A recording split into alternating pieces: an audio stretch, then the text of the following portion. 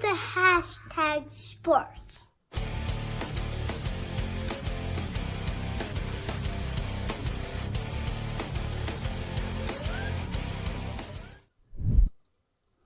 Ladies and gentlemen of Hashtag Nation, boys and girls, it is that time. It is the second most exciting time of year. If you're a Bills fan or any type of fan, it is the NFL draft, or as they used to call it, the annual selection committee for the National Football League. So you're here with Hashtag Sports. Paul, I want to just say this right out of the gate as we start talking to Hashtag Nation and Bills Mafia.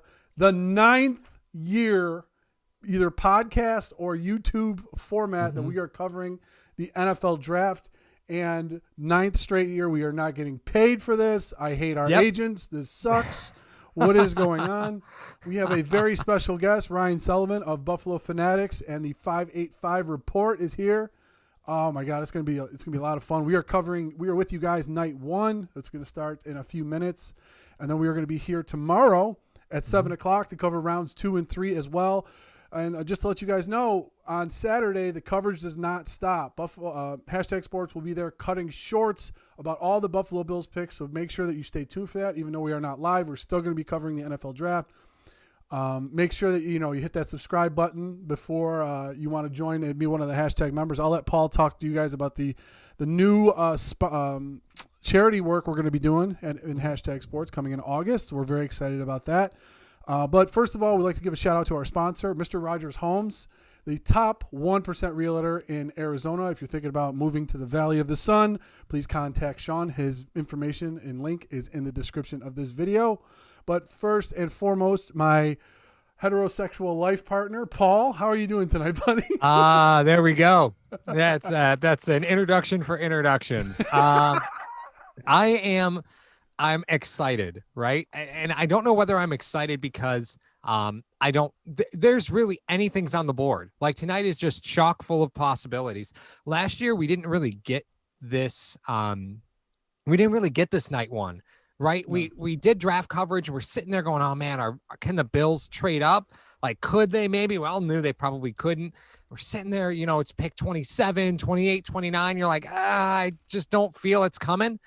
This year, anything's on the table. Like, I think we're all, pretty solid. I don't see the Bills trading up to 15, but with the draft boards the way they are, Brandon Beane's comments and pressers, just what we know of this organization, literally anything is possible tonight. And I just can't wait to get to it. It's going to be a lot of fun. And our special guest tonight is going to help us. He's actually on your screen. He's between us because I might fight Paul by the end of these 4 hours. Ryan, how you doing tonight, buddy? Ryan, if you guys didn't know, he's been on one of our Bluetooth breakdowns. He's a wealth of knowledge. So Ryan, we are very happy to have you with us tonight as well. It's great to be here. I didn't know you guys have been doing this 9 years. I think 9 years ago I was no, I wasn't. I was still in high school 9 years ago, I think. So you guys I didn't realize you've been doing it this long. I'm excited to be here. I'm excited, like you guys said, I'm excited to have a pick, and it's nice to pick and not have too many needs, so we can just kind of sit here and watch teams try to catch up to Buffalo this year. I heard a crazy rumor today that Buffalo Bills are forfeiting all their picks in this draft and next draft, and Allen to trade up to number 1. It's crazy. I don't even know what's going on. No, a lot of speculation coming out about quarterbacks. Obviously, we saw Teddy Bridgewater traded yesterday to the Denver Broncos, and a story about Aaron Rodgers saying that he does not want to play for the Pack. I mean, if you haven't drafted a receiver, I don't think since 2005, 2004 in the first round. I mean, that's like giving Gordon Ramsay a spatula and saying, hey, go ahead, thanks. Let me know what you come up with. But, I mean, with the storyline surrounding it, Ryan, I got a question for you, and I'll kick this over to Paul. How much do you think the pandemic played into this draft being either more unpredictable or more predictable for the picks of these teams and what their needs are? Well, I think there's a lot less groupthink this year. I think one of the things that goes on at a lot of these pro days and senior bowls and combine is, agents, coaches, players, they all talk, and, that you build this general consensus. And it seems like that's not the case this year. And you also got the injuries, Bean touched on that in his presser, that some of these guys, they'll be hesitant to take. Like, I don't even know. I know there's been a lot of talk. One of the hot names on Bill's Twitter is Caleb Farley from Virginia Tech. I don't know if they draft Caleb Farley if he's at 30. I don't know if they draft Jalen Phillips if he's at 30 because, they hasn't been able to have that same level of work and getting them in to see their doctor. So I think there's gonna be I think there's gonna be one or two picks where like, how the hell did that guy go in the first round tonight?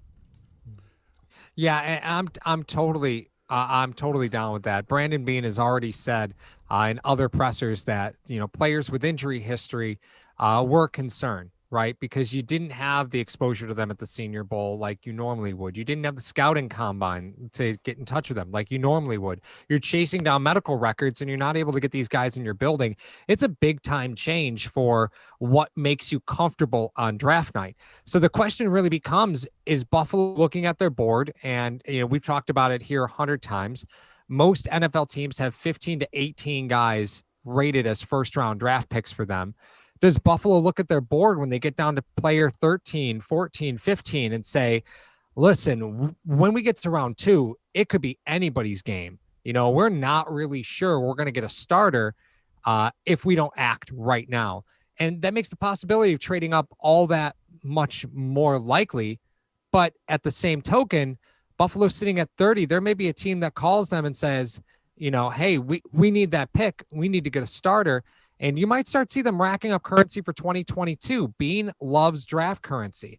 And if Buffalo is looking at their board and it's a couple of guys with injuries that they're a little unsure about, that trade down absolutely becomes, another possibility. Either way, I just don't see them sticking at 30. If they pick at 30, I'll really be surprised. Mark, where do you think they go? Where do you think they go up? Do you think they go down? Do you think they stay? Where's your head? Well, first of all, to Ryan's point, I'm glad that we are finally at the point as Buffalo Bills fans that it's almost like a movie at this point. You know what I mean? You're waiting for the end game. 30 is going to be the end game. What happens with the Buffalo Bills? Now, Paul is of the mindset thinking here, well, they may trade up. They may, and he'll tell you which pick he wants. I won't spoil the surprise where he thinks that the Buffalo Bills might move up too. I think moving up is going to be a little bit crazy, but I am of the mindset that if they do trade back and acquire picks, I don't want picks for this draft. I think things will level out and things will probably more than likely get back to normal for the NFL season this next year. So I want to get picks for the 2022 season. You got some contracts on the horizon for the Buffalo Bills where the cheapest option is always to get your players through the draft. They've been able to grow and develop their own talent. So I would like to have more picks in the future years. But if they're staying at 30, I mean, this is going to be like a movie for us tonight. We're going to watch, opening credits, the first 10 picks. We're going to watch, the villain get the hero a little bit around 15 or 16. And then when the Bills evidently do pick, if they do pick at 30, we're going to finally get the ending of the movie.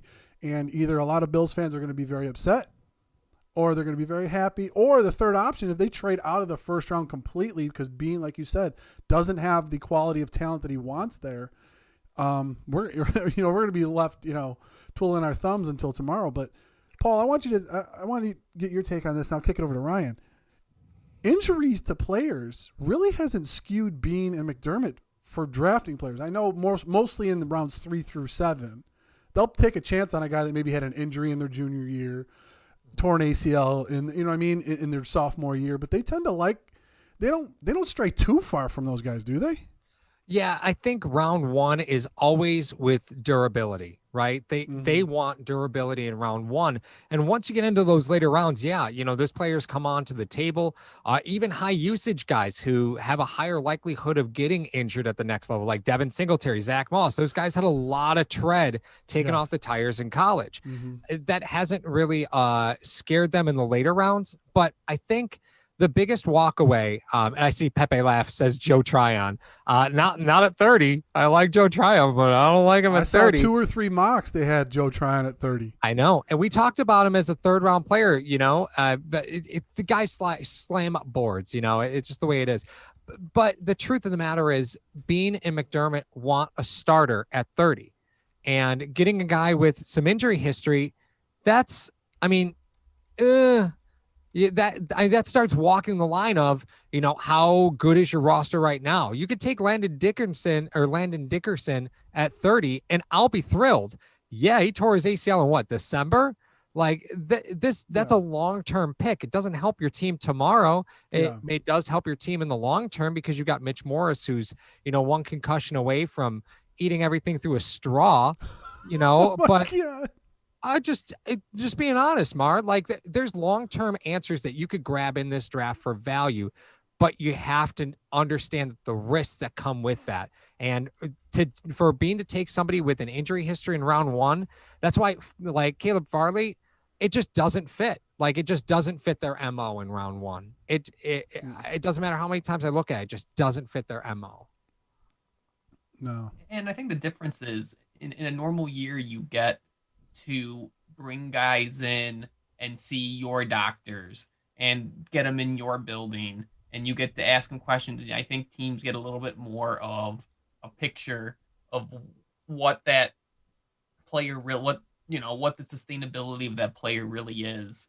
And for a team that is in a window, however you want to define the Super Bowl window, you want to have someone who, I think people get a little carried away when it comes to expecting rookies to come in and produce right away, because that's really not the case. Like, rookies very rarely make super meaningful impact, especially at 30. Okay, you'll get a Tristan Wirfs, you'll get guys like that, but I think that you get a CB2 at 30, and he's a guy who can maybe immediately improve that defense. So if you have like a Caleb Farley and then maybe an Asante Samuels Jr. sitting on the board, or whatever other cornerback sitting on the board, I think you almost got to go with the person that isn't going to come with that risk, especially with a guy like Farley who's got, that back stuff can, who knows what the long-term implications of that are. They just showed the dais for the ESPN on the NFL draft, and obviously, hashtag Nation Bills Mafia. We cannot, due to terms of YouTube, we cannot show the draft to you guys, or else we would. Mm-hmm. That's one of the things we can't, but we do have it playing as you do. And just to remind you guys, YouTube is obviously on a delay. The system software that we have already has a delay from the screen itself for the picks. So obviously, if you guys know the picks, we know we can't control you guys. Once the picks start coming in, you guys will get tipped off of who goes where. We understand that. Just be mindful. We're going to stay on pace of the show that we have. So if you happen to just throw it in the chat, you throw it in the chat. We understand that. You guys get excited, but that's what we're going to do as far as the show goes. But they just show Mel Kiper next to Booger McFarland. Paul, if I ever described to you what hell would be like. Put me on a dais with those two guys, please. Yeah. So before we get too far, Mario, yes. I want you to ask me about what I think of Asante Samuel. Just ask me. Come on, just ask me. It doesn't help if I help you with the joke. But okay, Paul, in this draft 2021, what's your take on Asante Samuel? My take on Asante Samuel is the Bills are not in on Asante Samuel. That's my take. I know they've been really in on Samuel, but I think that there's a greater story at play here, because you look at players on that FSU roster that are fits, and Asante Samuel absolutely could fit with Buffalo, but you do that much work when you're interested in something else, right? I think they're very in Marvin Jones, DT from Florida State. I think he's a great fit in the mid rounds. Kane Doe is a beautiful fit at defensive end in the 6th and 7th round. Like, when you're in on a player like Samuel, you're in on them so visibly because the rest of the roster, there's something that you want. And we've seen this play out before, right? We've seen we've seen Buffalo do this before, right? I don't think it's as much a testament to Samuel, how in they are. I think it's a testament to how deep they think that Florida State team is. I think that's what I think. There's two things at play here, and I'll kick it right over to Ryan real quick. Number one, your love for FSU is shining right through the screen. Number one, because you love FSU. Like, that's your team. That's your squad. That's one. Two, your call out of when they brought in Hassan Reddick and then ended up drafting Deion Dawkins is starting to show through as well. Because we all know the Bills during that draft, they brought in Hassan Reddick for workouts. They never talked to Dawkins at all. Dawkins and Reddick had a connection. So that's what Paul's, because you got to understand, in this draft more than any, they're going to rely on a lot of their connections of what's been going on with certain players and whatnot. If they're in on Tryon, they're in on a corner from Washington, they may talk to Tryon. You know what I mean? It's stuff like that. That always happens. So very interesting. You're losing friends in the chat, but I'll kick it over to Ryan. I know. You're losing a lot of friends in the chat by downing on Samuel. You look at his profile, and he's really similar to Trey White in terms of, you look at his RAS score. I don't know how much weight you guys put in the RAS scores, but they're both like 6.4 somethings. They're I think Trey's about an inch taller than Asante Samuels. And you look at just kind of the way he plays and kind of that off ball or off coverage corner that has really good ball skills and really good at breaking on them. I think there is a fit there. And I really, I think it's hard to kind of read the tea leaves on who they're interested from different programs, and you're right. They did look at Hassan Reddick, and then, they did show a lot of interest in Hassan Reddick, and then brought in Deion Dawkins. Yeah. But yeah, so I think I don't get too much into reading into some of that stuff. I hope they are interested in him, because I think one of the things he brings, and I think this defense was kind of missing last year, is one of the things that we've been talking about over the 585 report, is that this defense, I think, needs some nastiness to it. Like, I think there's a bunch of really good players on this defense, but Jerry Hughes kind of retired that Gary Hughes persona this year, probably for better than worse. But the only person that really has kind of that nasty streak in him on the defense is Jordan Poyer a little bit. Like, I want a guy who's going to come in and going to talk his game and is going to bring a little bit of a swagger to this team. And I think Asante Samuels is this guy. And one little tidbit that I found on Twitter this week, it's Sean McDermott coached Asante Samuels' dad when he was in Philadelphia. So he would have been coaching his father and now his son if they draft him. Mm-hmm. Yep. Yeah, that's true. Before we get any further, I actually want to make Mar, I just want to sidestep while we wait for more picks to roll in. Hashtag the charity work we're going to do for this upcoming season. So I just want to get to that right away. We're very excited. We obviously, for quite some time, we're really involved with the Punt Foundation. We're more than thankful to everybody that ever contributed to that. We're going to go full steam ahead starting in August, again, focusing on a new charity. Actually, you'll see him in the chat. Rick Rarick is in the chat, and he represents M25 Farms. They're a non-for-profit farm. They're based in Central New York, and we are thrilled to be working to try and raise as many funds for them as possible. Obviously, with the pandemic and everything that's gone on, funding for non-for-profits is almost barren. So we're going to do the best we can. He's a huge Bills fan. So we're going to do the best we can to try and make sure that we support as much as possible. So we hope you guys welcome him with open arms. The M25 Farm will be the hashtag charity for the 2021 NFL season. And we're really happy to be able to do that. Absolutely. No question. I'm just kind of looking. It's interesting, too, to see if, I think the draw for Samuel, who is currently ranked, shocker, he's the 5th ranked corner, as far as the big board goes. I mean, and we all know the story about Trey White. He was the 4th corner, 5th or 6th defensive back taken in that draft. Mm-hmm. So if we were to take a look at, with the introduction, I'm just saying, you look at the Miami Dolphins. They have Devontae Parker.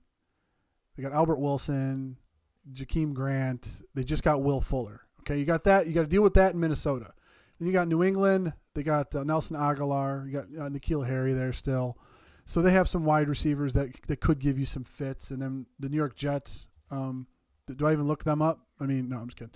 But the New York Jets, you got Corey Davis, Denzel Mims. You got Keelan Cole, Josh Doxson. You got a lot of the Jamison Crowder still there. So you have a lot of speed on the outside. And I have championed since day one the idea of getting a corner opposite of Trey White, getting a solid number 2 or a guy that's a number 1. But if you put him on the Bills, obviously he's going to be the number 2 corner. He's going to get a lot of the work. So you're able to open up things in your front 7 for the Buffalo Bills. Maybe you want to blitz a little more, play a little bit more man behind it, even though that's not really a forte of a Sean McDermott defense. We could talk all day, this and that, the differences, philosophical differences between Frazier and McDermott. But all of that intertwined, you could say, listen, if we draft this guy, not only does it take care, you got to take care of your division first. That's always paramount. Not only does it take care of our division, because we got a lot of these, we got all these burners coming into the division. Well, now we can open up things in this defense that has been together for a long time. A lot of these pieces on this defense has been together for a long time. So they can open up certain things within their defense to probably give things that other teams haven't seen yet. So that's what I love about the Samuel pick if they were to go that route. And I think the great thing about the state of this defense is that they don't have to come in and play a ton of snaps right away because they did bring back Levi Wallace, who I know Levi Wallace gets some hate, but like Levi Wallace is not a terrible cornerback. Like I think there's a lot of teams in the league that would probably like having Levi Wallace as a cornerback too. So like one of the great things they built about this team is like there's no spot where you're drafting someone and they have to come in and produce right away. So there's space for players to have learning curves when they come in here. Well, and not only that, I think you kind of have to break the mold a little bit because you've had this defense for so many games consecutively. At some point, you just have to pull the trigger on a major change, right? On a change of philosophy, because you just can't survive this long with the same defensive roster over and over and over again, doing the same thing. Like the NFL is just too good. They just figure you out. I think, this draft could be a landmark draft for them, announcing through the player selection of a change in approach, or it might be more of the same. Buffalo's never really put a whole heck of a lot of stock in their number 2 cornerback position. Phillip Gaines, EJ Gaines, Josh Norman, Levi Wallace, Lafayette Pitts. The list is long and terrible at times, but they've never put resources there. So what makes you think that they're going to put that resource there now? How is that the difference maker? That's what I'm getting caught up on when people are talking about the Bills taking a corner at 30. How does a corner make this defense a top 5 defense? Does it? Do you expect a rookie corner to have that kind of impact? I mean, I don't know if I can get there. I don't know if I can get there. Well, Paul, we had mentioned on an episode not too long ago about taking a safety. Wouldn't have to play immediately. Could this defense currently as it stands be a top 5 defense right this second? I don't think so. I mean, prior to this draft, obviously some things will shake out. Tryon goes to 30. We can have this discussion again. They take a corner. They take a corner at 30. We could have this discussion. But I mean, I agree with you 110%. They have to do something different. Something has to be changed, brought into this defense. I thought it was last year. I thought it was Chinner Duggar. Didn't happen. And I'm going to mention it just for Daniel Gary's. So he could. Well, they wanted it to be Duggar. They very much wanted it to be Duggar, which I think is telling. Yeah, I mean the clock is. I guess, you have to know the clock is ticking on Poyer and Hyde too. I mean that's the reality of the situation. Well, and Ryan, I think first off, I want to know what beer you're drinking. What are you drinking? I brought last time I was in Rochester. I brought some back with me. It's Top Dog from Three Heads. I think the proceeds go to Verona Animal Shelter. And I actually got it because the dog on the label looks like my dog. Is it decent? But it's a hazy IPA. It's really good, yeah. Can't go wrong with Three Heads. I always try to bring some beer home. I always try to bring more beer home with me, but my brother works at Rising Storm, so he gave me a bunch of Rising Storm stuff too. So I have a fridge stock full of Rochester beer. This is not a problem for literally anybody in this universe. You know that, right? No. It's a good problem to have. It's good. I'm happy with it. So I think this draft is really deep at safety. Like you just look at a lot of those safeties, and I can fawn over Mooring all day long, thinking about how he fits in this defense. There's no way in this universe I think he gets to 30. But I think this draft is really deep at safety, specifically for Buffalo, because Buffalo ran so much nickel last year. You have a couple older safeties that tandem. They're on relatively short-term deals. So you got that tandem together for 2021, maybe 2022 if you really wanted it. And I think at some point you have to look at safety. And this draft seems to fit that instant starter at nickel linebacker if you wanted it, which would allow a later transition back to safety. There's a lot of really solid deep secondary guys in this draft. Do you think any of them are a big-time fit for Buffalo where they come in and just pick up that nickel linebacker role right away? I think they do. Before we get to that, Paul, it's currently 8:20. We have a 4-hour show. I would look at your phone if I were you, or else somebody's going to come downstairs and do bad things to you. Me? So, yes.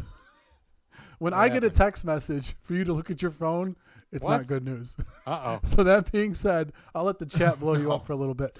I think if you put a safety, getting a safety on this defense obviously circumvents certain things that may happen. Obviously, a Milano injury.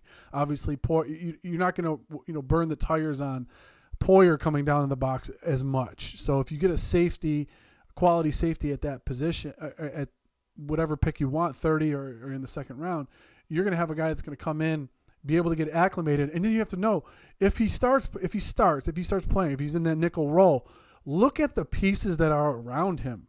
How can the guy not be successful in the role that he's asked to play if you're coming into this defense where you got Edmonds, Milano, Poyer, Hyde, White, Oliver, Stars coming back. You got Hughes. You got all these pieces that are around here that know the defense, know the philosophy, can acclimate this kid, whoever they pick, to the defense, and he can come in and make an impact for you. And you could switch up certain things on your defense.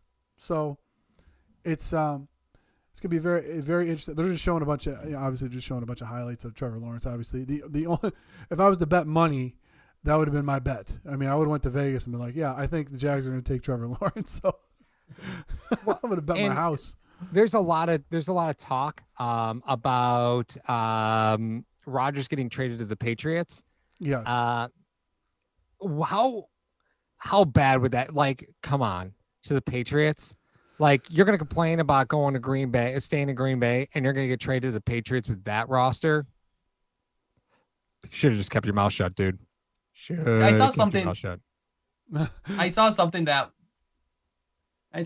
was like he should get traded to San Francisco and then just retire as retribution for passing on him in, what was it, 2005.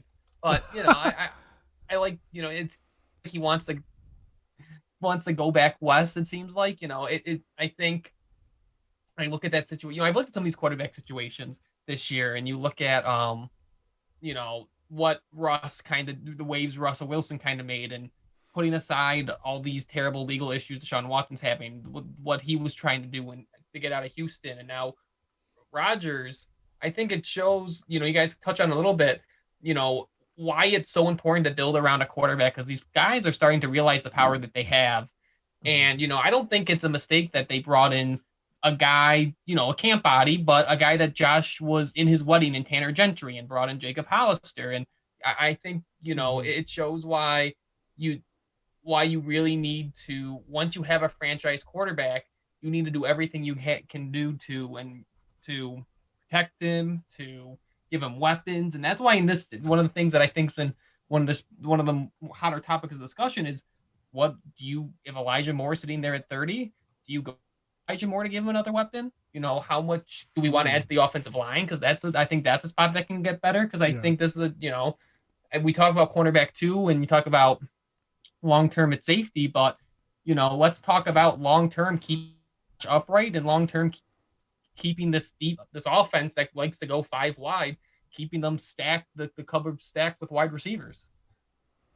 Yeah, it's we've kind of other than the running back position, there hasn't been a lot of talk of shoring up the offensive line. There's been some talk, but not a lot. But I mean, if you want to talk about, obviously you got to keep your franchise upright. Obviously, that's what everyone's talking about with Cincinnati. They're talking about, oh well, Burrow, they may take Sewell because you got to keep Burrow upright. You know what I mean? I'm like, okay. Well, if you're that, if that's your concern, you're like, oh, we have to draft the tackle so our quarterback doesn't get hurt, and draft another quarterback.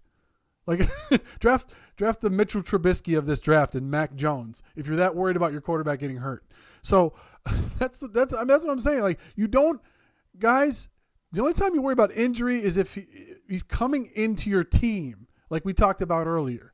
If a guy he's injury prone or missed a significant time because of an injury, that's the only time you're really worried about it.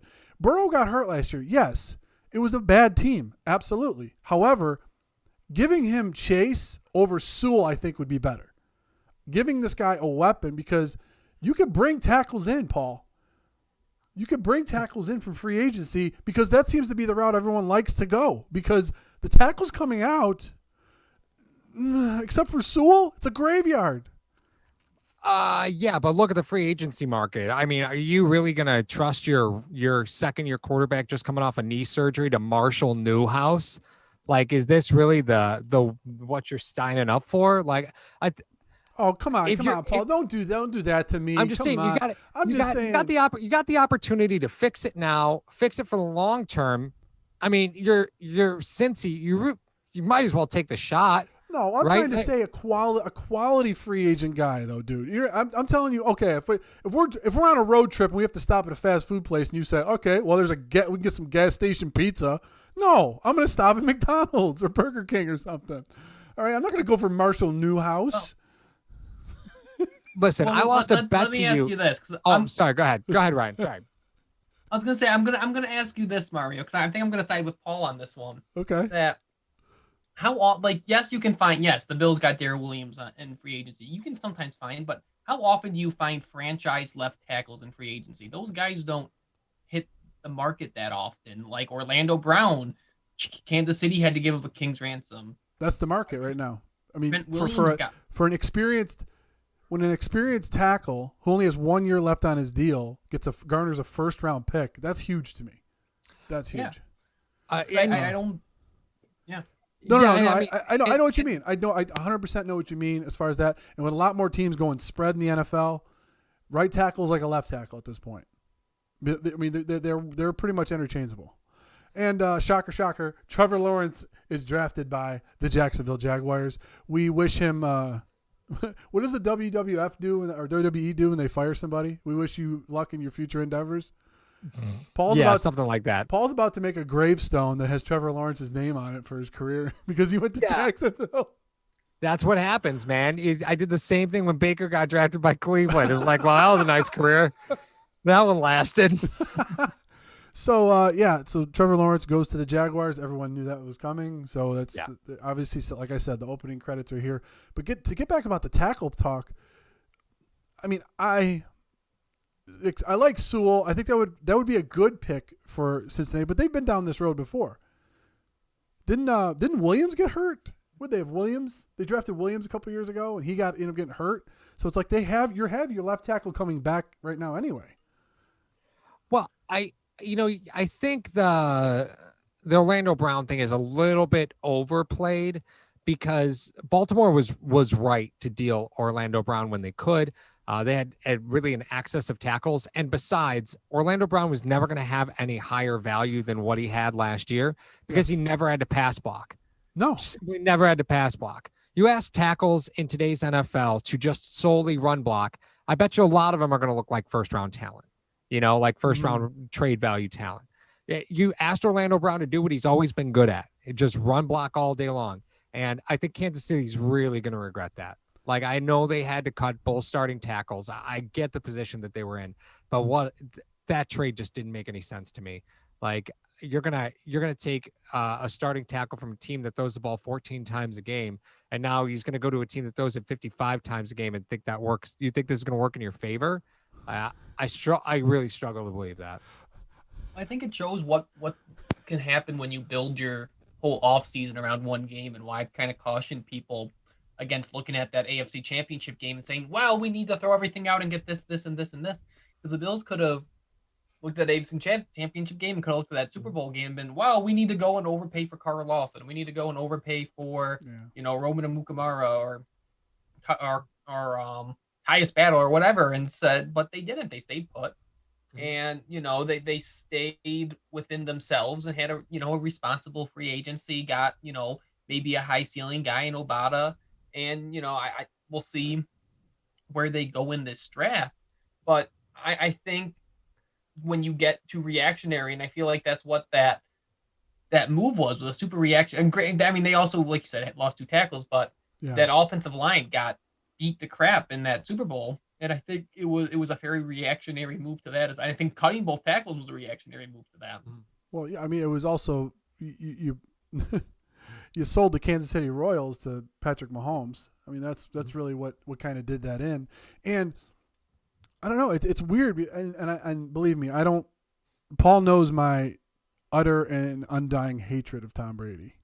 But the guy on his team was never the highest paid player until his last year in New England. He was never the highest paid player. There was a reason for that. Do you think that it was an accident that Drew Bledsoe signs a 10-year deal? He ends up getting hurt. Belichick's like, hey, I can win with this Brady kid. I need all that money to give myself defenders and guys around Brady to win. That's what he did. So then Brady, they had that formula for years. He was never the highest paid guy because they allocated that money for other players around it. It's because now you start to see the difference of a Tom Brady team, 7 rings, versus Aaron Rodgers. Mm-hmm. When you put guys around him, do you want to be the highest paid or do you want to win rings? That seems to be the thing going on right now. So then you look at Jared Goff. Whoops. You look at Carson Wentz. Whoopsie. Deshaun Watson. My bad. You start to see all of these things. So maybe while the quarterback is the most important position and garners the most money, Patrick Mahomes type money may take a slide because of that. Like, listen, we can't afford anybody else. Can we win games 55-49? Like, what's going on here? Yeah, I think so the quarterbacks that you mentioned, right? Let's talk about that real quick because you got Josh Allen's extension coming up, right?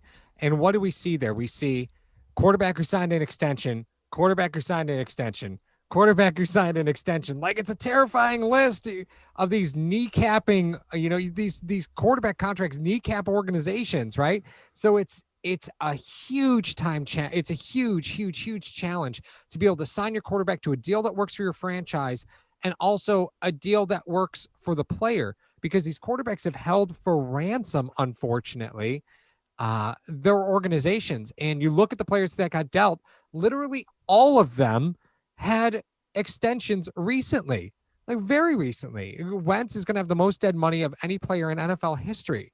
Yes. Goff just signed an extension. Watson just signed an extension before he ran into legal issues. He was trying to get out of town. Like, these quarterback extensions, I hope the Bills don't fall victim to it. I don't see a way that could happen, but the history's not real good here. No, it's not. Well, let me ask you. So where do you fall on when the Bills should extend Josh here? Because we're coming up on, I think May 3rd is the deadline to pick up the 5th-year option. Yep, and that's right.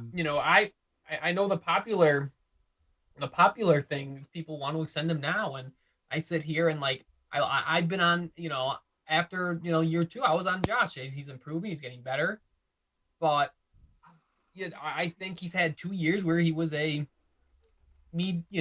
improving but mediocre quarterback, and now he's had a year where he was a MVP caliber quarterback, and I want to see. Not that I think there's going to be some massive regression, but he's not going to be second. He's not going to be an MVP runner-up every year. So I want to see where he is in year 4 now, where that mean is, I guess, for his level of play. So I'm curious where you guys are. Do you extend him now, or do you wait at least until the season gets going and you see what the next year looks like? Paul, do you want me to go first on this one? Yeah. Why don't you go first? I mean, I think we may have covered this in an episode, but I mean, I'm talking about what do you gain right now by extending him right now? I mean, you can pick up his 5th-year option. I understand that, but you don't really gain anything.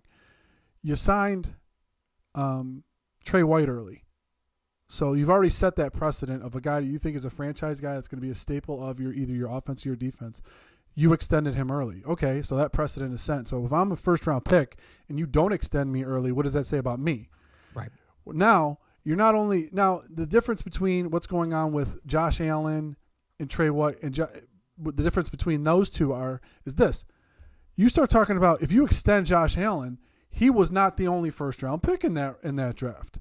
So that's the thing you have to think about as well. Now, if the Bills trade back and acquire capital in 2022 and 2023, I think then you'll see an extension, because then they will have the means to go and fill their roster after you've already sent a lot of money aside for these 2 players, as well as you got Oliver on the horizon as well, and you just signed Milano. So all of these things working together.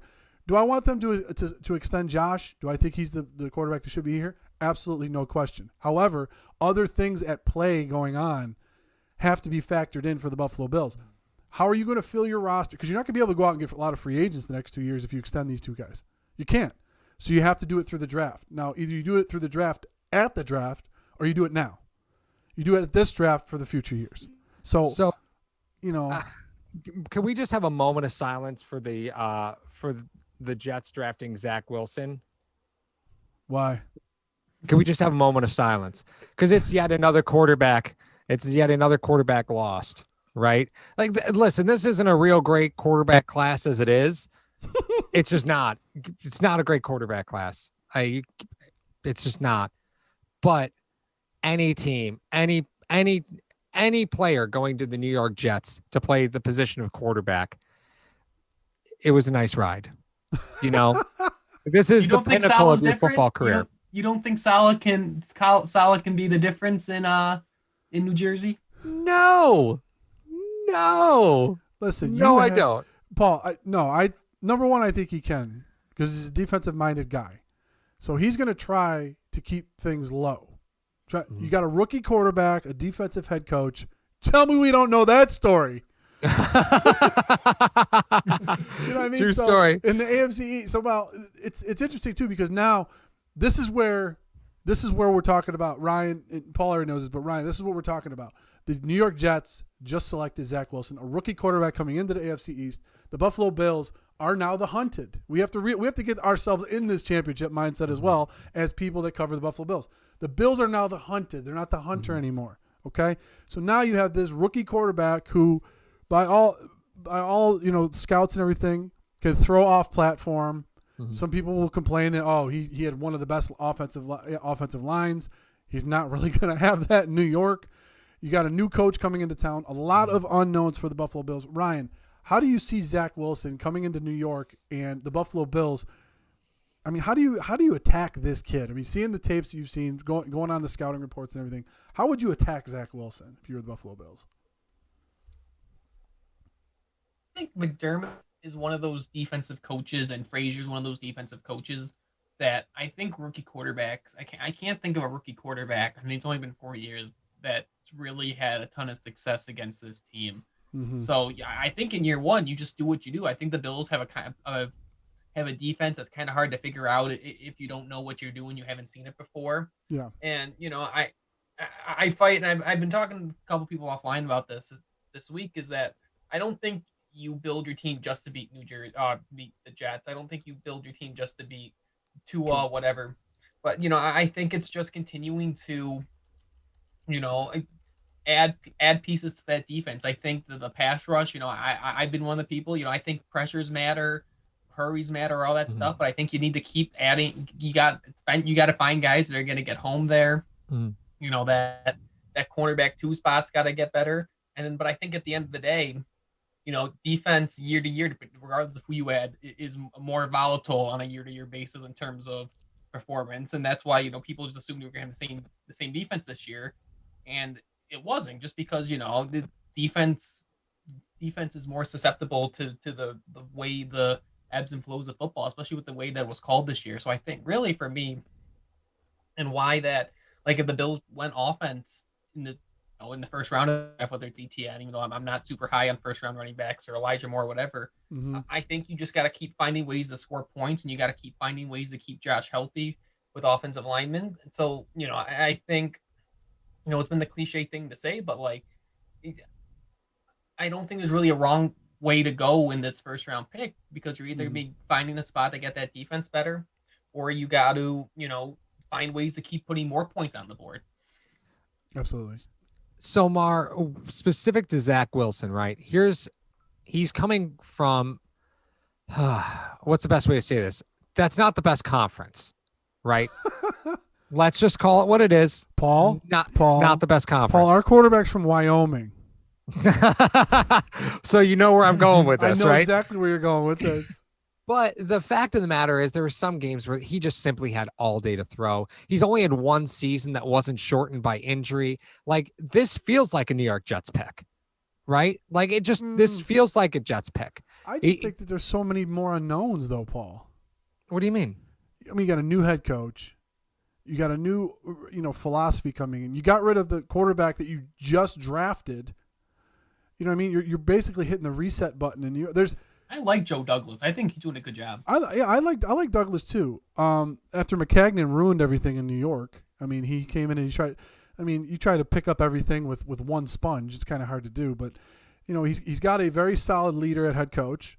Now that you got a rookie quarterback that you can grow together with, that's usually how it works in the NFL. Paul and I talk about this all the time, Ryan. Is that you get your GM, you get your head coach, and then they get their quarterback immediately. Now, this is Douglas trying to reset the clock a little bit. You know what I mean? So now Douglas is tied to Wilson. Saleh is tied to Wilson. So now they have to, just like McDermott, Bean are tied to Allen.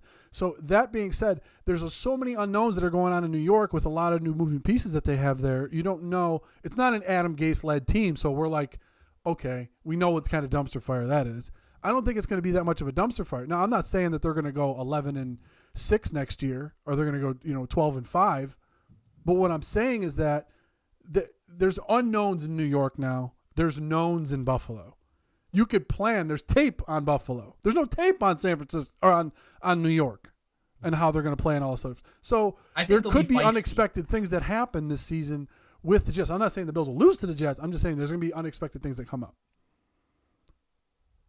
I think there'll be like a feisty, like 5 and 12. 5-12 team? Yeah. Like a feisty 12 or what would it be? 6-10? No. 6 and I think there'll be a feisty 5, 6, 7 win team. And I think they have their who did San Francisco just pick. Oh, they didn't go Mac Jones. No, they didn't. No, San Francisco went Mac Jones. No, they didn't go Mac Jones. They went Trey Lance. Trey Lance. Yeah, there we go. Okay, that makes sense. Yeah. Sanity prevailed. Reason prevailed. Yes, let's go over this real quick because where the 49ers were and where the Atlanta Falcons were, we're talking about two different countries. We're talking about two different planets, okay? Because if you look at from a financial standpoint, and Paul will even echo this, the 49ers save 23 to 25 million if they get rid of Garoppolo. So they can make this pick. You know what I mean? People were talking about Atlanta possibly getting a quarterback to try to replace Matt Ryan. Do you know what the dead money bomb of Matt Ryan is? Yeah. And Julio Jones? Like, they're both taking up almost $100 million of the cap. It's ridiculous. Yeah. It's ridiculous. So this is the different spots that they're in. You're like, well, they got Garoppolo there and this and that. You can get rid of Garoppolo tomorrow if you want. Now you have an asset in your back pocket for the rest of the draft. We saw this happen with Arizona when they traded Josh Rosen to Miami when he still had some kind of value. You know what I mean? But you start to look at, they go with Trey Lance. Shanahan is going to work wonders with this kid out in San Francisco. I'm excited for this kid. I'm excited for that pick. But now we come to Atlanta, Paul. This is the pick I've been waiting for. This is the pick I've been waiting for, right? Because this is when all hell absolutely can break loose in this draft. This pick will set the value for what it takes to get to move up in the NFL draft. If Atlanta trades this pick pick becomes the watermark for what an acceptable level of crazy is in the 2021 draft. Atlanta has a ton of needs. They have no cap space. They have an absolute absurd amount of space on their roster at this point.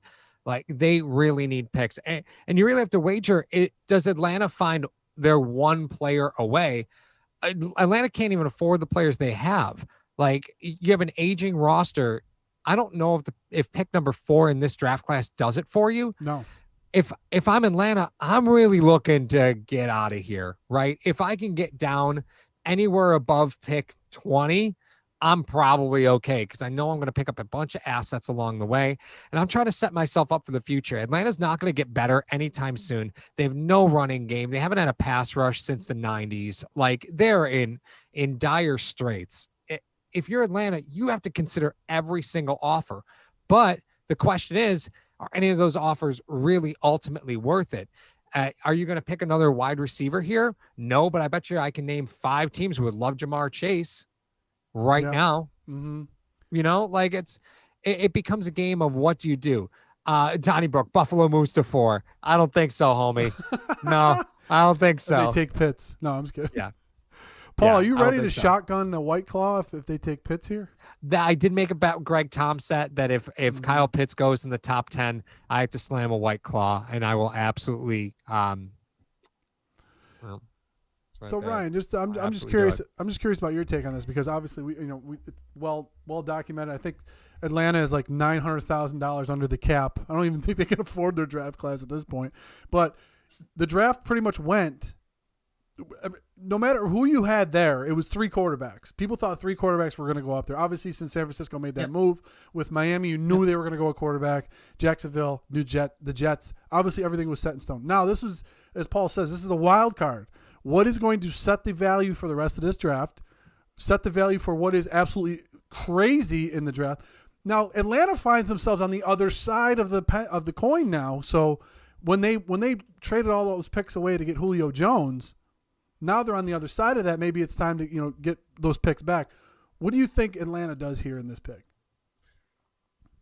So let me paint you this scenario. So this is a team like they are right now. They are bought into this version of the Falcons. There's not much they can really do. They had the point differential last year of like a 500 team. Like they were a lot better than their record would suggest. So I think they really haven't, and I really like Arthur Smith. I think Arthur Smith, if he can resurrect Ryan Tannehill, I think he can have a similarly successful offense in Atlanta. So if I'm Atlanta, I think they could have a situation like look at what Buffalo when McDermott came in. New GM, or not new GM, but McDermott coming in, passed up on a quarterback in that first draft, and he basically used the pieces that were there, brought in some of his own pieces, and made a successful team out of, bits and pieces. I think this is a team. You had Kyle Pitts, so you had Jamar Chase. I think is a team that could win enough games to get into a playoff game. They can have a good offense. I think Arthur Smith can figure it out with the pieces they have on offense, at least. I think you have a situation where, okay, you buy in with the pieces that you have, this version of the Falcons, and then next year you can go up and move Matt Ryan, or you can move, because I think after next year they can move him a lot easier, right? Well, I think he's signed through 2023, I believe. Oh, 2023. What's the dead cap next year? Him and I'll check it out. Go ahead, Paul. No, it's okay. What I was going to say is, Atlanta is going to make this pick. Okay, the pick is in for Atlanta according to NFL.com, and to be honest with you, if they had Justin Fields rated above Trey Lance, maybe we see 4 quarterbacks go boom, boom, boom, boom. Oh, my Lord. If they had Justin Fields, why trade it? I mean, if you didn't think it was going to be there, why trade it? As of right now, if they cut Matt Ryan, $65 million dead cap. Next year is $40 million. The next year after that is 15 and 28 in savings. So you're stuck with that guy financially for the next 3 years. But with the developments that happen with Goff and Stafford and Wentz, some guys might be like, listen, I'm starting over here. I'm starting over. I'm done. There's a new precedent set for quarterbacks, right? You saw even Teddy Bridgewater take a 1-year restructured deal as part of a trade. There's a new precedent. It's $11 million though, Paul. It wasn't like he's. It's not chump change. Yeah, no, I'm not saying it's chump change. I'll take one of his game checks. Right, right. The Falcons. The problem that you run into is that so much of that contract was bonus, right? So much of it was bonus. You can't move it. You can't get rid of it. It's a dead money bomb just sitting on your roster. Well, Paul, we have hammered Atlanta many times in the past for their cap, for their inability to hold a 28-3 lead. But here's what I'm going to say to you, and it's already coming in the chat. This is going to be screen grab for everybody. Get your cameras ready. The pick is in. The Atlanta Falcons have selected who, Paul? Say it with me. Kyle Pitts. Oh, God. And Ryan, I want you to excuse us for a second. We are a team here at Hashtag, so. Oh, you're a good man, Mark. Wait, look at that White Claw. What was your bet? It was that if they picked Kyle Pitts, you had to smash the White Claw? Kyle Pitts in the top 10. Top 10. Wow, that's a bold. Because Paul was hammered. Tight ends aren't worth a top 10 pick, Ryan. He's not a tight end, though. He's not really a tight end. Cheers, Paul. jerk. Thanks. While they're drinking, I want to say I think Kyle Pitts isn't a tight end. He's an offensive weapon. I don't know why are they showing pictures of Darren Waller now. I hate you with the passion of 1,000 suns, Paul. Oh, Tom set. Oh my God. Send it to the internet. Send it to the internet. I will say this, Ryan. You make a great point. Pitts is a weapon. I don't think he's a tight end, though. You're going to put him on the line and have him blocked down for you? Now, Atlanta's going to go into the season with Mike Davis as their starting running back unless they draft somebody. You know what I mean? They do have 9 picks. Kyle Pitts on that team with Ridley, with Gage, with Jones. It's scary. And you know what? Maybe they're trying to keep up with their division. Yeah, but I got to be honest with you, Mar. They have so many needs on defense, man. Like, I know you got the rest of the draft to try and sew those up. I understand. But it's so many needs on defense. And if I'm Cincy, this pick is making me happy, right? Because you got to protect your quarterback. Now you hold the keys. You hold the keys to the car now. If you're Cincy. You do. Yeah, you do. Yeah. There's a lot of receivers here. You can drop back 4 or 5 picks, and you'll probably still get Sewell, right? Like, you could really drop 4 picks and probably be okay. Stephen Gorney, every time a White Claws pop, Dan Mitchell gets his wings. That is funny. So here's a question. So do you think now that Atlanta didn't pick a quarterback, because I feel like that was kind of the spot where some of the next 2 guys could start dropping. Do you think there's teams now calling up to try to absolutely make a move? Absolutely. Yeah. But, Jamar Chase and you have a starting tackle and a number 1 wide receiver sitting on the board at 5. You're making that phone call. And Ryan brings up a great point for the amount of time. And I do remember that. I don't know why I kind of blocked that out of my mind a little bit, but I do remember that Atlanta, a lot of their games they were in. They weren't, as you said, Paul, a couple years ago, or I don't know how many years ago it was. We've done 9 of these. When Houston had the number 1 overall pick, they weren't that bad to get the number 1 overall pick. They were in games. Right. Usually you see teams get the number 1 overall pick was like the Jacksonville Jaguars are this year. They were just bad. But you know what? If they think they're a Kyle Pitts away from competing in their own division and making a run, they have a quarterback and a wide receiver that cost $100 million against the cap. They can't get rid of. So maybe Kyle Pitts was a financial decision. Maybe. Do you think Kyle Pitts makes the eventual loss of Julio sustainable? I mean, I don't think it does. Because they have Hayden Hurst. They have Hayden Hurst there too. Right. So if Julio does go for any reason, but I don't think they let him go because of financial reasons. You might be able to let him go next year. I think that's the thing. Brownell says they had no defense. I do want to let you know the pick is in Cincy. Just an FYI. Okay. Pick is in. I can tell you who it is. Go ahead. You sure you want to know? I'm going to find out eventually, Paul. Okay. He's such a jerk. That's fair. Let me get you a reliable source. Right, I'm hearing it's Chase. Yeah, I'm good. My mic cut out on me for a second. Oh, okay.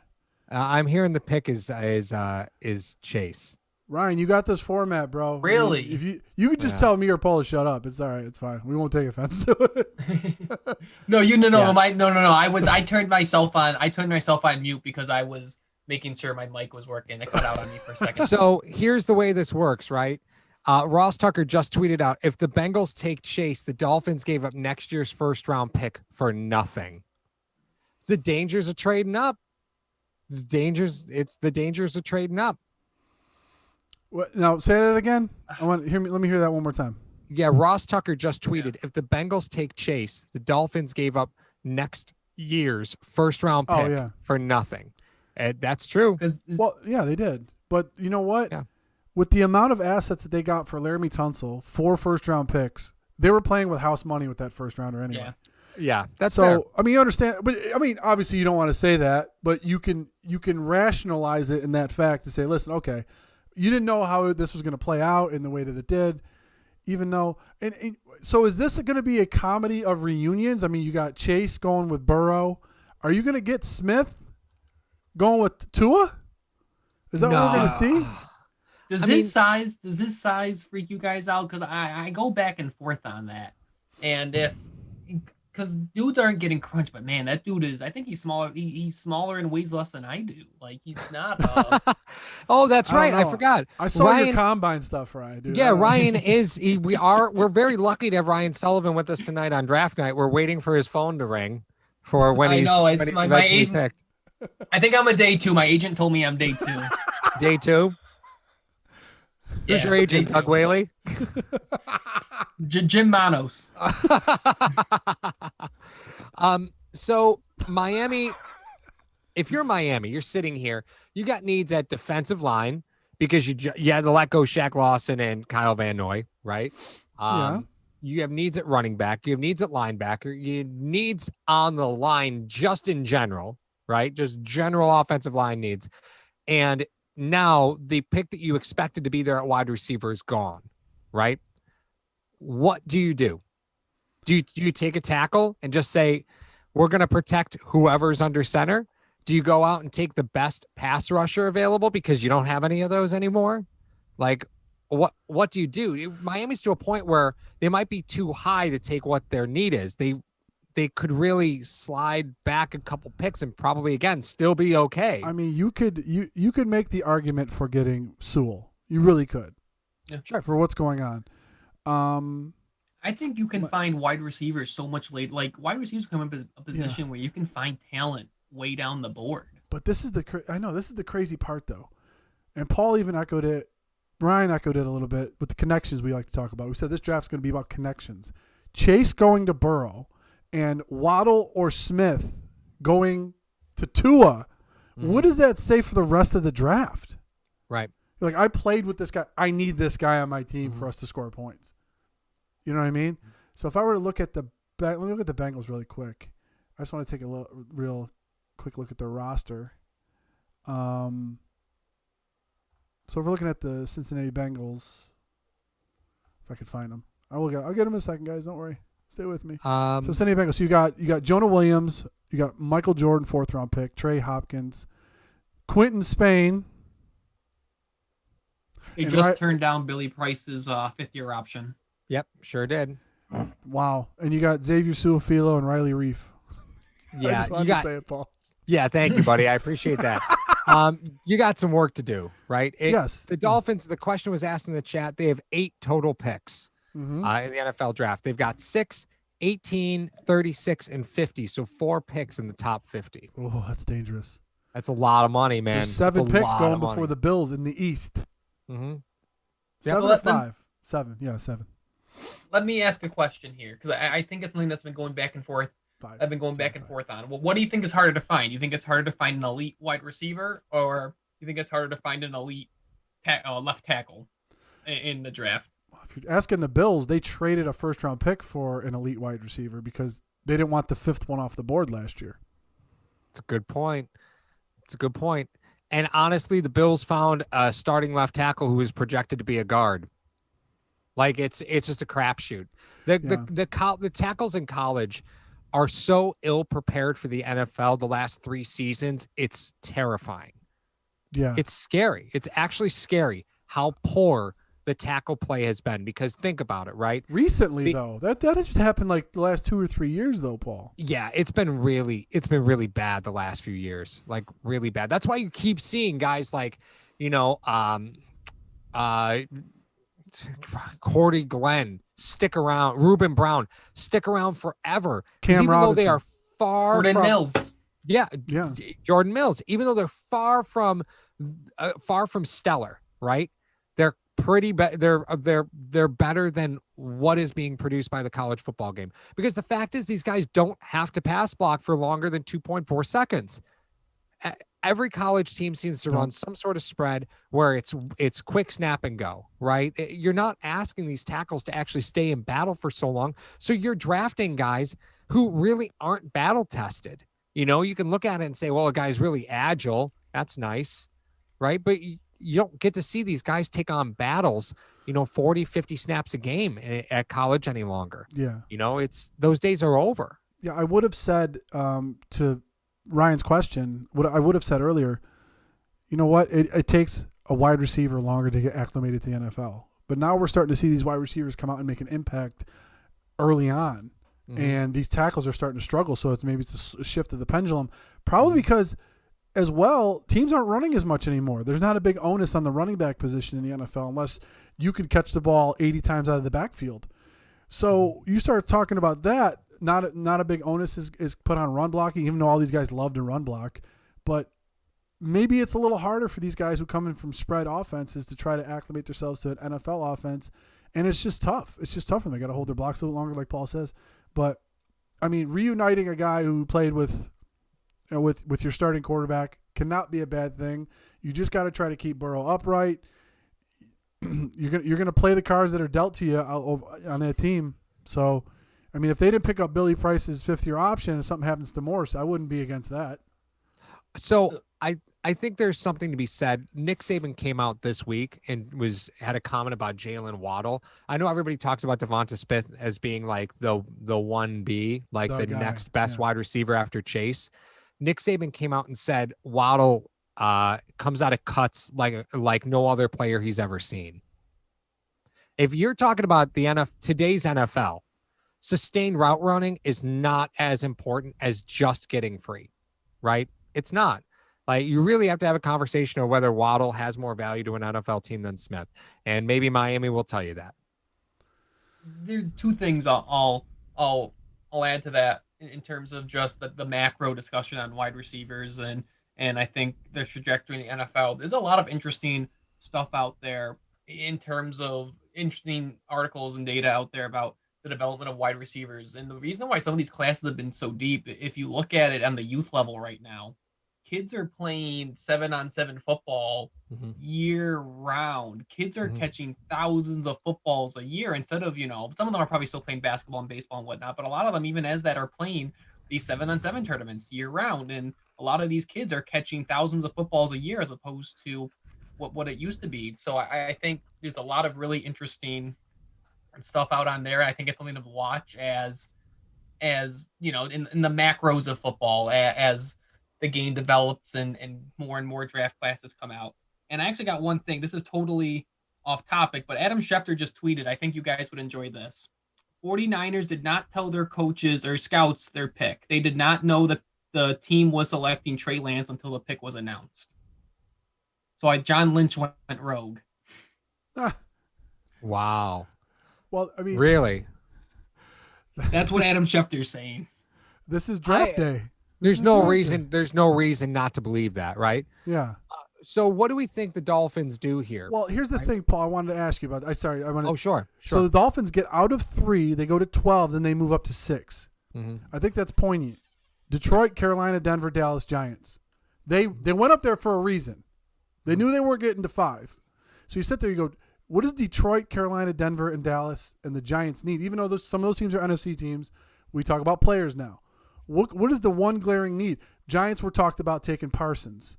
You talk about Dallas taking a corner. You talk about Denver taking some defensive help. You talk about Carolina obviously taking some defensive help. Detroit can use everything. Yeah.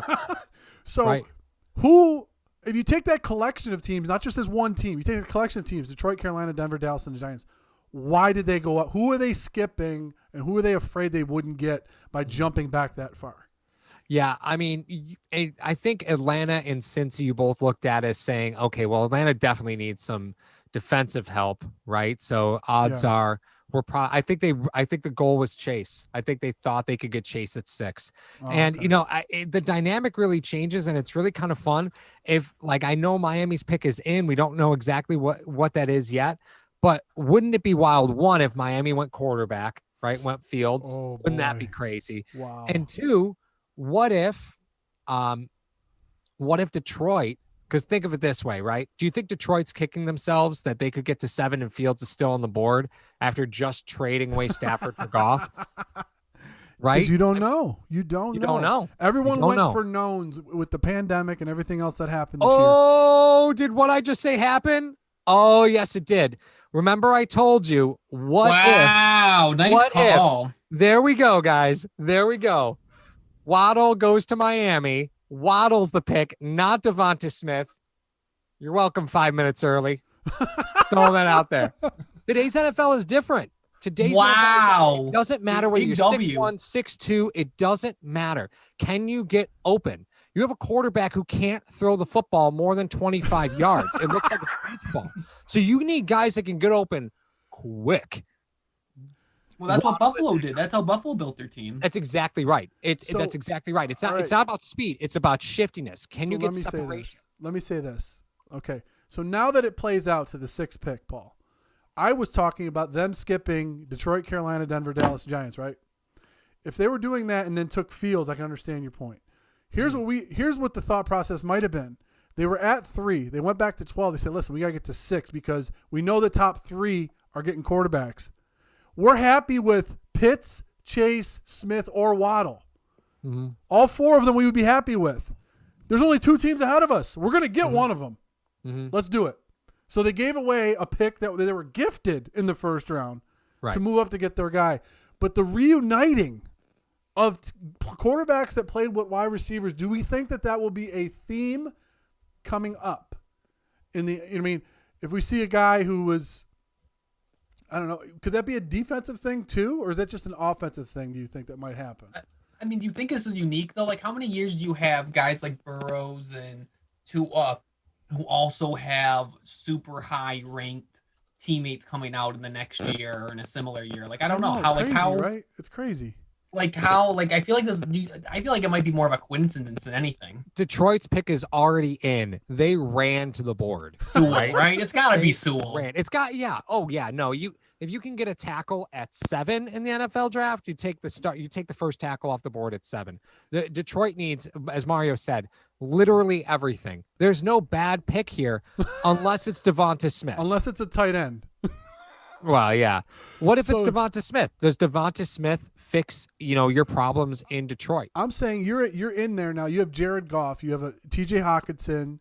You got Tyrell Williams, Brashad Perriman. Okay. Victor Bolden, I guess. Geronimo Allison is now in town. But you got Taylor Decker on your left tackle. He was a 2016 first-round pick. Frank Ragnow is your first-round pick in 18. You currently have a 5th-round pick as your right tackle. Go get Sewell. Right. Yeah, 3 first-round picks on that line for Goff will change the dynamic of Detroit. I think especially for the type of quarterback that Goff is, he's not a guy who's super mobile. He's a guy that probably needs a little extra time to process stuff, right? Yeah. So, I think Sewell's a guy that you draft and he's going to be your left tackle for 15 years and you're not really going to have to think about it. That's why I liked him for Cincinnati. Like, I think, like, that's why I want the Bills to focus on offensive line is because I think when you have that guy, like, we've seen what bad offensive line play can do to young quarterbacks, old quarterbacks. Like, I think your first priority should always be to protect your quarterback and get to the quarterback. So, I think, like you said, it's the common sense pick here. So let me ask you this. Let me ask you this right now. I'll go to Paul. Lions pick is in, and we'll get to that in a second. But here's what I want to ask you. Does the drafting of Waddle to the Miami Dolphins, does that increase the need for the Bills to get a corner at 30? Yeah, I think so. I like what the Jets have at wide receiver. I mean, I guess I don't like what the Jets have at wide receiver, but I think the Jets have. I like Mims. I think Corey Davis is an underrated wide receiver. Mm-hmm. I think, Waddle's a speed guy, and this is a team that doesn't have a ton of speed. Maybe that takes Asante Samuels off the board. I don't know because this isn't a team with a ton of speed in the secondary. Yeah. So I'm just saying, putting Waddle in the slot and you want to put Teron Johnson on him. I'm not comfortable with that. I'm just not personally. I'm not comfortable with that. So let me. And before it gets to Paul, a name that I was kind of thinking about, having a conversation earlier, and it can tie into this is that. So what about a guy like maybe Elijah Molden, who has that home spot as slot corner, but can kind of be that. We were talking about safeties, nickels, slot corner, stuff like a Molden, who can maybe be that Tyrann Mathieu type slot corner, and then can a little undersized and not the greatest RAS score, but could maybe be that guy that can take away tight ends, can cover guys in the slot maybe a little bit better than Teron can, and also just kind of be a roving weapon out there for McDermott. And what it does is it 2 words, Mario, Dane Jackson. But it circles around our point to adding a defender in here that could change how you approach defense now. So we're starting to talk about this and that. I mean, I like any kind of addition to the defense that changes that kind of not changes, but tilts the philosophy of what they've been doing for the last 3 years. You know what I mean? I like it. If you got a guy that covers better in the slot than Tryon, I think Buffalo Bills will recognize that and they'll do that. But I just think that this increases the need for that. And Mar, I'm deep on something right now. You want to know what I'm deep on? I was gonna say, dude, I haven't seen your face. I'm going in 5 beautiful minutes. mind right now. You're in a So rabbit going hole beautiful right mind. now, and I'm kind of I am. terrified about that. So I have yet to find, and I'm back in 2008 because there's no great way to do this. I have yet to find a draft in recent history where no defensive players were drafted in the top 6 picks.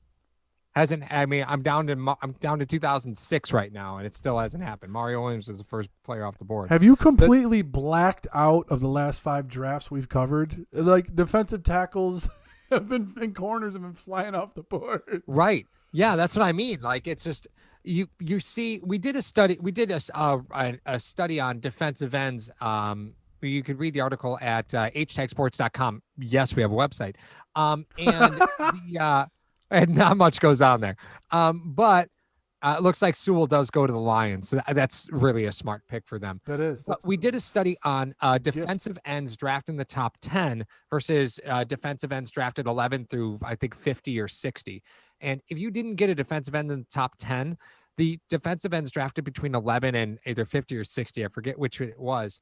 The defensive ends drafted in the top 10 were 3 times more productive than the players drafted 11 through 50 or 60.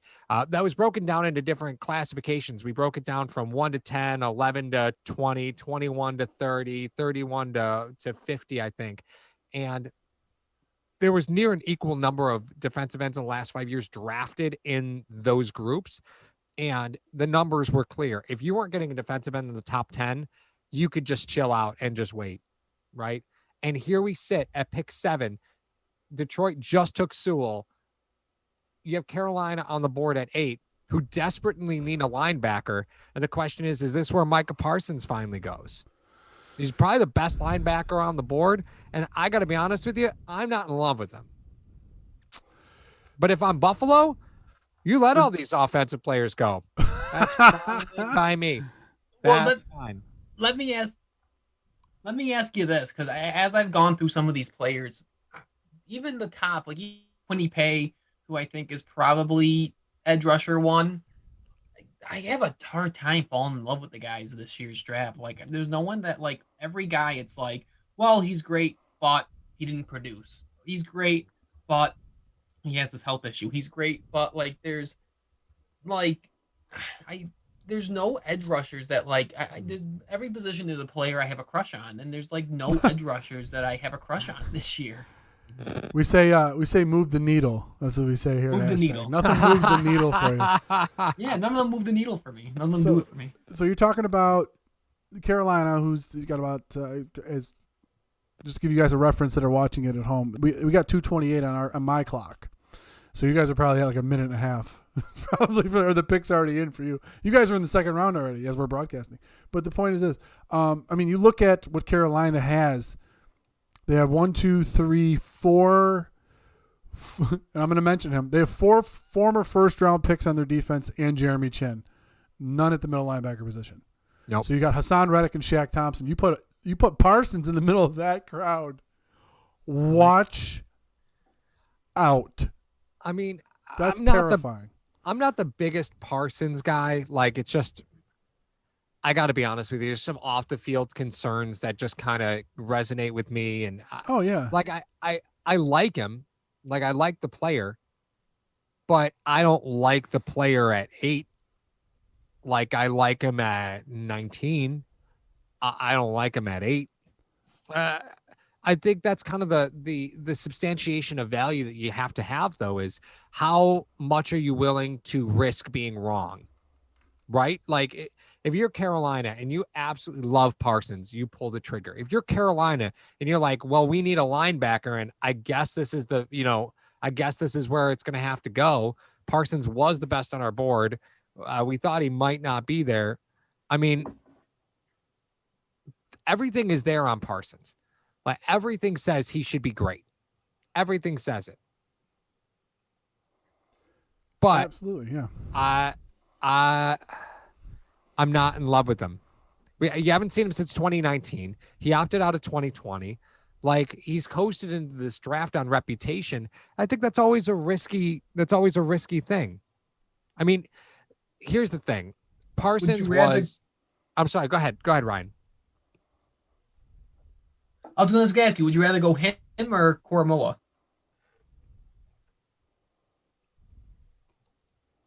With a gun to my head?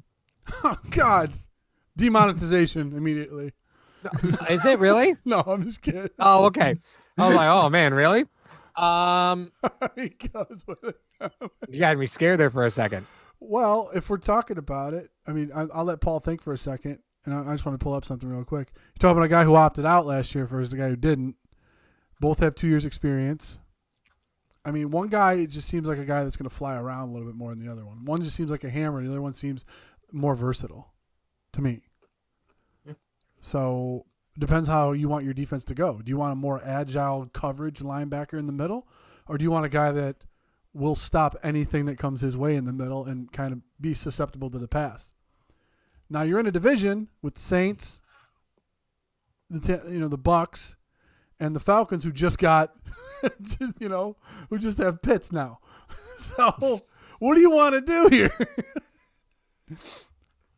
Yeah, this is a tough pick for me for Carolina because they do have a variety of needs, but this is sort of the weird place in the draft that a lot of times you end up at a little later, like picks 15, 16, 17, where you're like, okay, am I really getting the best value for my pick here? And if I'm Carolina, again, you're looking at a player who hasn't played in over a year. He was named as the ringleader in the hazing scandal at Penn State. Like, there's just some things here that say maybe this shouldn't be the first defensive player off the board. I don't know. New coaching staff. What are your plans there? You just traded for Sam Darnold. Where do you sit? This is a tough pick for me. Would you go tackle maybe? Like I know Sewell went off the board. You're trying to figure out what you have in Darnold, and you're trying to eliminate all the variables on him that you couldn't really isolate the variable when he was in New York. You get him Danasaw, or do you get him Slater and just keep him protected? And they got some weapons there, and well, I think it's if you can figure it out in 2 years. I think it's first off, I think we have to resign ourselves to the fact that I don't think they think Sam Darnold's the long-term answer either. Well, right. His fifth-year option was picked up, wasn't it? Sure. Yeah. Sure. Yeah, and that's guaranteed. You're not going to make now. that trade unless you're going to do that. Yeah, I mean, but that's guaranteed, right? That's guaranteed now. So you got 2 years there, but that didn't stop Green Bay from, taking Jordan Love, right? I think you got to do what you think is best for your franchise at the time. Yeah. Do they ever intend on being up to 8 again? Oh, God, no. So, but do they go corner? Chase Horn. Jace Horn is what I see in the chat. Is that the pick? That is the pick. Oh, really? They just announced it. I'm looking at it right now. Oh. Yep. Oh. Yep. So glossed over was Surtain, ranked a little bit higher than Chase Horn, but you're talking about a Carolina team taking a South Carolina player. I mean, I don't know. I don't know how the connections go there, but you start talking about what they're going to need on that defense for Carolina. You're looking at that defense. What do you have? Troy Pride, 4th rounder. You got Jeremy Chin in the back end there. You got Dante Jackson, who's a 2nd round pick in 2018. They just picked up AJ Bouye, and now you have your 1st round pick in a corner there, which seems to make sense. I mean, what did we talk about? You just got Kyle Pitts in the division. You have to deal with Tampa Bay, and you got New Orleans. So what do you have to do? You got to take care of your house first. Not to say like what Ryan said earlier. Not that you don't necessarily draft for your own division, but you still got to take care of your division in order to get to the next level. So they with the 8th pick, they go with a corner. They're going to try to lock down some of the players in that league and let Jeremy Chin roam free Oh God, you just want to love on Chin. How is this different than anything I've been saying all night about the Bills? Draft a guy so Poyer and all them guys can roam around, and you could do something different because you got to do something different in that division. I think it's fascinating how every team, like you look at the draft board, right? So Denver just traded for Teddy Bridgewater, right? And they've already got Drew Lock, and Justin Fields is still on the board, right? You look at Dallas. Dallas just signed Prescott, right? Prescott. So Fields is out of bounds for them. The Giants, I don't think they're ready to commit to a quarterback change. The Eagles, well, I mean, do you really love Jalen Hurts? I don't think that an Ohio State quarterback is the answer for anybody, says history, right? History says the Ohio State quarterback will not solve any problems for you. But they got rid of Wentz and took a money bomb for that kid. Right. I don't know if that's. But they didn't take that for Fields. Like, let's just be honest, right? They're not taking that for Fields. No. Hurts is their guy. Is their guy. So we're looking back. You're talking about the order now, right? If you want to talk about the order. Well, the reason that I bring it up into Hurts. I don't know if they're all that into Hurts. The last coaching staff, last regime did draft him. So I mean, there's that air of mystery there. So we don't know. Well, I think you have to look at the teams that might want to do a deal, right? Minnesota could really sit tight and wait for him to fall because they could probably bank on the Chargers clearly not taking Fields. The Eagles might take him. The Giants won't touch him. Dallas won't touch him. Denver probably doesn't take him. So if you're Minnesota, you could sit pat, or you could jump up a couple spots. But we don't know what the price to trade is. Like, we still haven't seen a draft day trade for a first round pick, like a physical draft day trade. So we don't know what the price is to do any of this stuff.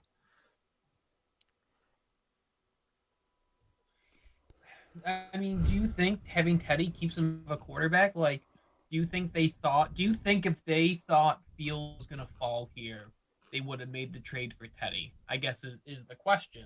Mm-hmm. Right. I don't know the answer to that. Like, I've gone back and forth on that. Like, I like Teddy a lot. I think he is what he is at this point. A lower mid-tier quarterback that can win you some games in the right situation. Like, mm-hmm. I don't know where your guys' evaluation is on Justin Fields, and I guess that depends on what you're answering. I guess I'll throw that out there. Like, do you think Teddy Bridgewater takes you away from drafting a quarterback? Well, I think what Denver probably looked at was that, okay, how many quarterbacks do we got here? We got Lawrence, Wilson, Lance, Fields, and Jones. We don't want Jones.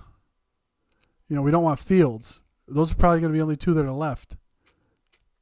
So let's do something so we can address another need here. You got a really nice receiver group. You do in Denver. You do. Literally, Bridgewater should survive. Locke should survive. And to me, when I look at Justin Fields, I see a kid that has no idea what pressure looks like. No. Right? When he makes completions, guys are wide open. It's just the nature of that Ohio State offense. He only had 54 contested completions in his time in Ohio State. Like, that's throwing to wide open guys. You don't get windows like that in the NFL. So the slide of Justin Fields makes complete sense to me because it's impossible to get a read on how good he will actually be. Right? You can't. Teddy doesn't stop them from taking Fields. Apex says Teddy doesn't stop them from taking Fields. I agree with that. So I agree. They're only paying him $3 million. I thought it was 11.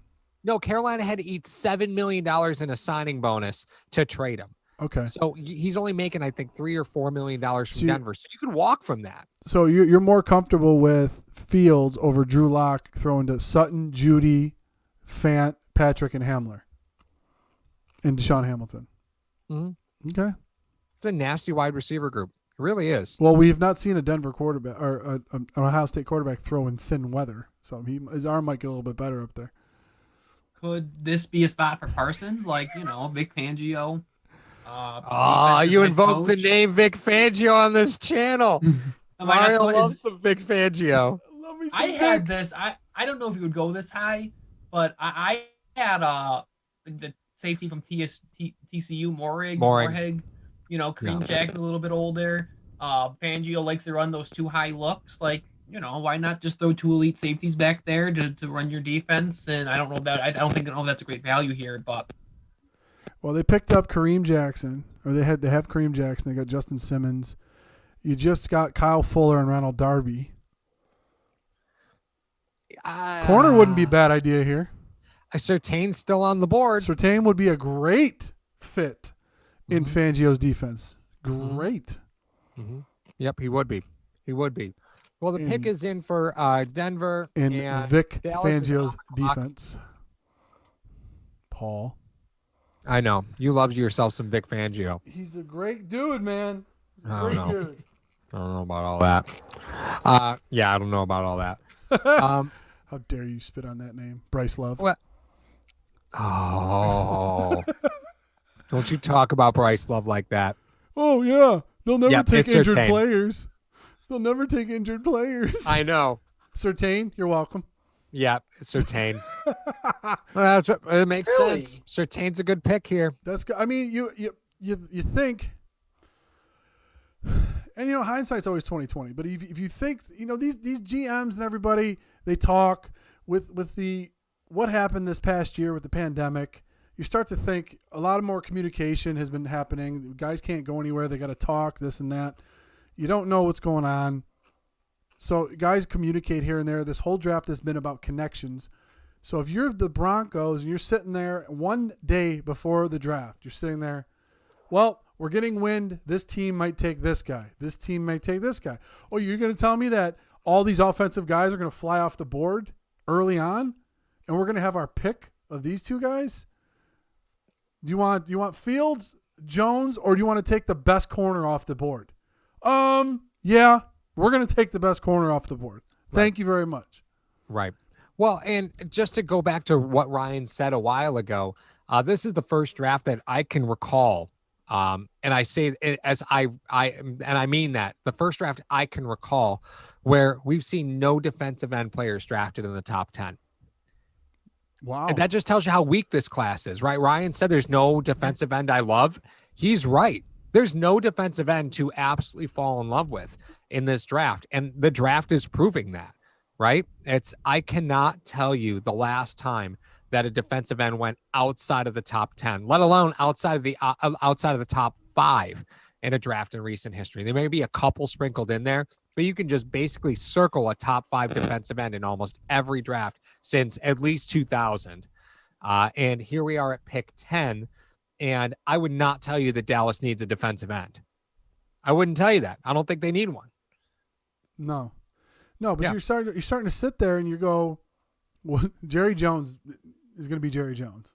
He's going to take whoever he wants, whoever he likes, whoever he thinks he can market at this point. So you look at all the stuff that's going on. 2 corners now off the board, Paul. What is the recent history of the Buffalo Bills told you about the one position that gets drafted the most in the NFL draft since Bean has been in Buffalo? The one position that gets drafted the most, that's who Buffalo takes. Yeah. So you're right. You start to see a run. By the time we get to the 20s, I think you can have a very good grasp. After these 10 picks go by, you're going to see the cards might show they might show their hand a little bit for the Buffalo Bills and who they're going to take. Let me ask this. Is there a guy you have in mind that as he starts falling, you start calling up for at 20 or 25 or whatever? Like what are the guys that you start as they fall, you start calling up for? Morig. If Morig's at 15, I'm moving. I am deep on Morig. I am deep. If he's at 15, I'm going. I'm taking a nap right now because this is Paul's question all day long. Yeah, he is Mr. Trade Up. He's Mr. Trade. I don't love like. So I guess let's brand because I'm team. So this is gonna be an interesting debate because I want to trade down. Like I want to get out of 30. I want to pick up more picks. Like I guess, I guess here's a question for you that kind of goes with trade up, trade down. do you think there's an avenue for 7 players to make this team? Is that why? Do you not think that? Is that why you want to trade up? Or are you just trying to trade up because you think you can get an impact player at 15 or 20? Yeah. So a fair question, right? A absolutely fair question. The volume of players already on this roster, you can look at the draft and say, well, how functional is the draft going to be? We're talking 4-year guaranteed contracts that I'm going to have to cut at least half my class, right? And to look at that dead money to do that, and then, put them through the waiver process to hopefully get them back on the practice squad. So yeah, there's a lot of mechanics at play, but that's not really the reason. You're also looking at one of the smallest draft classes that we've had in 20 years, right? Because players are taking advantage of being able to go back and play an extra season of college football. So it's an incredibly small draft class, coupled with the fact that Bean even said he's nervous about players with injury history because they can't guarantee what their condition actually is, what their status is. And then you look at the board and you say, well, maybe it's a sure thing. Maybe you look at it and say, you know what, let me give up assets this year. Let me not worry about the 2 5th-round picks. Let me not worry about that 6th and 7th round pick. Let me couple what I can to get the players that I'm sure of, because I don't really have to have them. Ooh. But wouldn't it be great if I could get them? Woo! Cowboys trade the pick to the Eagles. Oh, that's interesting. Inter-division Philly, trade. Crap. Philly, I bet you it's not. I bet you it's for a quarterback. I bet you it's for Fields. You think? Quarterback? Two spots? Yeah, I would say. They're trying to skip. Keep him out of New England. They're trying to skip the Giants for a reason. We got an NFC least battle going on over here. You got Dallas, Giants, and Philly. That's true. What is going on here? They're skipping the Giants for a reason. Then it can't be for quarterback. It can't be, unless they were concerned that the Giants already had a deal on the table, right? If you're running back, New England, it could. Apex says Giants don't need one. Farley? Devonta Smith is a very viable option here. Yeah, but you have to realize, as Dallas, you're giving a player to an opposing team that maybe you don't need, but you have to face twice a year. Yeah, but what do you care? What do you care? You're looking they're down that at bad? Philly. If you're Dallas, you're looking down at Philly. Like you're thinking you're thinking you have the 10th overall pick because you didn't have a quarterback, and that's the only reason. Oh my God. That's the only reason. This is unprecedented for me, because not many times do you trade within your division unless the trade, you know what I mean? It's like if the Bills wanted to trade with the Arizona Cardinals, it's different. Okay, you're not in the same conference. You're not going to have to deal with that team all the time. So the parameters of the trade and the draft picks and other players that are going on, that happens. If you're trading within your own division to skip your own division, this is something that's unprecedented. I have not seen this before. Well, and Apex brings up a great point. He says Hurts and Devonta Smith have a connection. Once again, here we go. Sure do. Apex. Got to be for a wide receiver. They were so Wow, that bad would at be wide receiver. that would be last year. 3, right? Apex, you animal. You animal. What about, do they have, what's their offensive line situation right now? Peters is old. Giants weren't taking Smith. Chuck Christopher just said Giants weren't taking Smith. So let me look at Philly real quick. And I want to just take a look and see who they got Could they go in the Slater? bullpen. Parsons? Parsons? Are you asking the Giants take Slater? You think Parsons goes here? Nah, it's got to be a wide receiver, man. It's got to be a wide receiver. The Giants would have taken Parsons. The Giants have been You needing don't a think wide the Giants receiver would go too. wide receiver? No, the Giants need a wide receiver too. They've Do been they, living though? they've been living the life of Sterling Shepard and Evan Ingram. Do I think they, they're ready to though? move on. They're No, ready to move on. They needed a middle linebacker. Let me look back at the Giants. I got to check this out because we're going to throw And hands. they got, in about who 5 they seconds. get? They got Shepard. They got got Blake John Martinez. Ross. Giants got Blake Martinez. They need a middle linebacker. You talking about wide receiver though? They got Darius Slayton, Kenny Galladay, Dante Pettis, Sterling Shepard, and John Ross. Yeah, I don't think you're good on any of that. I just threw up Kenny in my- Galladay. I threw up Galladay in my mouth reading that. Kenny Galladay hasn't had a full season, I think, ever in the NFL. Nor is Sterling Shepard. Nor is John Ross. Like that's like the Jets from last year. Why pick up Kyle Rudolph though in the offseason, and then when you got Evan Ingram though? Unless you want to run the ball and throw it short to your tight ends. I mean, Kyle Rudolph doesn't stop you from doing anything at this pick either, man. Like it's just The Giants need to get just better on offense, and the weapons that they have are injury risk is probably a conservative way to describe that group. I should bet you another White Claw that Parsons is going here, and I have no information. You're the one that has all the information before me. What do you mean? I don't have anything. What are you talking about? Yeah, you do. Nah. I can't see your other ear. It's probably wired to the draft. Oh, okay. I do want to point out that Drew, who will be on round 2 coverage from the Rockpile Report, already did a Seagram's escape bet for the 49ers pick. Looks like Chris had to down a Seagram's escape. Looks like Jamaican me happy, perhaps. Not sure. Tough to tell. I believe he really likes Seagram's escape, so he wants to lose all of those bets. I firmly believe that's. Well, we'll find out tomorrow when we do the draft because it's going to be a dumpster. Wait for it. But wait. Let's talk about value. Okay, we got. Thank What's you the very value? much, Cody's and Apex for the value in the swap within divisions. Dallas got a 2022 third-round pick. If That's you're it. Buffalo, that's it. If you're Buffalo, you are making phone calls now. If you have a player on your board, if that's all it costs, you make that phone call now. Because to move up 2 spots and give up a next year third-round pick, you gave up nothing to move up 2 spots. Does that speak That about is the value of nothing. this draft, though? Let me ask Ryan. Ryan, does this speak about the value of this draft? That no one wants picks in this draft, or what? I saw. I think it was Palacero maybe that tweeted out that next year picks are really valuable because it's going to be a normal recruiting cycle or normal. Yeah. It's going to be back to a normal cycle and like. Oh. I don't know. Wow. Okay, you were right, Yeah. Devontae Smith. But Chuck Christopher says they only moved 2 spots. Obviously, took a third because they moved 2 spots. But if you give your first and a second, you can move maybe 5. I mean, if Maybe. you give a first, a second, and a third next year, All you I gotta can do go is skip the 3. Jets. I mean, I have a chart. realistically, I have a chart on my phone that I made. Let me pull it up. Smith is taking it and going to Philly. So So you got the trade chart, Ryan. Okay, I have. So, I calculated some up. I calculate out. I use Jimmy Johnson's. I know that one's a little bit older.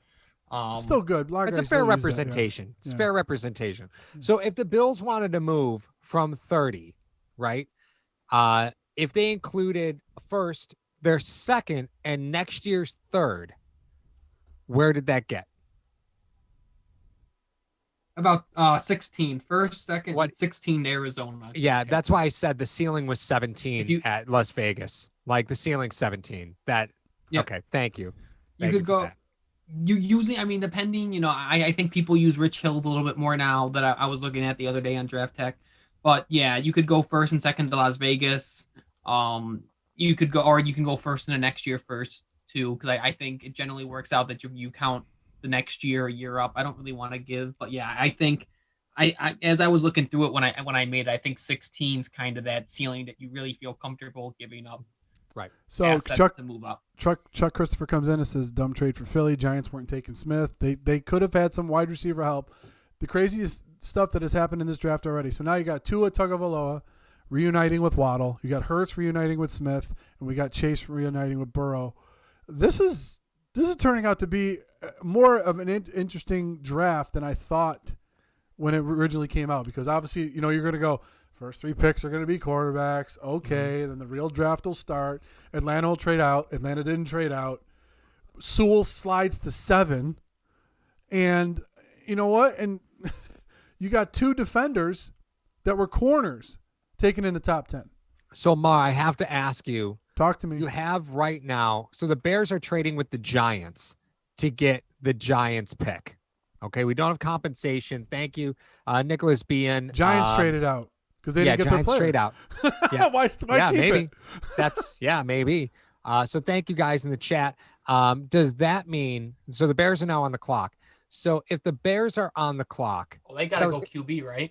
I mean, who are you trying to beat to the table? So where the Bears went? Bears came up from trying to 20 get now. New Let's try England. to see this. Okay, the Bears came up from 20 Right. to 11. This is going to be a big one. So this is can gonna be a get big one. absolutely. This could be the barometer of how far can the Bills go if they want to. Right. How the far Bears can they go? absolutely need a QB, but you had Dallas who already traded down. The Chargers weren't taking a QB. Minnesota I mean, is definitely on the board for, a QB. New England's on the board for a QB. Do you think they got to 11 because they could and because it kept them away from New England and Minnesota? I mean, those are two QB needy teams. Mm-hmm. And I have to imagine Justin Fields is the best player on the board. I hate to keep bringing up Ohio State quarterbacks. It actually hurts me to do. But I mean, come on. Those are the teams you're trying to beat if you're trying to get a quarterback, right? I mean, it's got to be to get ahead of New England, because I think after, I feel like the next, you think I haven't heard that. You think Minnesota would be a team that would draft a quarterback? Yeah. I mean, I don't see why not. Paul right? just wants them to take a quarter because he's tired of Cousins. Nah. Well, it's the clock is ticking, guys. Let's be honest. Look around you for the last 3 years. Hasn't the clock been ticking on Cousins? Wait a minute. Hold on. Justin Jefferson plays for the Vikings. Who quarterbacked LSU last year? That's who they're taking. What's going on? No. Shut up. I mean, but this is I'm so waiting to see what the compensation for this is, because it's huge. Yeah, if you're one of those people that want the Buffalo Bills to trade up, you want them to try to go get their guy, best player available. Go get your guy. You're in the AFC Championship game. You were a couple players away. Let's try to see if this can happen. This is what's going to determine what you would have to give up in order to get up 10 spots. Okay, so what do you think? What do you think the compensation is? What do you think it is? Let me just put this out there on the table. The Bills are at 30. Okay, Chicago just traded with the Giants. I'm pretty sure Gettleman knows Bean. Oh, man. I'm pretty sure. Yeah, dude, you don't want to pay this compensation. That's what I'm saying. Yeah, Behan just Nicholas Bean Behan just put it in. Yes. What's the compensation? It's pick 20, so this year's first. Ooh. 164, so they're fifth. 2022's first round pick in 2022's fourth round pick. That's the price of poker. But is that the quarterback premium? But that's what I was going to say. That was my next point, was the fact that Bills aren't going for a quarterback. Mm-hmm. So that being said, you got the 20th pick, 164, which is fifth. Is that a fifth rounder? Yeah. 2022 first, 2022 first. Now, also, let's take into account this. Because I don't have the sheet to bring it up. Did they have extra picks available to them? Chicago had 8 picks this year. I'm trying to think for 2022. Did they already make trades in the offseason that because if they had an extra fourth round, like the Bills got an extra fifth round next year, an extra seventh round next year, you know what I mean? Stuff like that. Is that available to them? Chicago's 2022 draft picks. Hold on. So Chicago in 2022, round 1, 2, 3, 4, 5. No, they didn't have anything. According to ProSportsTransactions.com, they do not have any additional picks in 2020. So Rick says this: move up 10 spots, way too expensive. However, Rick, if you think you're getting your quarterback of your team for the next foreseeable future, maybe not a franchise guy, but for the next 5 years, it really isn't that much. Because he could take care of things that I'm just saying, if I'm Chicago and I believe in this kid, then you're willing to sacrifice certain picks for that. So let me I'm gonna kick this to Ryan, because I'm really curious what your take is on this, right? So you're giving up a first round this year, a fifth round, a first round next year, and a fourth round, right? So that's what you're punting to move up. Is that because the difference between by the way, for possibly the fourth quarterback off the board in this draft, is that the difference between Mac Jones and Justin Fields, in your opinion? And is that because Chicago's that desperate? I don't like Mac Jones. I don't understand why you would draft Mac Jones to be your guy in modern football. Why you would draft like it just makes no sense. Like in modern football, I love it. Like Tom Brady is the last guy, I think, who's kind of going to be that pocket passer. Like, you want a guy who's can make throws off platform, can make throws off schedule. And I don't know why you would want to build your future. And that's why I was so perplexed about the connection between the 49ers and Mac Jones. Like, it's so silly to me that that's what you want. Like when you look at all these quarterbacks, like look at Josh Allen, look at Patrick Mahomes, look at all these guys, and Justin Fields was the pick. And I think if no one remembers what you gave up, if it works out, right? Like people remember what they gave up for Mitch Trubisky because Mitch Trubisky was bad and Mitch Trubisky didn't work out. Hey, watch that tone. He wears a Bills helmet That's right. now. There, He's Ryan. a Bill now. He's a Bill now. But like if Justin Fields is the next great Chicago quarterback and he saves Ryan Pace's and or Ryan Nagy's job or whatever his name is, then people won't remember. But how about this? How rare is it? Not only do you get to draft 2 quarterbacks as a regime, how often do you get to trade up for 2 quarterbacks as a regime? That is twice. Twice. That's wild. How terrified at this very moment is Cam Newton? Oh, I think if you're Cam Newton, I'm thrilled. This is the greatest draft in the history of sports if I'm Cam Newton. The point is this, though. You're sitting there, you're like, okay, the Bears already, they did whatever they wanted for Dalton. They said that he was the starter. Now you got a guy coming in. That doesn't take a quarterback off the table for, Jones would fit in New England. He would fit in that system. That's all. I'm not saying he'd be any good. I'm just saying he'd fit. That's all I'm going to say. So, yeah, I'm not, there's one left. There's one guy left.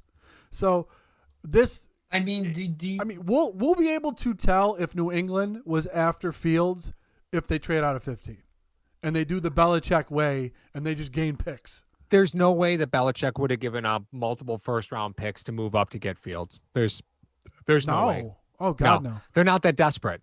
He's not going to pretend to be that desperate. No way. Mm-hmm. No way. So I guess the question becomes, as we look at what's gone, right? So let's look at what's off the board. You have 4 quarterbacks are off the board. You have no defensive ends drafted, 1 tight end, 3 wide receivers, 2 cornerbacks, and 1 tackle, right? So if you're looking at where Buffalo could fall, right, and what Buffalo could trade up to, we're starting to get into Buffalo is getting close here, right? I know you had mentioned it before, and the picks started coming in. I said Mooring was my guy. Ryan, I don't think we got to your guy, and Mario, I don't think we got to your guy. If you're sitting at 16 with Arizona, oh, here we go. Who's your guy? It's right behind New England. You're just going to deal with that, right? Who's your guy? AVT. Give me Vera Tucker. Give me a guard. I know that's not popular. Positional value be damned. Give me someone that I can play at guard. I can plug guard, not think about it. The interior of this line needs to get better. Whether he bumps Ford out of a job, whether he bumps Feliciano out of a job, like if that interior line needs better. So it's him, and then my other guy would probably be Koromoa.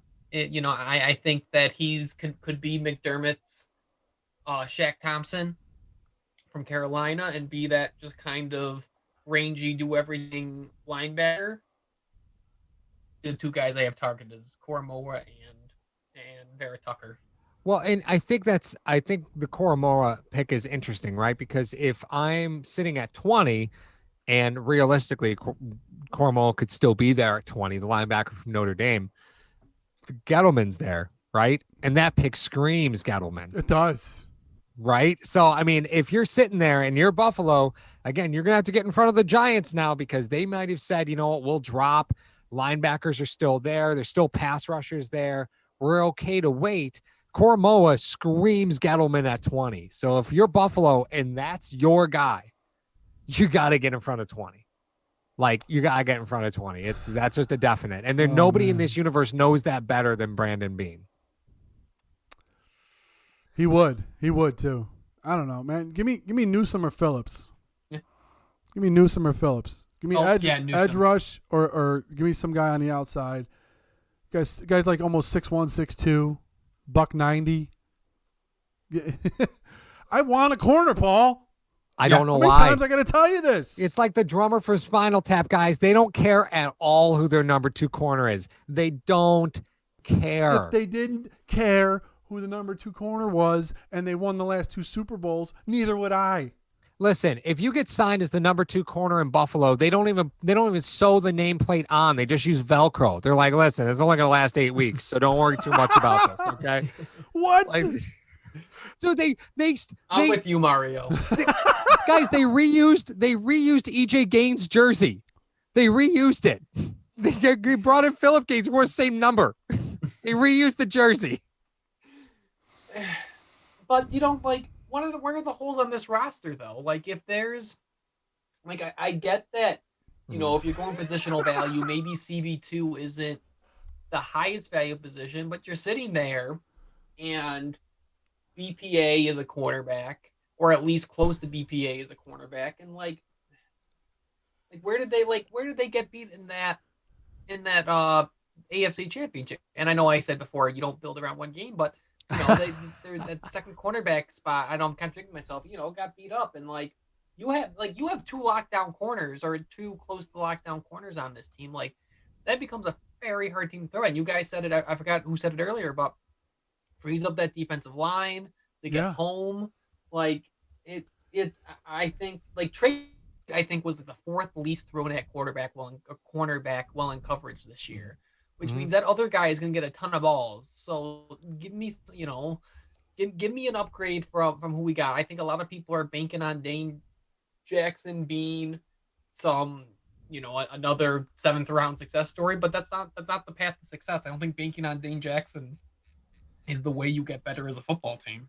I am inclined to agree. As much as I love Dane Jackson, and our Twitter handle has been known to be a Dane Jackson stan account, so I'm not even going to defend that. Okay, but of course, I will say, oh yeah, 100% it has been. But I will say I have to agree with you. Dallas does take Micah Parsons, so they are able to slide down. They just swap 2 picks or 3 picks. Still got the guy they were probably aiming for. I mean, how could you turn down value you're going to keep, right? They gave up 685 points last year, Paul. I mean, you got to go defense. Yeah. You really got to go defense. Stop. Pepe laugh is going in. He's like, oh, stop beating me with it. Interior run support for the Cowboys. Yes, you have a division now that has and you know what? I'm not even going to – you got Miles Sanders – you got Saquon Barkley, and you have the Washington football team. They have Antonio Gibson. They have Antonio Gibson. Okay, but what that's what you have in that division. I mean, the NFC least is like 5 years behind everybody. I mean, that's basically what's going on in there. So. What do you need to do? You got to combat that. You need a stud guy in the middle to try to take care of those maniacs that are in there. Once again, we see another relationship. Saquon Barkley went to Penn State. Parsons, Penn State. Well, and let's also not forget against that, each other now, but that's my that point. Lee just retired. Like, Lee just announced his retirement from, yesterday? Yeah. 2 days ago? I mean, so, again, them going linebacker is no surprise at all. That makes sense. Make you wonder if they knew that Chicago had traded up with the Giants.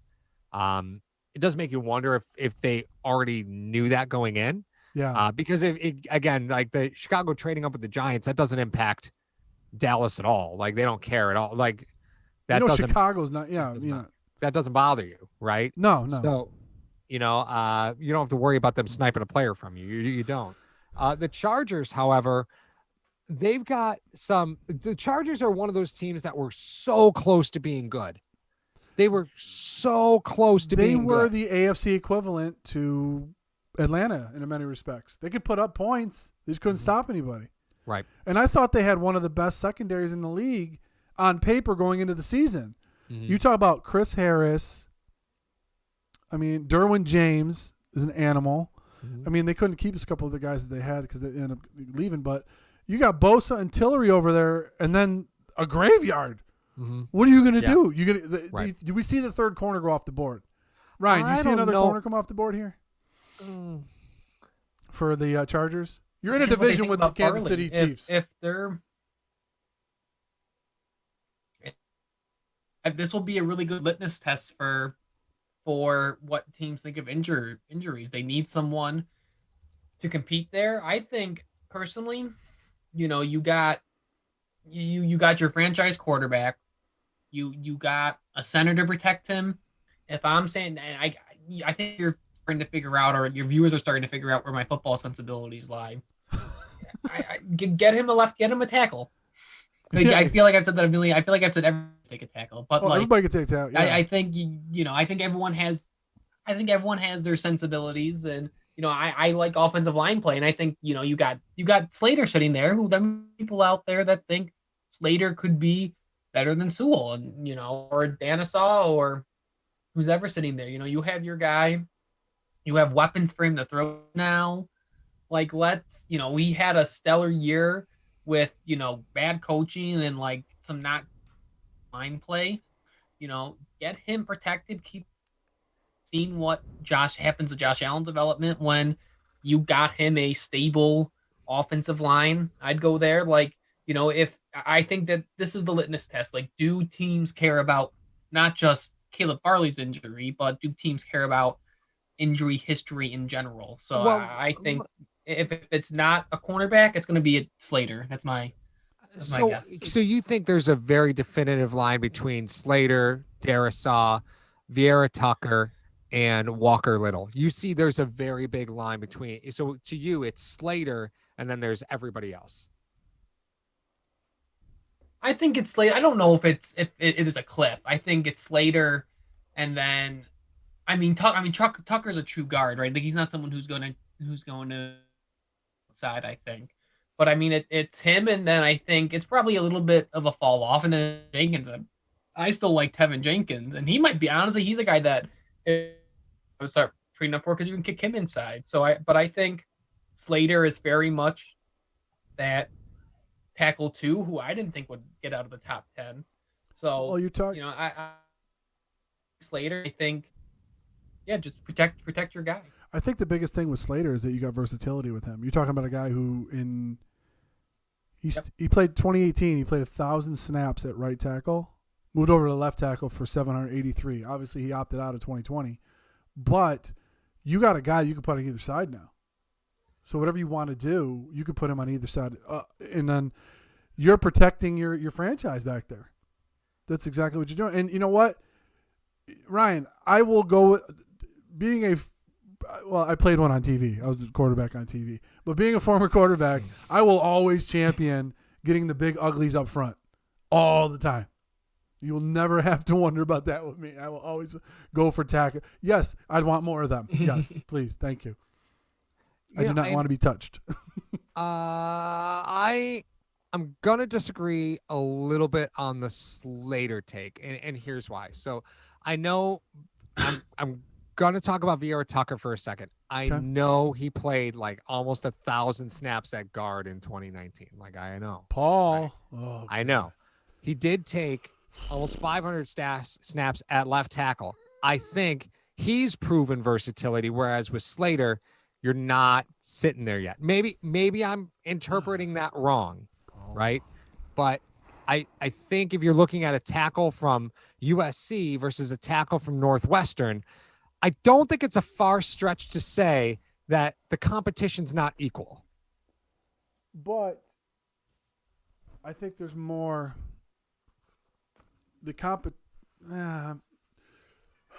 Paul, are you suggesting that you take a guard in the first round?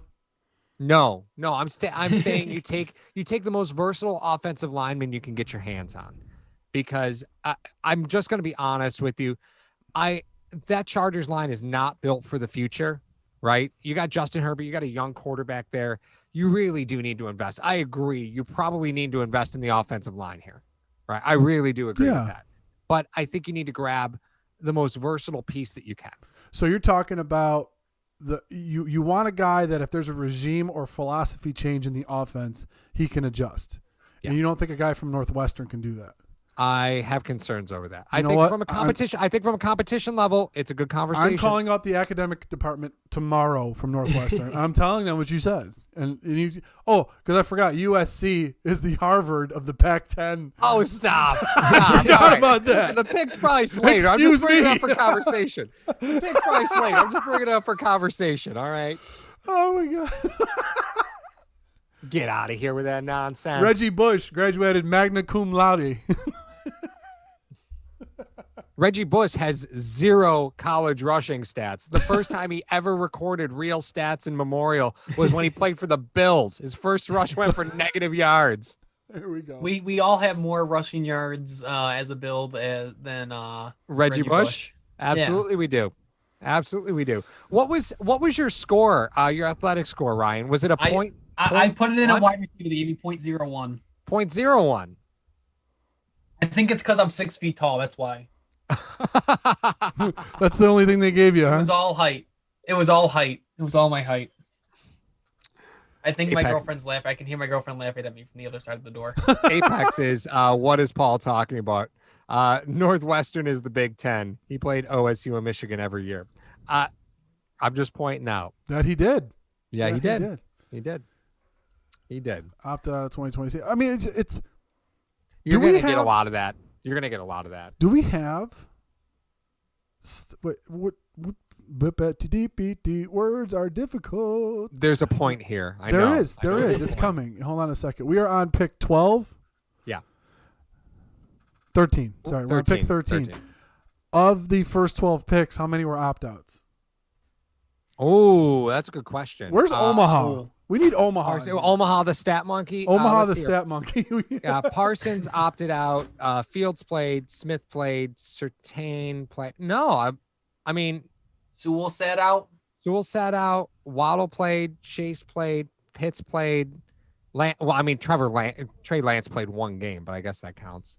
So you start talking about these guys that played that are going so high. Are we going to see near the middle round and late round of first rounds because they didn't play, guys that opted out? These are picks that the teams already knew they were going to have? Or do we see the opposite where picks 18 through 32 are traded hand over fist? Well, I mean, I think it's interesting that we see 2022 picks traded, right?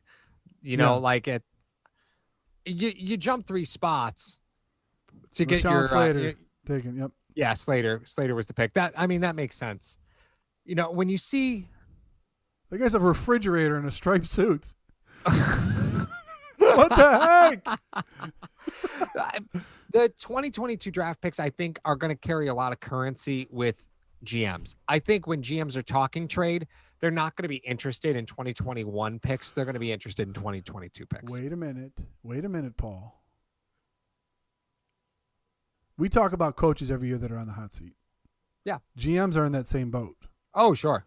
Yeah, sure. If you're a GM and you think your job is in jeopardy and your 2021 season depends on it, you don't care about 2022 picks. Yeah. There's There's no tomorrow for you. That makes you very dangerous people. Well, someone I put out a tweet that said, you know, how many regimes get to trade up for 2 quarterbacks, and someone commented back and said, what do they care about future picks? They might be gone next year. I think that's very true, and That's perfect.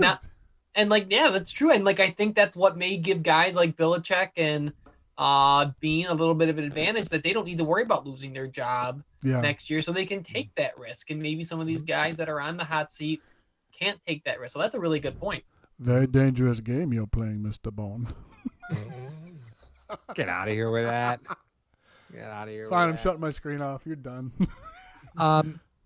Minnesota. So again, we have 1 pick ahead of the Patriots. Let's talk about the Patriots real quick, because Minnesota's on the clock right now. 1 pick The ahead. Patriots- Okay. What? Right. Minnesota. I thought you said the Bills had 1 pick. Oh yeah, no. So Minnesota going here. Let me look at my roster. You go ahead. You start talking. Yeah, about so let's talk about the Patriots, right? Because your quarterback stable is Jarrett Stidham and Cam Newton right now. I don't think Mac Jones makes this any better for you.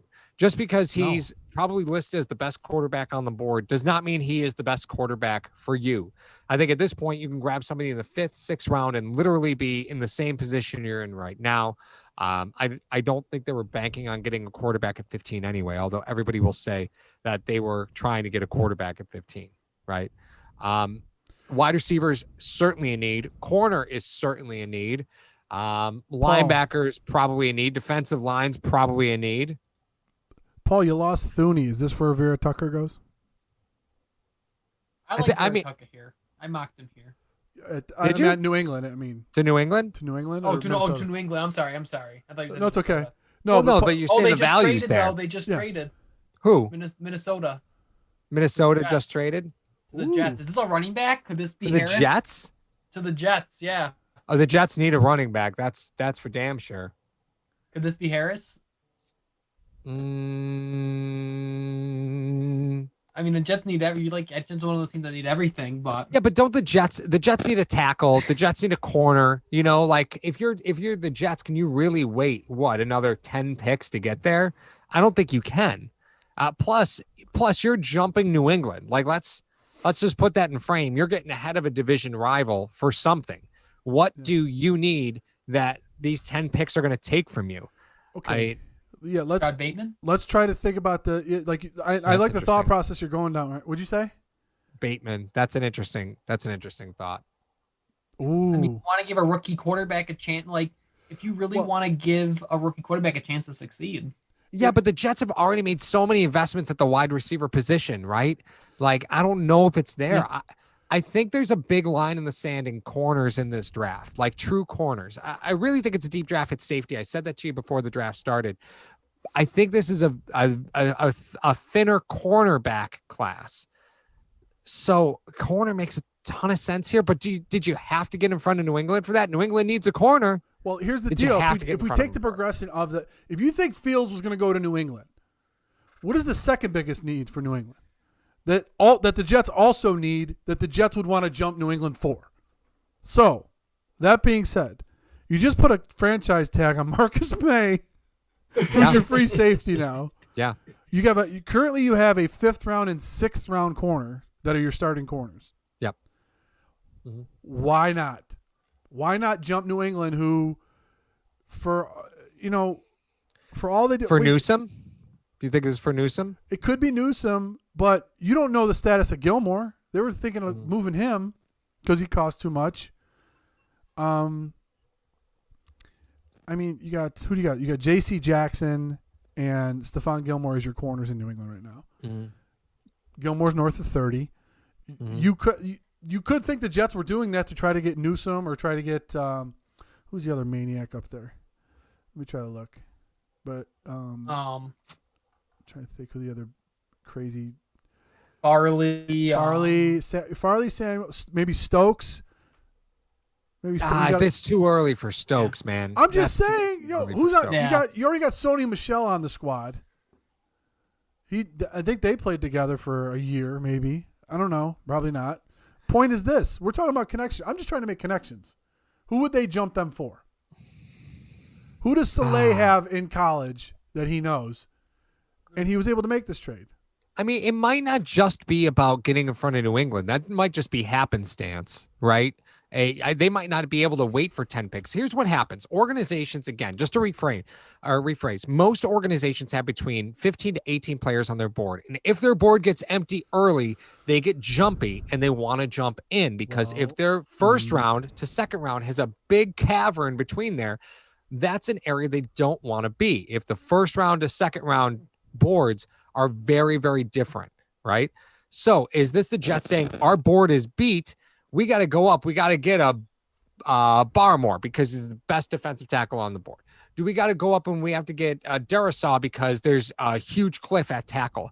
Do we have to go up and get Newsome because we don't trust any of the other corners on the board that for the next 2 rounds? Like, you have to look at how empty their board got so quickly and what was the need. It might not be New England. Well, did you mention that they're also jumping Miami? Well, again, that might just be happenstance. Miami already has 2 corners, and they just got their wide receiver. So probably wasn't them. You know what I mean? You're jumping Arizona. You're jumping Vegas. Could this be AVT? That would be a reason to jump New England. That'd be a reason. Put him next to Mekhi Becton? Or you put him at tackle? I think they got their left tackle of the future. Build like, I think, I wonder what lessons. I guess God. macro. What lessons are teams learning from Buffalo? Because the Bills kind of put on a clinic of how to build around your rookie developing quarterback. Mm-hmm. And it seems like the Jets are kind of a year ahead of the game where they were. If they get a guy like AVT, they have some legitimate weapons. We don't know what Mims quite is yet. We know Corey Davis is a legitimate wide receiver in the NFL, and they got Becton, who's looks like he's a future All-Pro left tackle, and you give him AVT and you let him, keep him upright, keep him clean as a rookie. Yeah, the Jets probably thought, to your point, AVT, they just lost Thuney. Thuney's gone. Mm-hmm. That could have been who they were targeting, and the Jets are like, you know what? We'd like him too. Put him next to Becton. Who's going to mess with the left side of that line? But this all circles back to this. If they did jump New England, they did jump Miami, they do take this maniac who went to the Harvard of the Pac-10. Paul's not even listening. I just did that on purpose. No. Harvard of Pac-10. I heard that. Rick Rarick, who is our representative to M25. Wow. The what am I missing? It was a nice haul. Hold up. Yeah, That's it is BMX a nice haul. Yeah. So Rick, he's from M25, which is the charity that we're going to be working with through the 2021 season. So starting in August, we're going to start doing fundraising for M25. Can't beat the fact that Bills fan. You're right, there we Ryan. go. It is Vieira Tucker.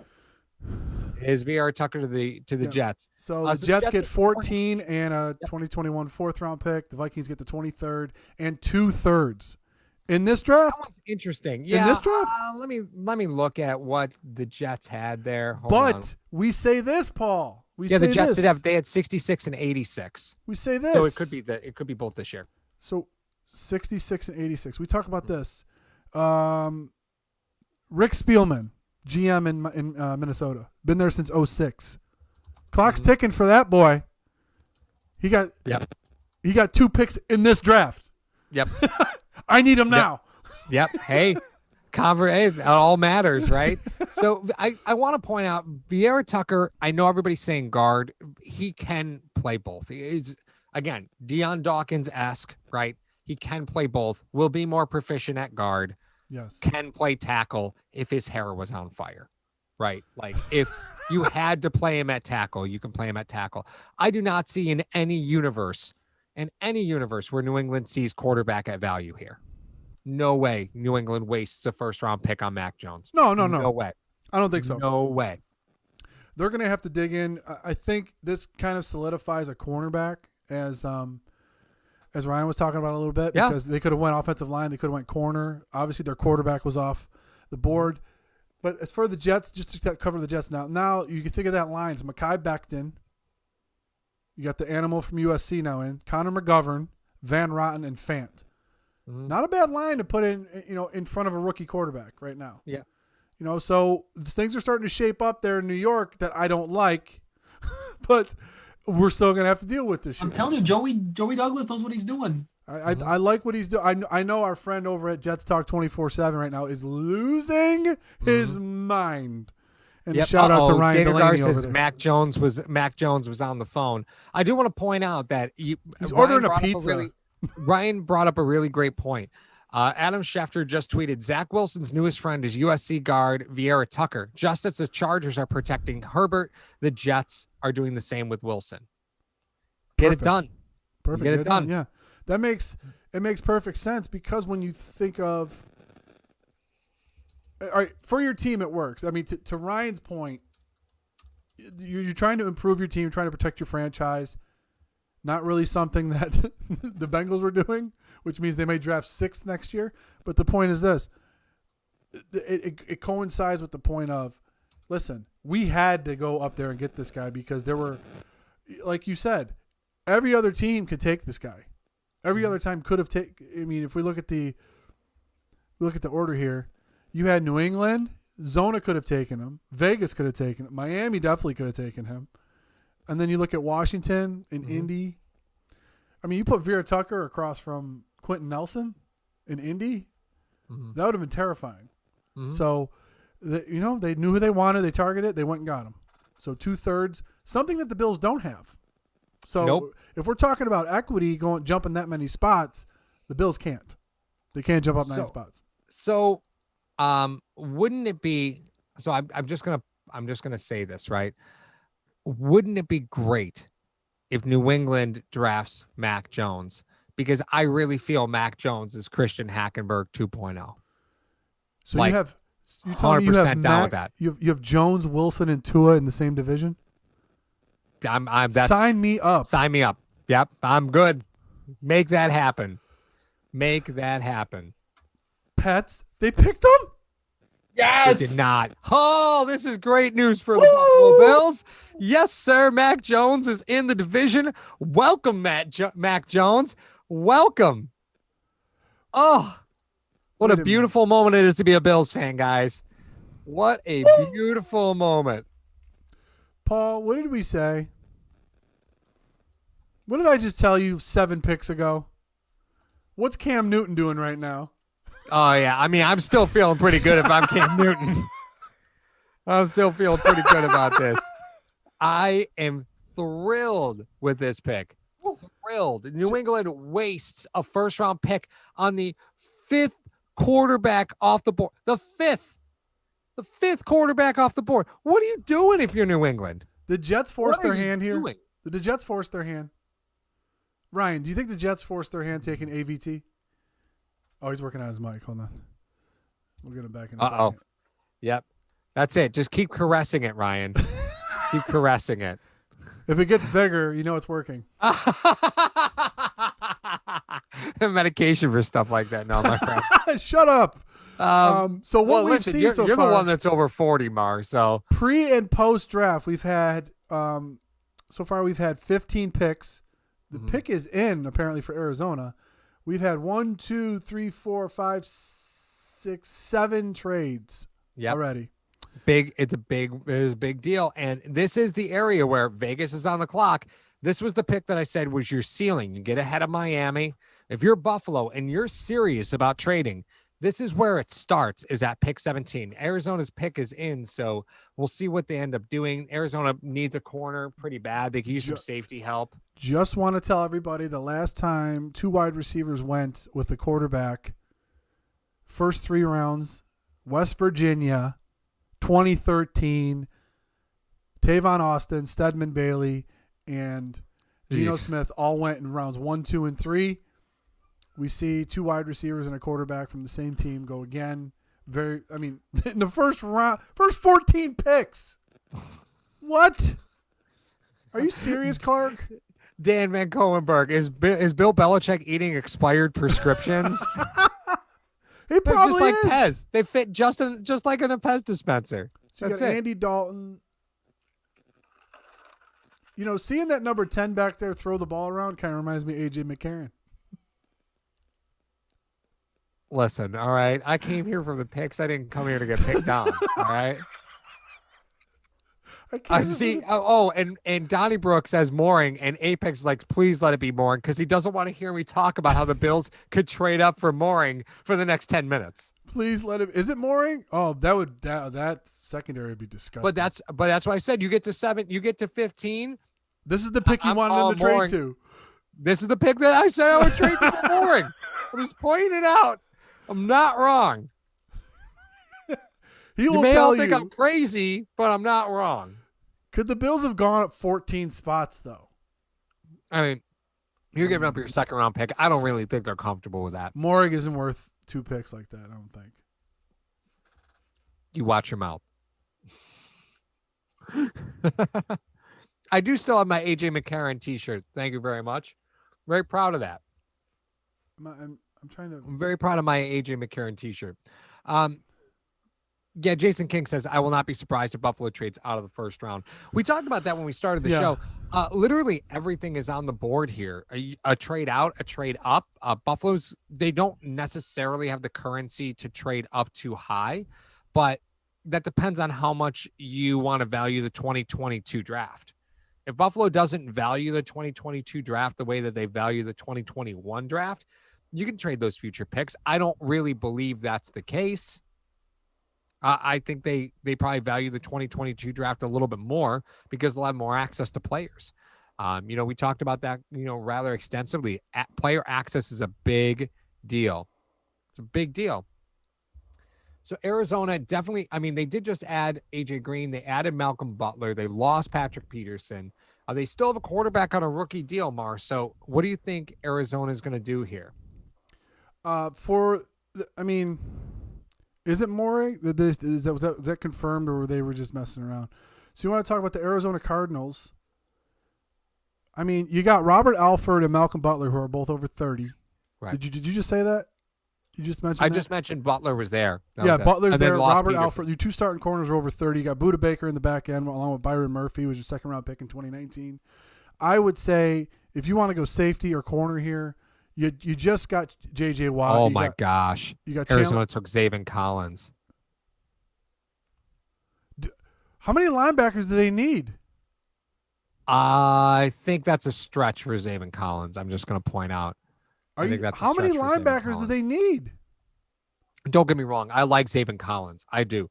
I like Zaven Collins a lot. Zaven Collins was a big name around Buffalo, right? Because people thought that he could be there. Hyper athletic guy, right? Yeah. Looks like an NFL linebacker, plays like an NFL linebacker, but I think this is probably a little early for him, right? I really 6'4", 260 hammer. Right. Do I think he's better than JOK from Notre Dame? No, I don't. This feels like a miss to me from Arizona. But you look at Arizona's roster, you got Chandler Jones is your outside, Isaiah Simmons and Jordan Hicks, and you got Marcus Golden. Also, Tanner Vallejo is there. Just wanted to mention that. But the point is, you have two 30-year-old corners. You lost Patrick Peterson. What are you doing? Mm-hmm. Does he make your team better? Yes. Could other guys have made your team better? Absolutely. Mm-hmm. I don't understand that we're in a division where you have Cooper Kupp, Robert Woods, Derek Metcalf, or DJ Metcalf, Tyler Lockett, Deebo Samuel, that you're going to go, yep, let's take this guy. I don't understand. Ryan, are you back with us, buddy? Yeah, I think I'm good. Can you hear me? They're replacing we're good. Reddick. Cool. Apex Perfect. says Yeah. they're replacing Reddick. Yeah. That's such a weird. JOK's still on the board, isn't he? Yeah. Sure is. I mean, maybe it's an overcorrection. The last couple of years, they've tried to go and get these, what was it, Isaiah Simmons they got last year or a year before, that these hybrid positionless players that don't work out. So maybe they're trying to overcorrect by just getting this very, he's athletic and he's fast, but he's a traditional linebacker. So maybe, alpha linebacker. So maybe that's what they're trying to do. They're just trying to overcorrect and find someone to shore up that defense. I don't know. It was the reason why when people were talking about him in Buffalo, I just don't he's good at what he does, but linebackers are a position that are losing value in football. Like the running back too. I understand. I'm sorry, Ryan. I was laughing because DM Mag put in the chat, Engage 8 doesn't need corners. He's playing Madden, bro. Parsons or JOK to the Raiders? Well, again, we have to see, is the pick in for Las Vegas? NFL.com does not say it is yet. 3:30 left, according to mine. It says. Again, this is the ceiling for Buffalo. Is now you could start talking about trade up. If you're asking me if a pass rusher is going to will JOK get past Miami? My thoughts probably not. Probably not. Okay. But does Miami also need a running back? Oh, for damn sure they do, because they worked on just scat backs because they had an offensive coordinator who was just insistent that you could throw the little guys the football and be fine all year. Yeah. So they definitely need some help at running back for Miami. What I wanted to do real quick, we just passed pick 16. This is the 2021 NFL Draft presented by Hashtag Sports. We have a special guest, Ryan Sullivan from Buffalo Fanatics. We just wanted to really quick give a pause for our sponsor while the pick comes in. Mr. Rogers home. So we'll be right back in 30 seconds. Hashtag Sports. Ron Rogers is a proud Western New Yorker and is now your Arizona relocation specialist. You can see his reviews as a top 1% agent on Zillow, Homes, and Trulia.com. Go ahead and download his free Arizona relocation guide found in the description of this video. Subscribe to his YouTube channel, and, as Sean would say, God bless America and go Bills. And we are back. The Las Vegas Raiders. The pick is in at number 17. As Paul usually says every once in a while, how are the Raiders going to mess this one up? I mean, seriously. I don't understand. We have Ryan Sullivan with us from Buffalo Fanatics and 585 Report. He's been dropping dimes all night. We thank him for his services this evening. So, Old Man Jenkins in the chat. Let's just pick the first player available from Lenore Ryan.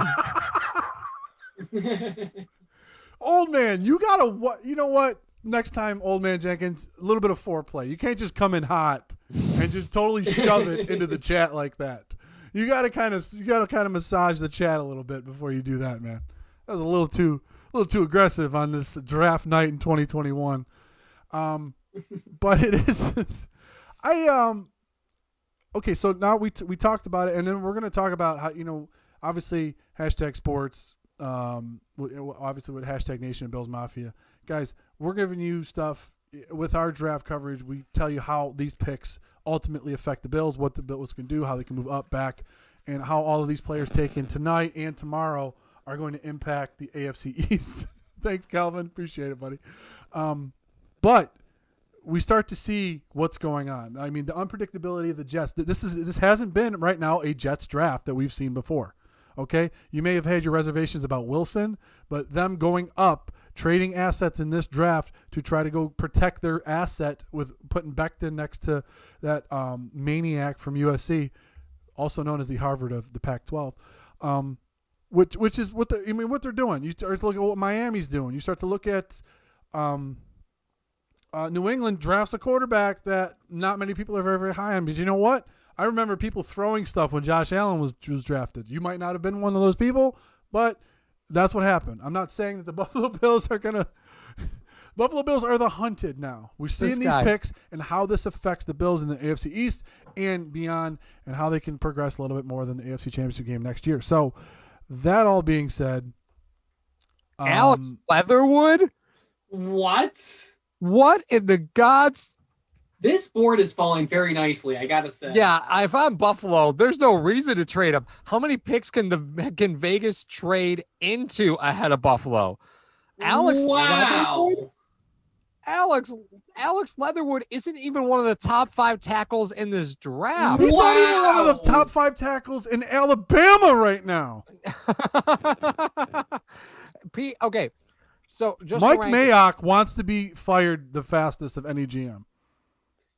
Wow. That's wild. That is just awful. There's just a way of trying to be too smart for your own good. I don't understand that. No, you draft the player from Alabama. It's just lazy. There's no way in this universe that 32 other teams were going to take Alex Leatherwood before their next pick. They could have gotten so much value just to get the hell out of the first round and still would have gotten Leatherwood. Like, this is a monster stretch. This is a huge stretch. I don't know what's going on. However, even if the Raiders were on auto pick, you can't get Leatherford. I just want to point out Josh H in the chat said, and I quote, this is all in succession, right? He says, I'm waiting for a call from my diehard Raiders fan stepdad after they botch this, and they will. Immediately after, I said, I wish I had a Raiders fan in my life. Like I do. I wish I had a Raiders fan in my life so I could, seep off some of their sadness, and make fun of them. And, Paul, I was at a training today. And then immediately told you, like, how could you just knew it was coming. You knew it was coming. They actively play defense against smart drafting. I don't understand. They did it last year with Arnett. They do it I feel like years. It's been like, what the hell are you doing with these draft picks? And I I like the first time I really remember it is when they went, who was it, Hayward Bay over Crabtree. Mm-hmm. But like, Hey God, guys, this is stop high-fiving. You could have got him 3 rounds later. Yeah, the Dolphins literally did one of those. You know, like Dolphins pick is in because, of course, it is. it's like that scene from Major League where you're reading over, you're reading the paper the next day, reading the draft picks for the Raiders. You're like, Mitchell Friedman. Willie Hayes. I haven't heard of half these guys. This guy's dead. Cross him off then. Listen, I need to know the draft where they took 3 guys that nobody knew who the heck they were. Was that 2 years ago or 3 years ago? I need to find this draft. I'm going to look it up because. While you're looking that up, ESPN has a stat up right now that says ESPN draft predictor, 60% chance of being available at pick 46. Yeah. Oh my God. I don't know what Mel Kiper. I can't hear what Mel Kiper's saying, but it seems like it looks like he's not pleased. Okay, I found it. Cleveland Farrell. It was in 2019. Cleveland Farrell, Jonathan Abraham, and Josh Jacobs. That was the year. Jacobs' pick was just so And weak. they just Yeah. But they just signed Kenyon Drake for like, what was it, $6 million, something like that? Mm-hmm. $2 million, whatever. I don't know the price, but for a lot of money. Well, you know what? You got Kenyon Drake, Josh Jacobs, and an offensive tackle from Bama. They're trying to assemble the Alabama team in the NFL. Ooh, so Rick Rarick says Miami takes Jalen Phillips. I am happy that pick went to Miami. I actually like that pick for Miami. I like the pick for Miami. I like him. Do you? I like him. It's high risk, but if you got all these draft picks and capital, like, why not? What's with the chair? Could somebody in the chat explain to me what's going on? Because I can't hear the draft. I wish I couldn't hear Paul. But the point Oh, is, come on now. I think that chair. I haven't heard anything, but I think it looks like the chair that he was sitting in while he was getting hammered last year in his basement. Oh, That's what Belichick? it looks like. I don't know what. Kuiper? No, the chair on the stage that we were talking about. The chair on the stage. Yeah. I think that's the chair from Goodell's basement last year. It looks like it is. I don't know who these people are sitting. Yeah, let's take a chair from the basement and have 32 people sit in it. Well, not 32. I forgot. Houston doesn't have a pick. So I want to point out that Miami drafted a player who actually stopped playing college football because of concussions and then decided to come back to play college football. This player's retired once from football because of concussions. And correct me if I'm wrong, he's the first defensive end off the board, like true defensive end off the board. He has played 20 games in his career and is 22 years old. What a mistake. What a mistake. I mean, we talk about connections. He's going to Miami. He played at Miami. They probably had a front row seat for this kid. We don't know. You know what I mean? That's probably one of the connections that we just didn't know. The guy, he's in our backyard. We know about this kid. Let's take him. Let's take a shot at him. We've been working closely with him, even though we're not supposed to. So who knows? I know I'm always, wearing my tin hat here and there, but you draft a guy from Miami, as Paul just stated, who has multiple injuries, retired once already, and he's not even 22 yet. I don't know. If you're Miami, can you afford to miss on this pick? Like, you just lost both pass rushers. Like, it was clear and obvious that you're going to take a pass rusher. And you're probably fortunate you get your choice of any pass rusher at 18. But is Phillips, he's a freak. Like, don't get me wrong. Like, he's athletically a top 10 player. He's a freak. Oh, yes.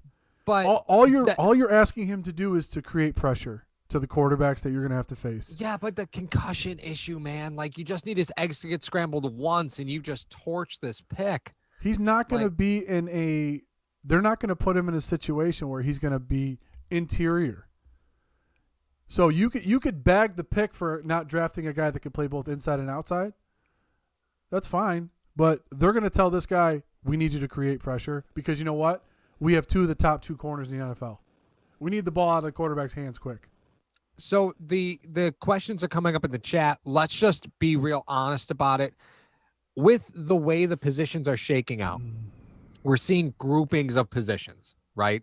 Which we often see. Still no safeties taken, but we're seeing groupings of positions. We know, Josh. You don't have to spell his whole name. So does that mean that running back is becoming more likely for Buffalo? I'm not on the running back train. The things that they miss at running back, I think a little bit of that had to do with Josh Allen's development. I think a little bit of that had to do with the change in blocking scheme. I think there's some combinations there. I don't think adding another inexperienced running back makes this team better, which will make me unpopular in the chat, but that's just my opinion. I don't know if that does it for you, but does this become more likely that Buffalo takes a running back? I'll let Ryan. I want to hear Ryan's take on this, and then I'll go next. Well, Ryan's team trade down, so he's of course going to say running back makes sense.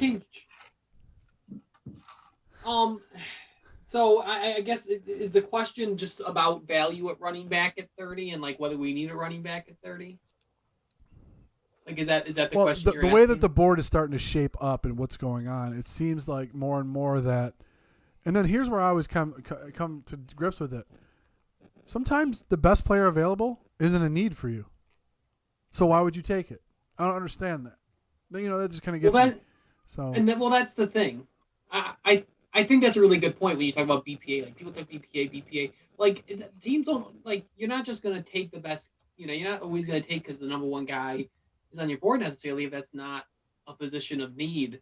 I like the way board is falling. Like I guess we'll see what happens between now and 30 or whether Buffalo tries to move up.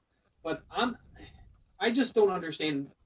So, like, regardless of how this board is shaking out, I just don't like the value of running back at 30. I was talking with Kevin Massario of the Crowd Assist podcast yesterday, and it's, this is a team that passed, I think, 65% of the time, something like that last year. So, could we use a better running back? Maybe. But if you're drafting a running back in the first round, are you willing to pass the ball more? I guess. And I don't want, if you're not willing to pass the ball more, is that a wise use of your pick? Like that's where I get stuck with it. See, I have a couple things theories with that, right? I think you bring up some great points. Drafting a corner to put across from Trey White shifts the landscape and philosophy of your defense if you want it to. It will make you more dangerous because maybe you can blitz a little bit more to try to generate the pressure you're not generating, so you're able to cover more on the back end. You're telling me that drafting a number 2 corner that is a first-round pick, put him across from Trey White with Hyde and Poyer on the back end, you don't think you can blitz a lot more than you have? Absolutely you can. Yeah. For the offensive side of the ball, if you draft like Najee Harris, that threat – the Bills are going to throw the ball. That's how the EP system works. But what it lacked was a solid running threat. Now, if you draft – I'm just saying Harris just as an example. If you draft Harris and you put him in there, you have the threat. Just like on defense, you have the threat to blitz them every time and run man. If you're running back, you have the threat to run the ball, which opens up the pass game. That's the only reason I'm saying. But you do have Christian Wade. I think a couple people said that. I think Stephon said that. Yeah, well, Christian Wade, because all he does is score touchdowns. Jamin Davis. I heard what you were saying, but linebacker I'm in shock that Jamin Davis is running back 3. Yeah, How is Jamin Davis off the board ahead of JOK? Okay. I'm just gonna say it. Like you weren't. Well, I was thinking about it. So I was hemming and hawing on this one, right? Jamin Davis has 1 season under his belt. Really, he does. Yes. Well, I mean, one like real season under his belt. And it was 2020. It was 2020. I'm just pointing it out that players that played in 2020 are getting preferential treatment versus the players that sat out in 2019 or saw injury in 2020. Wow. That's all that I'm saying. Like, there's a lot to like about Jamin Davis, right? He's a tackle machine, does a really great job in short area stuff. Like, there's a lot of things to like here, but he's a 1-year starter. But Paul, let me ask you this. And I want to ask Ryan this too. Do Do you think it's an accident that Dallas and Washington both took inside linebackers? You think it's an accident with Saquon Barkley and Miles Sanders in the division? Yeah, you always think about that stuff. I never think about the division. I'm just saying, like, right now you got John Bostic there. I mean, it's not a bad pick. I think teams are afraid of how they'll use Koromoa and what it is. And I don't know if, like, Dan Quinn has the vision to use Koromoa. I don't know if, Ron Rivera has the vision to use Koromoa. Like, as talented as he is, like, you have to have a vision and you have to have a projection for what he looks like in your defense, because he's really, like, he's a linebacker, but he's a linebacker in name only. Mm-hmm. So, I think you have to carve out a role for him. And so, like, in Buffalo, like, if he falls to Buffalo and if he's the pick, like, I like him as, like, a slot big nickel guy, but, like, who are you taking off the field for him? Are you taking Milano off the field? Probably not. Are you taking Edmonds off the field? Are you taking Tryon Johnson off the field? Like, I think it becomes an interesting, dilemma. Whatever team he's on, who are you taking snaps from with him on the field? So the question just got asked in the chat. Don't we have connections to the Giants? Yeah, Gettleman was Brandon Beane's boss.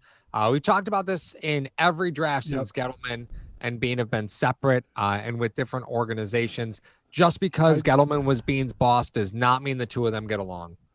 And if you were to watch the subsequent drafts of Gettleman and Beane since they got separated, you knew who was kind of running the show from the outsider's perspective in Carolina. But let me just point this out real quick. Why I love the pick for Washington real quick. Okay. You got Davis in there, right? Mm-hmm. You said it yourself, Paul. He flies around the field. He's a tackle machine. Yep. You now have that middle linebacker who flies around the field at 6'4", behind Chase Young, first-round pick, Deron Payne, first-round pick, Jonathan Allen, first-round pick, and Montez Sweat. Now, I know they're not playing 100% of the snaps, right? But what are you doing with that line and that middle linebacker animal? He's going to be everywhere. So I don't think that's a bad pick for them, given the construct of the defense that they've provided. I think they're in a position where they could say, listen, we can either make our defense so good and just hope to keep points off the board, or we can maybe, I guess, address our offense, right? Like, if they feel Jamin Davis is the best player on the board, then more power to him. I disagree with them wholeheartedly. Yeah. With that being said, their offense is pretty piss poor. I know. And I mean, I got in a discussion with a guy about who happens to be a Washington fan the other day. He said, "Look, we're winning the division. We're winning the division this year, back-to-back division champs." I'm like, "Yeah, you won it at 7-9. That's kind of like getting a booty call at like 4 a.m. Sure, you got a call, but you weren't the first choice. Okay, let's just put it out there." Is that how that stuff works? I don't know. You got to tell me. You're the one that's the rock star. Oh, come on now. Just because I've been called the songbird of my generation, don't you sully my good name. Hey, so was Fergie, okay? So let's not just talk about this. So corner is a position we haven't seen, right? So it looks like since Surtain drafted at 9, there hasn't been a single secondary player drafted, right? Again, if you're Buffalo, that either makes you very excited or no, I see no circumstance it doesn't make you excited. Even if you're not targeting corner, I'm sure a lot of teams think you're targeting corner, right? Yes. So the fact that the value is still really there, still some really good corners in this draft, it makes you a dangerous team, right? I mean, it's got to make you a dangerous team, even just sitting there. We sit here all the time and talk about, the teams that are really good at this part of the draft, right? There's some very good teams who have learned to survive at the bottom end of drafts and still be competitive. I will give Green Bay credit. They're often at the bottom of drafts and they've been competitive for a really long time. You can give them whatever you can say for whatever reason that happens. But they've learned to survive at the bottom parts of drafts. There's some teams that you need to be afraid of. This is deep water for Buffalo. Do you think they stay at 30, or do you think they look at these pretty decent teams down with them and say, we might want to get ahead of Pittsburgh. Tennessee's scary. I don't know. I don't see Minnesota moving again, unless that guy wants more picks. Bills don't really have a lot fourth rounds to give them. If this guy's throwing all the spaghetti at the wall in this draft, as far as the Minnesota Vikings go, Spielman, then Bills will only have a lot to offer him. I don't think you trade back again. You're not in the position to trade back twice right now if you're the Vikings. You really don't. Hey, Joe from Believers Talk. Board is doing pretty well for us. It is. Yeah, this is shaping up great for Buffalo. But you start to talk about, what just happened with the Giants. The Giants traded back. They take a wide receiver from Florida. Tony. Wow. Man, I got these boards. If this is real life in the NFL, this is not my life. I don't know where this stuff's coming Once again, who was making all the picks in Carolina now? Wow. Kadarius Toney from Florida. Is that the third? Is he the fourth? Yeah, he's the fourth, isn't he? He got ahead of Bateman. Okay, so here's a question then. Let's say if Bateman's sitting on the board at 30 for some reason, does that tell you? Because nothing's wide off the receivers board. are the biggest need, but Brandon Bean talks about long term. You got 35-year-old Emmanuel Sanders, 32-year-old Cole Beasley coming off a broken fibula. Mm-hmm. We don't know what That's crazy. Gabe Davis is not a guarantee. Hodges is. You can't lock in anything. Yeah, well, Gabe that's the Davis. thing. Thank you. I'm glad you said that because people think Gabe Davis is bound to be this number 2 solid wide receiver. I think I think he's a fun player. I think he did well with his opportunities, but I don't know long term if he's a guy you want to lock in as your 2 as much as he benefited from being the 3 with an elite quarterback and a very pass happy offense. So I think a guy like Bateman or even Moore at 30 I think is very, very intriguing for me. I just think for Davis, he progressed in a way faster than I thought any rookie wideout would, and he presents an element of your offense that I think is lacking a little bit, or has been lacking for the Buffalo Bills, like this go up and get it guy. So from that standpoint, I like what he brings to the table. But like Paul said, there's nothing locked in. There's nothing locked. Nothing. I'm going to ask a question that's going to make a lot of people very angry with me, but I'm going to ask it anyway. Shocking. Was Gabe Davis' success the Isaiah McKenzie factor, right? Where he was effective. McKenzie ran half as many routes this year as he did the year before. Yet this year he was more effective, right? Why? Why per route was he targeted more? Was it because of the other weapons? Yeah. Right. So is Gabe Davis the product of just always being single covered and just kind of not having a ton of film, them not having a real game plan for him? Was it a product of good play calling, Josh creating after the snap and just kind of being left alone? Well, you're not asking him to be a number 1. I agree. Yeah. I don't even think you're asking him to be number 2 because I think that's Beasley. No. Mm-hmm. What you're going to have to do is replace You're going to have to replace Beasley at some point. However, if he starts to take the the smoke roll, because we know Sanders isn't taking the smoke roll. He's not. He's replacing your tight end, basically. Yep. So if Davis, after another year, can replace what Smoke did, just in a different fashion, can he be a 2? Well, after another year, who knows? Mm-hmm. So I think the point that we're all agreeing on is that there's reasons to be tentative about thinking that that's a guarantee. Mm-hmm. That his production's a guarantee. There's reasons to be tentative. I agree with that. The Bills have drafted a wide receiver or added wide receivers through undrafted free agency every single year since Brandon Beane's been here. Right now, you have 1 kick returner on your roster. I do not count Christian Wade as that kick returner. No. You have Isaiah McKenzie on your roster, and that's where the list ends. So, I definitely think wide receivers in play at some point. There's no doubt to me. Wide receivers in play at some point. Dirty Randy says Davis has great hands. Again, not doubting his ability in any way. not doubting him in any way, but the number of routes he ran versus the number of targets he ran was pretty high. And I just don't know if you can really expect to see that year 2. I think he benefited from being a guy who I think works very hard. If you listen to a lot of the comments from like Diggs and Dable, a guy who really works to understand the game, I think he benefits from being a unique skill set on this team that, like you said, a jump ball guy with long speed that can, and like, it's just, I won't repeat any of the points you made, but just, I think he benefited from this team as much as this team, if not more than this team benefited from him. Mm-hmm. Yep. I agree. So right now we have the Colts on the clock. Do the Colts really need this pick? This is kind of a bonus pick for them. Costanzo just retired. Danisaw's on the board here at 21. Like, they very much could use because who they got, unless they want to bump Quentin Nelson out to tackle. Exactly. So with Costanzo retiring, like, you don't drive a Ferrari in the snow. Come on now.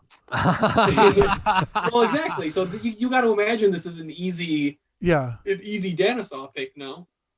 Yeah, you don't drive a monster truck to a Volkswagen dealership either, though, Mario. Hey, that happened once, and it wasn't my fault. If I'm looking up, I was just looking at the tackles here. Darisaw from VTech is probably your best option. That's about Jenkins, though. Some people have Jenkins. Some people have Jenkins as like tackle too. Too bad Alex Leatherwood went off the board. I was gonna say he's no Alex Leatherwood. Look at these guys. We're making fun of. They're millionaires already. Let's see. Or they're thousandaires, whatever they are. But your point is, you got Hilton, Pittman, Pascal, Quentin Nelson. You just picked up a free agent from the Chargers for your left tackle. Not the best thing, So Jack Doyle, Mo Alley Cox, Carson Wentz, Jonathan Taylor. They have a lot of pieces in place, and that defense is kind of scary. It's got to be Barmore, right? Like, you think I they're just going to look go at interior? I look at interior the value of the players. It's got to be Barmore. Well, you put him next to Buckner. You're saying? At this point, who's playing quarterback for you? Carson Wentz. You could go get him offensive line help, but aren't you more worried about trying to keep people off the board? Like, I'm worried about keeping him upright. I don't know if these tackles do that for you, man. Because, Paul, I have Jacob Eason waiting for me. Oh, I repeat, Jacob Eason is the legend backup. of Washington, Jacob Eason. Yes, Jacob Washington Eason. Husky, Jacob Eason. Apex says they're going Darisaw the tackle, which makes sense. It does make sense. And you don't like it, though. I understand. Paul, give me a reason why you don't. You think that they're putting too much stock in the 1-year success that Reich had with Wentz when he was having, as people said before he got hurt, an MVP caliber season. Ooh, Rick Rarick says Colts pick Kwity Paye. Is that what it is? Yeah. Oh, Apex said they were going Darisaw. So, to Paul's point,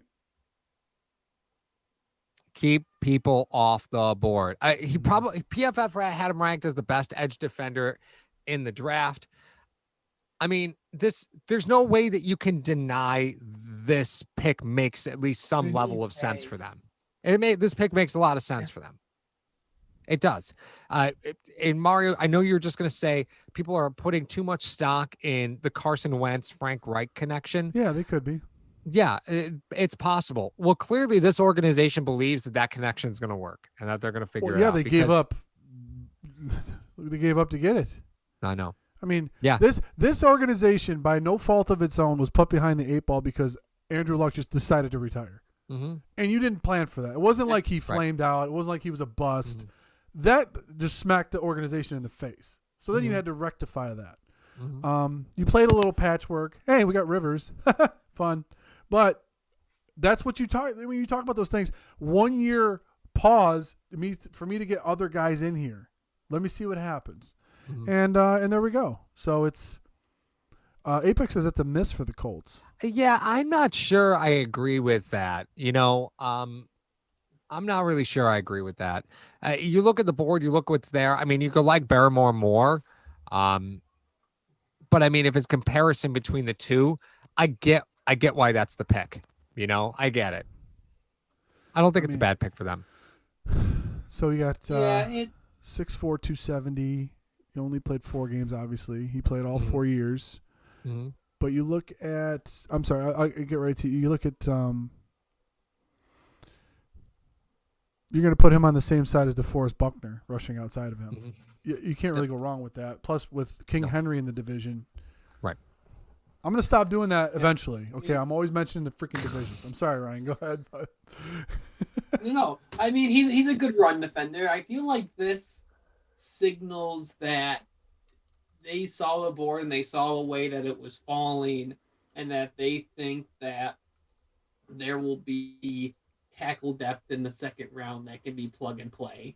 Because I feel like if the board wasn't falling the way that it was, they would kind of be forced to go. And I think this is an example why you don't always have to go best player available because, or maybe this is a best player available pick because, they may see that, hey, we can go get, especially Leatherwood off the board, maybe we can get Eichenberg from Notre Dame in the second round, or maybe we can get, what other tackles are falling now. I mean, who would have thought, I think one of the storylines for me right now is that Danasaw is at 22 when Jenkins not Dan, if you had told me at the start of this draft Danasaw and Jenkins would be on the board at 22, I think that's the storyline for me right now. Mm-hmm. I think in a normal year, though, that's what we've been talking about and been banging the drum about.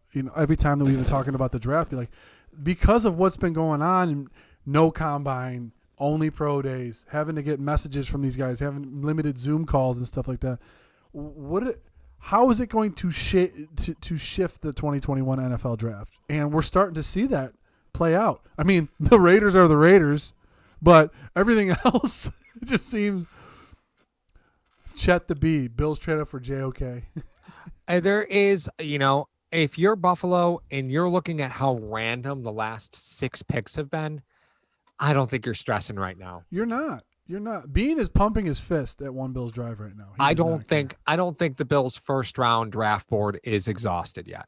No. Right? If you look at how this has played out, there have been 3 players who have been taken who were marginally second round picks, who Buffalo likely wouldn't have graded as first round picks, plus the 5 quarterbacks who are off the board, right? So let's say those 3 players plus the 5 quarterbacks, Buffalo didn't have them graded. That's 8 players, right? Mm-hmm. If Buffalo grades 18 players as first round picks, there's 8 players we can guarantee they didn't have on their board that have already been selected. This is perfect for Buffalo. That takes you to 26, though, Paul. It does take you to 26. Yeah. And but you can move up 5 spots with a third rounder. That's what I mean. I think you're still comfy. You're still sitting here and you're comfy. Cleveland, though, I don't know. I'm not sure with Cleveland. Jacksonville might do it because they already got a first-round pick.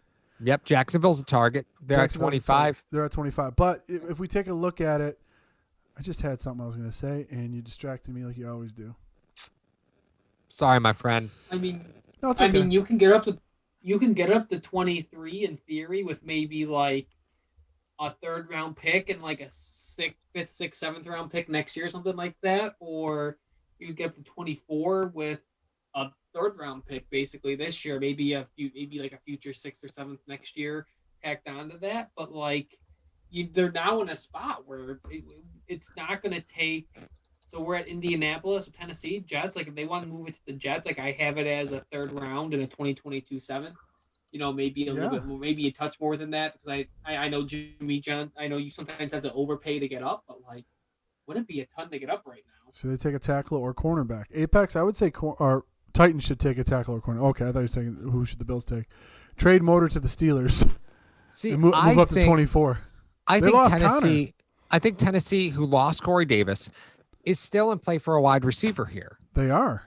Bateman makes a ton of sense. Elijah Moore makes a ton of sense. They're definitely still in play for a wide receiver. Oh, no doubt they are. But to your point, it's the flip side of Buffalo. Mm-hmm. For people making the argument against drafting a running back at 30, the Bills throw 40 times a game. Right. If you're a Tennessee Titan, you got King Henry there. Not there forever, but you got him there. Mm-hmm. Why would you draft a wideout? You just got rid of a wideout. You refused to re-sign a wideout in Corey Davis. I mean, I refused to sign a wideout, and you didn't tender him his fifth-year option because he historically underperformed, I think is very different. Okay, I'll give you that. But the point being is this: why would you take the fifth wide receiver off the board in the first round when there's probably other needs you could have? Yeah. What do you think, Rye? Are you talking about for Buffalo or Tennessee right now? Tennessee right now. We were just kind of talking about Tennessee. Tennessee. I mean, you look at, they lost Corey Davis, and I think Bateman maybe could be Davis with a little bit more quickness and a little bit more burst off the line. They very much lost talent at that position, and I think they lost the guy that was kind of the architect of that in Arthur Smith. So I wouldn't hate that. I think, it'll be really interesting to see what Ryan Tannehill is without Arthur Smith this year. And I guess, I think what's their other need? Probably cornerback, right? But, I think it's another one of those opportunities. Where is Farley falling? Where are teams falling on these injury things? They definitely need cornerback play too. They cut Adoree Jackson, who was pretty terrible. Their secondary in general was well paid, but terrible. Yeah. So if we're looking at Tennessee, like you said, you got Jaylen Brown, Bud Dupree, Chris Jackson, Janoris Jenkins, Jeffrey. Like you said, you got a lot of those horses that are there, and you got to think about to yourself this way. You know what? We just had Trevor Lawrence come into division along with a defensive end from Michigan going to Indianapolis. Yep. So how do we make our team better and combat with the moves that have been made?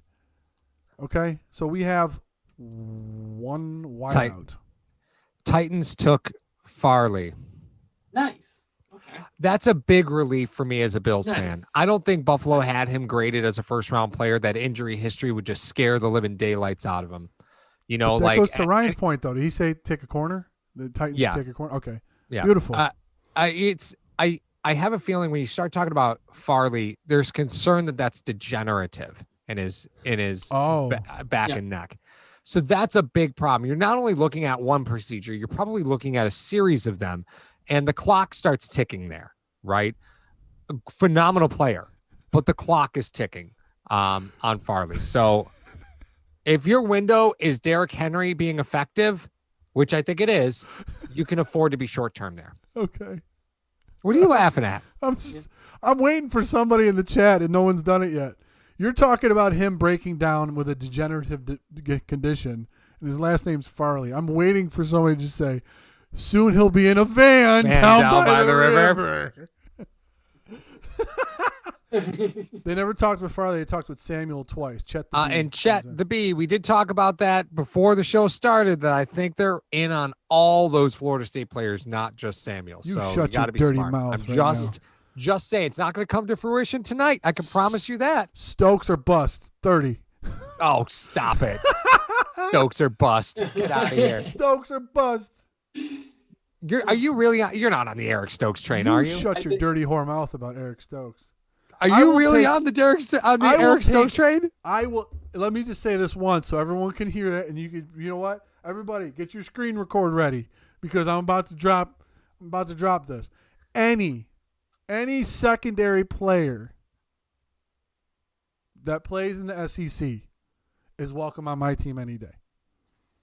Anybody in the secondary that plays in the SEC is welcome on my team. I don't care. Old man Jenkins, the Titans are down to lunch, Ladyland. Poor. I'm just looking at Caleb Farley. I forgot that he got diagnosed with COVID. He's just sitting there by himself. He doesn't even have the actual draft hat. I don't know where he got that hat, but it's not the draft hat. It looks like a hat he just got at the store. Oh my God. Jeez, if he's got COVID, I hope he doesn't have a coughing fit. That might end his NFL career before the ink's dry. Oh my God, Paul. I'm just saying, man. Neck issues are no joke. Hey, Pierre, what's up, brother? How long's Pierre been here? A little bit. Did you just get here, Pierre? Yeah, I haven't seen him in here for a while. Yeah, Pierre. What's up? Better than McCarron. Rip Chris Farley. Yeah, Stokes runs like the wind. He does. I don't know if you need that, man. I don't know if you need that. I've been saying that for a while. If you're playing short term ball. Okay. I want to just have the conversation about running backs. If you're the Buffalo Bills, if you are in on ETN or Harris, if they are your guys, the only team that's standing in your way is the Pittsburgh Steelers. That is it. If there is a team that is standing between you and a running back, it is this pick on the board right now. Jacksonville, they've got Robinson. I think they're happy with that. Cleveland has no reason to go running back. Baltimore has no reason to go running back. New Orleans Saints, Harris would be a nice fit for them because they've always liked that pounder. So Harris, I guess, could be a fit, but they have so many other needs. Green Bay, I don't think we're going to see movement there. So no. I don't think you're going to see any movement there. But it's Harris, Pittsburgh. Though, Pittsburgh and New Orleans are the only two teams. This guy has 718 touches in college. Yep.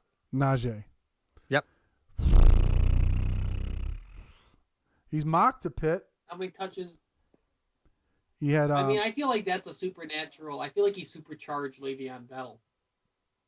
He could be. I mean, a lot of people were comparing him to King Henry. I think it was because the Alabama connection. I think it was a huge part of it. But he's a monster. I don't think the Henry connection makes sense. Like, he's too good a receiver to be Henry, right?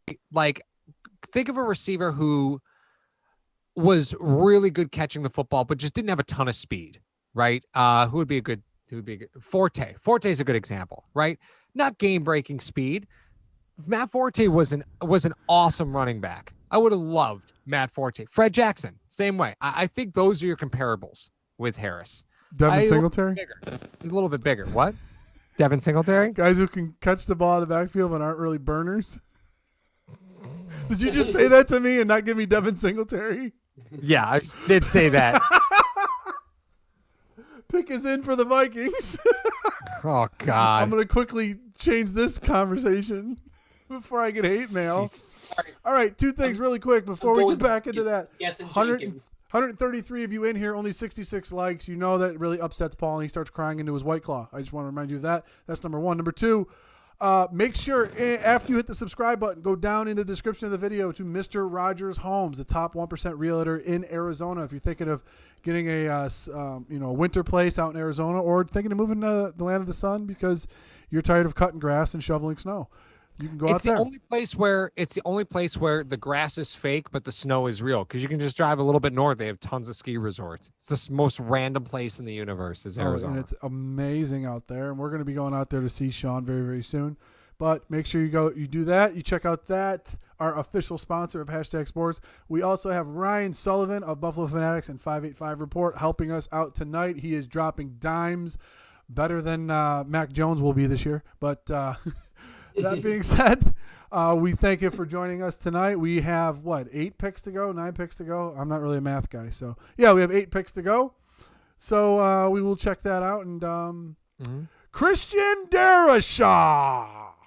Is that the pick? Virginia Tech. Bing. Makes sense. Coming in. Thank you Makes for coming. sense. So it does make sense. I mean, you want to try to keep Cousins upright. You got to keep Cousins upright, because he's an elite level quarterback in the NFL. Okay, all right. I could smell the stink coming out from you right now. No, I think you grab Darrisaw because what you do need to protect Cousins a little bit. Say it. Say it. What? Say it. Say what? You would like your starting. Wait, let me see. Give me 1 second. I'll get this in a second. Hold on. What? Okay. What you're going to say is that you want your next starting quarterback to have a experienced tackle to come in and play for. There we go. There it is. Such a dick. Darrisaw helps in the run game. He does. He does a very good job in pass pro. So I think he's a very well-rounded player. I don't hate the pick. I mean, again, it makes sense. Is it the best value for them? I'm not thinking it is, but the we pick had makes sense for 24 them. after 24 after trading down. Mm-hmm. People had him as the third tackle. 24 after trading down. Like, I don't know what they got in that trade, but Yeah, I think here's the deal. I don't know. I Listen, the Chargers. Here's the thing. The Vikings were originally at 14, correct? Yes. Vikings were at 14. They traded with the Jets. Mm-hmm. Rashawn Slater went 13. So they probably traded out. They probably wanted Slater. And then they traded back because they knew no Alex. All they were worried about were the Raiders. The Raiders took Alex Leatherwood. Like I think they knew they were safe. So, but you ran the risk of going behind Tennessee because who knows what they may have taken a tackle because you got Lawan and Saffold there that are getting long in the tooth. Yeah. So, well, Pierre Martinez calls out. They got 4 picks for that deal. Yeah. Yeah. Anthony says, I'm very thankful for this community, the generosity, and the passionate fan base. Cheers to you all. And again, just want to call out that Rick Rarick is in the chat. He is actually a representative for M25 Farms, which is the next hashtag charity effective in August. So we're going to start all the fundraising. We're very fortunate to be able to raise $3,000 for the Punt Foundation. We're so thankful to be involved in that. And we're going to start it again in August. Rick does a phenomenal job at M25 Farms. It's a non-for-profit farm, and they have given an incredible amount of food to local food pantries, and they teach people how to farm, and it's a really incredible organization, and we're really, really happy to be able to give back. So starting in August, you're going to start seeing us promote that, and we're really excited for that. So thanks again, Rick, for signing on for a little bit of crazy with us. And I gotta say, this is I gotta thank you guys again for letting me on. This really, like, the Bills media, the Bills podcasting, content creator, Twitter sphere is really a great place, and you guys are just really the picture of just people that are generally kind and nice and on in the content creator sphere for Buffalo, and doing work like that is special stuff. Hey, thanks, Ryan. We appreciate that. Mario has always been about charity. I have been on the show for 9 years. So it's that Make-A-Wish program, I'm fulfilling my obligation to Make-A-Wish. Can you take Paul and drive him around for a little bit? All right, the Steelers pick is in. There it is, Harris. No more Najee. Yeah, there you go. And that was what we had said. You got to worry about the Steelers pick. They were likely to be in on a running back. Yeah. That pick makes an incredible amount of sense to them. Now, for all of you who love ETN, now's your chance. He's there. He will be there at 30. He's not a fit for New Orleans. I don't see anybody trading in to get him. I don't see anybody trading in to get him. So if you did not want Harris, your prayers have been answered. If you're an ETN fan, your prayers have been answered. Right. I don't think it's going to matter. If we're looking here, I just want to wait. Guard. Well, I'm just writing down the picks now. Now let's just try to get this. Check off some boxes here. Jacksonville's on the clock at 25. The Bills will be picking in 6 picks. Quarterback. Bills don't need any of those, do they? Bills would no. Yeah, no, I think we're good. Okay, tight ends. Could they have gone a tight end? First round now. We're only talking first round now. Would you go first round for a tight end? No, I don't like Freiermuth in first round. Who is it? Who was drafted? Mayock? No. Get out of here with Freiermuth in the first round. Wide receivers. Were the Bills taking any wide receivers in this draft? I don't see them. I don't see them. Elijah Moore and Bateman. Okay. I don't. I mean, it's a maybe. Could they have taken tackles? Not at this point. No, they got both their tackles on decent deals. 14. All right, edge rushers. Yes, they'd probably be in the mood. They're in. Cornerbacks they would be in for. Mm-hmm. Linebackers? Nope. What? You don't think they'd be in for? Wait, time out. Yeah, wait. You're telling me inside linebackers? You're telling me you got Tremaine Edmonds on an option you haven't picked up yet. Yeah. And you're going to tell me they're out on linebackers? I'm asking you. I asked the question. No, they're God. in on linebackers. They're in on linebackers. Can I back up for a second? I realized as you went past it, I had a second thought on it. You said you passed on tackles. I mean, we're a snap away from Ryan Bates being a starting, or Bobby Hart being a starting tackle on this team, and Darrell Williams is someone who's had some not so great play over the course of his career. He's had some really great play. He has some also not great play over the course of his career. So I mean, if Jenkins is sitting there at 30, are you that quick to pass up Jenkins? I'm literally just trying to play the numbers game here. The 25th pick is coming up right now. As it stands, 3, 4, 5, 6, 7, 8, 8, 12, 13. 13 guys potentially from you. What you guys telling me what they would be in on? 13 first round guys have been drafted that the position might have been in on. So if we're going by that theory of 15 to 18 first round talents, and we see some of these positions drafted in the next 3 or 4 picks, it makes it easier for us to predict whether or not they're going to trade out of the first round or not. 2 words. Talk to me. Cody Ford. I'm going to shoot your pinky toe off. Did you just hide? Cody Ford? Is he playing tackle? Look, I love how you pop up from. Are we not Cody Ford fans here? No. Cody Ford. No. Cody yeah. Ford. No. Minus. Figures of 4. Figures of 4 to be holding up the line. You got any guys named Chevy in the draft? The Darrell Williams contract is fascinating to me, right? Because you're right. Williams hasn't had a sparkling track record, right? Last year was exactly what the Bills were hoping for. That's why you sign a guy to a 1-year deal, right? You're hoping to capture something that was lost from previous seasons, and they got that. And they got him on a really nice deal that if they decided that they want to move on from next year, they could move on from next year. It really is a very nice deal. It's similar to Milano. Milano's in for a little bit more. You're probably in on Milano for the next 2 years, but then if you want to walk away, you can. And that's sort of the beauty of the Brandon Beane contracts that we've seen, is that literally any player that you're marking in as a starter tonight, he could draft that replacement right now, and no one would be the wiser prior. It's really any positions on the board.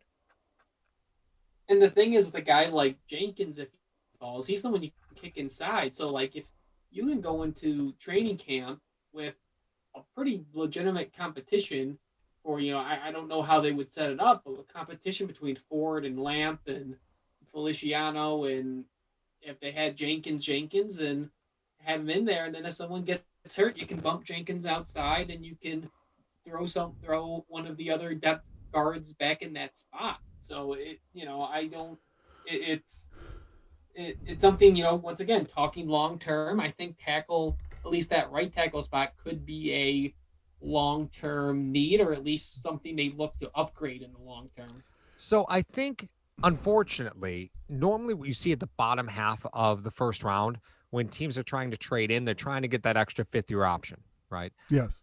I don't know if that's really a target in the draft with who's still remaining on the board, right?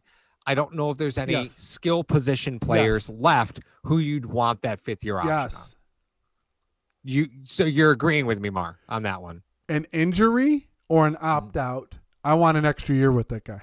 Mm-hmm.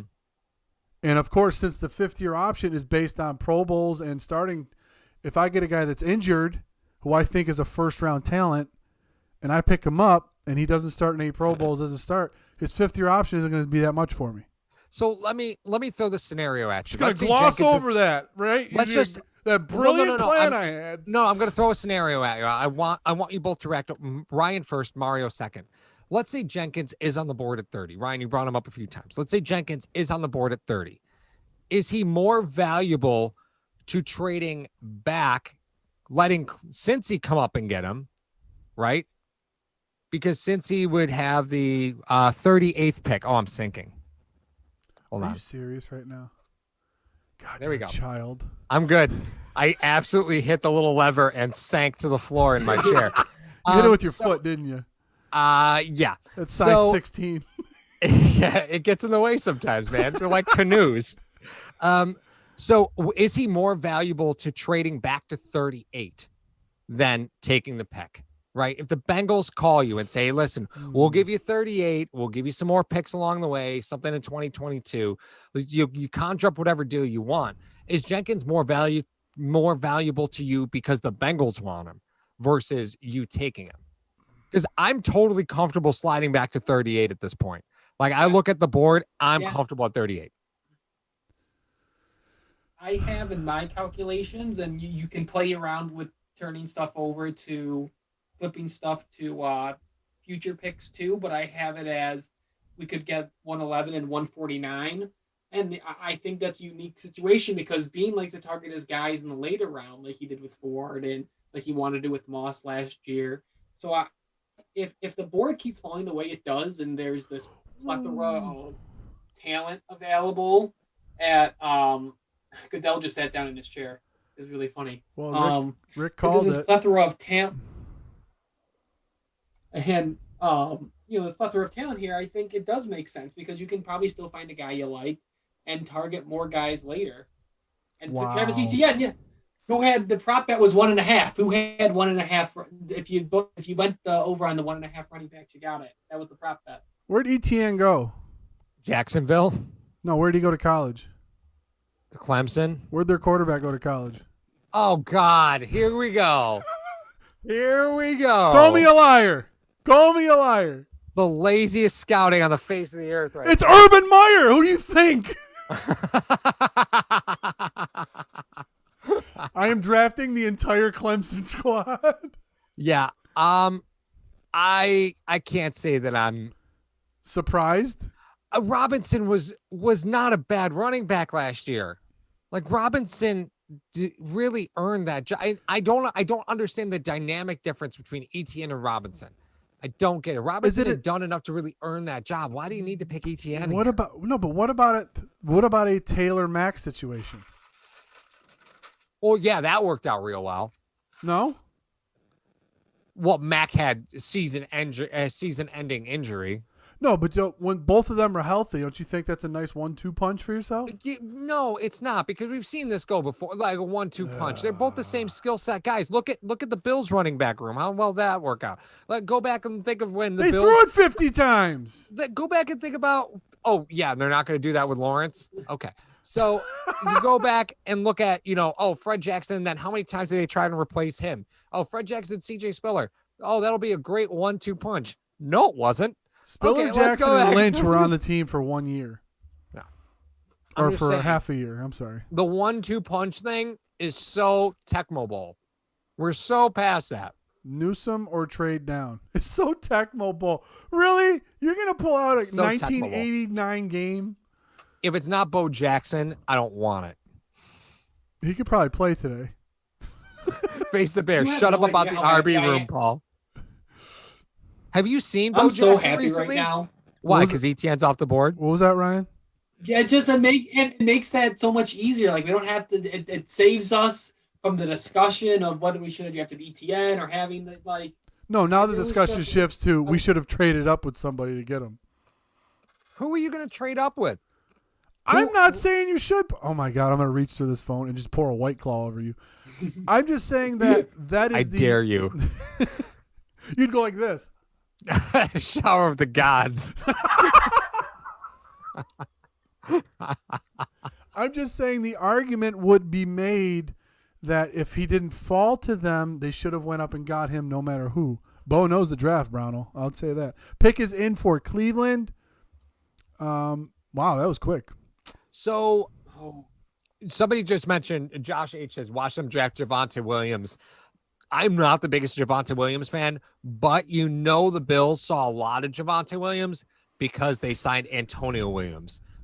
So they're deep on Javonte Williams from North Carolina, the running back from North Carolina. So they got all the inside dirt on him. First round running back though? No, I'm not saying first round. I'm just saying that you know they're deep on him. I'm right? just doing to you what you do to me when I talk about hypotheticals. You're like, come on, Ma. All right, that's fair. That's Come fair. on. That's fair. Come on now. The thought of JOK on this Bills defense is salivating to me. Is that why you keep eating? What are those? Almonds? I can't have almonds in my house. My kid's allergic to tree nuts. What, think I want somebody to die? No, man, I'm going old school. I was just trying to set up a joke where you would actually be putting these nuts in your mouth. Mm-hmm. Yep, there we go. There it is. There it is. There it is. Ryan, you're doing seriously. Ryan, I am a math teacher, and you look like one of my students right now that I gave like a Regents problem to. Oh, you're a teacher? What are you calculating over there, brother? Yeah, I am. Yep. Yeah, Ryan's a teacher. Oh, okay. You're I'm calculating a teacher some too. stuff. Nice. I just realized, I just came to the realization that Greg Newsome's still on the board. I know, right? That was one of my picks. Yep. I had him and Phillips. I'm just sitting here. Oh, God. I'm just sitting here going through. It's like this board could not, for me and like what I wanted, could not be going any better. Like I couldn't have pictured a better board as of right now. So what about Oweh? I ask because. Here it goes. I was just about to freaking say it. I swear to God. Really? I was about to say Paul's boy is still up there. I ask because raw talent, but it is raw. Redshirt sophomore. It is as raw gets. Does Oweh make you a better football team in 2021? Does he make you a better football team? No, he doesn't. You said this before. He does not. If he's your big nickel, yes. Oweh? No, ask him to play big nickel. Who, Moe? Yeah. Oweh. Not. Oh, I thought you were talking. Okay, go ahead. No. Oweh, the edge from Penn State. Does he make you a better football team right now? No. Because you're drafting him for Unless you can the departure of Addison and Hughes.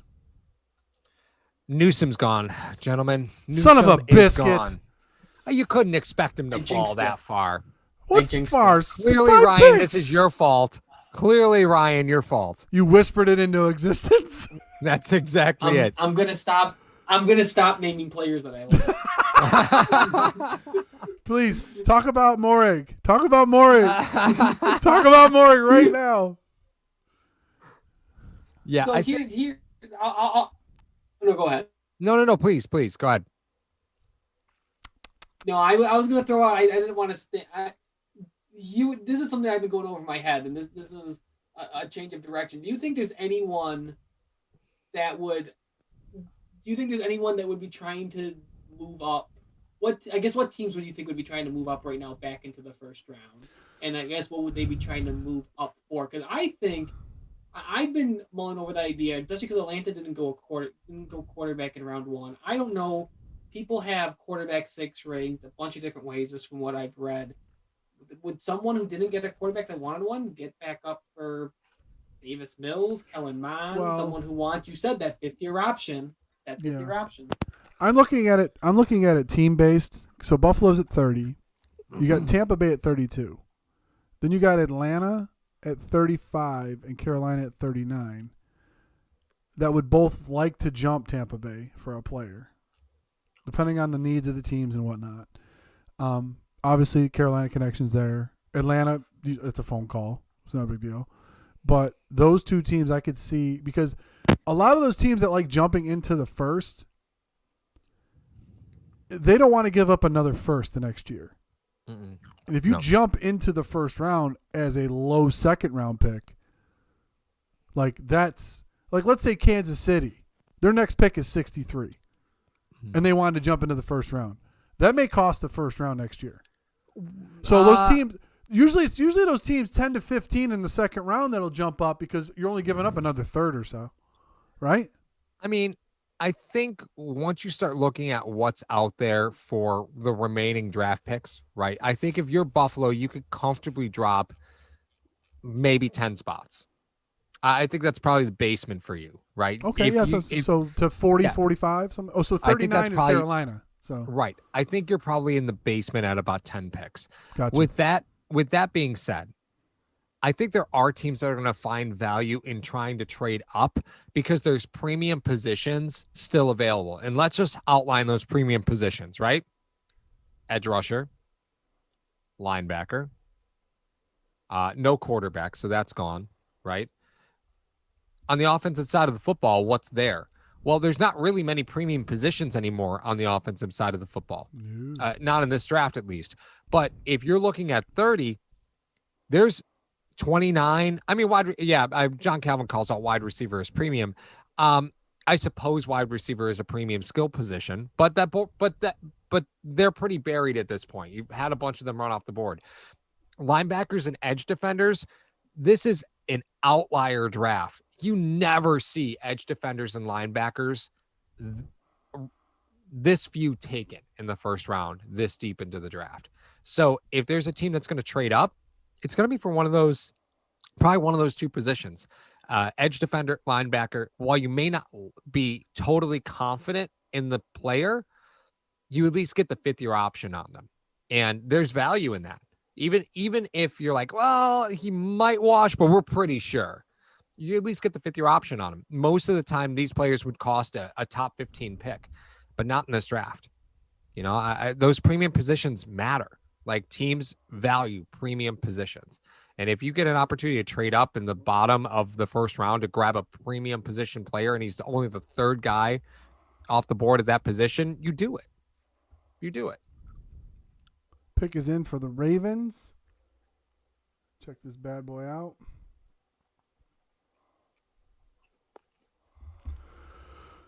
Newsome went dang.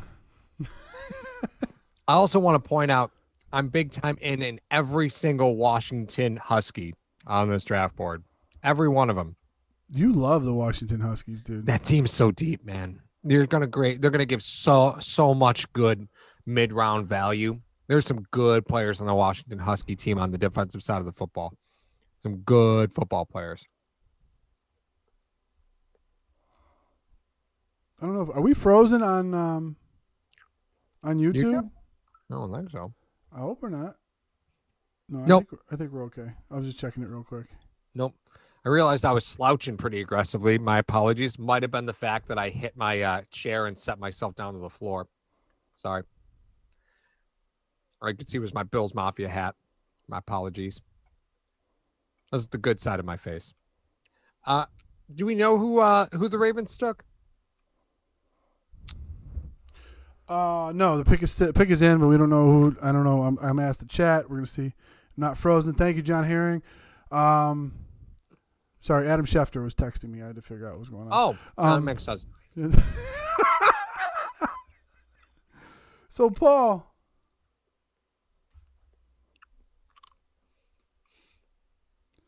I'm trying to think because I really want the Bills to take a corner, but my corner. You want a corner? My corner's gone. Was that Newsome? Yeah, I like Newsome. Was your guy? Yeah. I mean, Samuel's been the talk for a while, you know, and Samuel's definitely still available. Would you have to move to get him? I mean, the buffer's gone, right? Like, you had a buffer, and the buffer was Caleb Farley and Greg Newsome. Yes. That was your buffer because you weren't sure which was going to go where.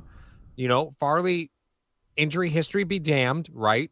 You didn't know where he was going to go. Newsome was the fallback, but that buffer's gone now. Mm-hmm. So if you're Buffalo, if Asante Samuel is your make or break for first round, you got to move out of 30. You can't take the chance. No. Unless you've got multiple players on your board that you're comfortable with. More. Which I feel like they probably do. I think we got. Did I just exit out of that? Yep, I did. Ravens drafted Bateman.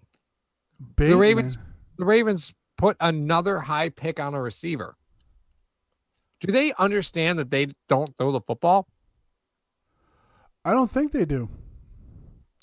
Rashad Bateman, wide receiver out of Minnesota, goes to Baltimore. Are they going to start throwing the ball now? Like, did I miss a meeting? Did I miss a meeting? Let me check. Let me just check out the roster.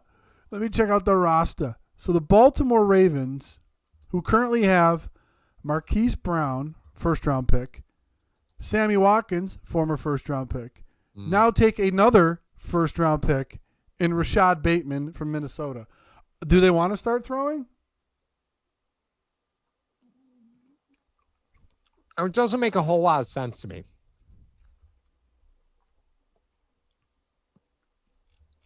I mean, fine for me if they keep taking wide receivers. Fine with me. Go ahead. Keep taking swings. So 2 picks before the Buffalo Bills. We are getting to the end of this story. Right when the Bills pick, I'm going to shut off the feed. No, I'm just kidding. I'm just fucking around with you guys. We're going to try to see where the ball. Well, the Ravens.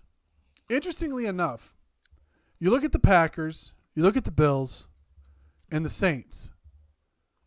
They obviously thought 2 things. One, that the Saints, Packers, or Bills were going to take Bateman. Or, I mean, because you got 31 there. You got your safety net of 31 sitting right there. So, or they've gotten they were fielding calls from people trading up to 31, where they're going to get more picks back. Boring. Boring. He's gone now? No, I'm saying that's what I want. I know JOK's on the board. I get it, right? I get it. JOK's one hell of a football player. Like, Ryan, tell me what, because you're right. You had mentioned this a while ago, that he's sort of an odd fit. Buffalo doesn't run a standard fit defense, right? They're not a 4-3. They're not. They're a base nickel team. They've proven that the last 2 seasons. They're a base nickel team. What does JOK do for you that you don't already have on the roster?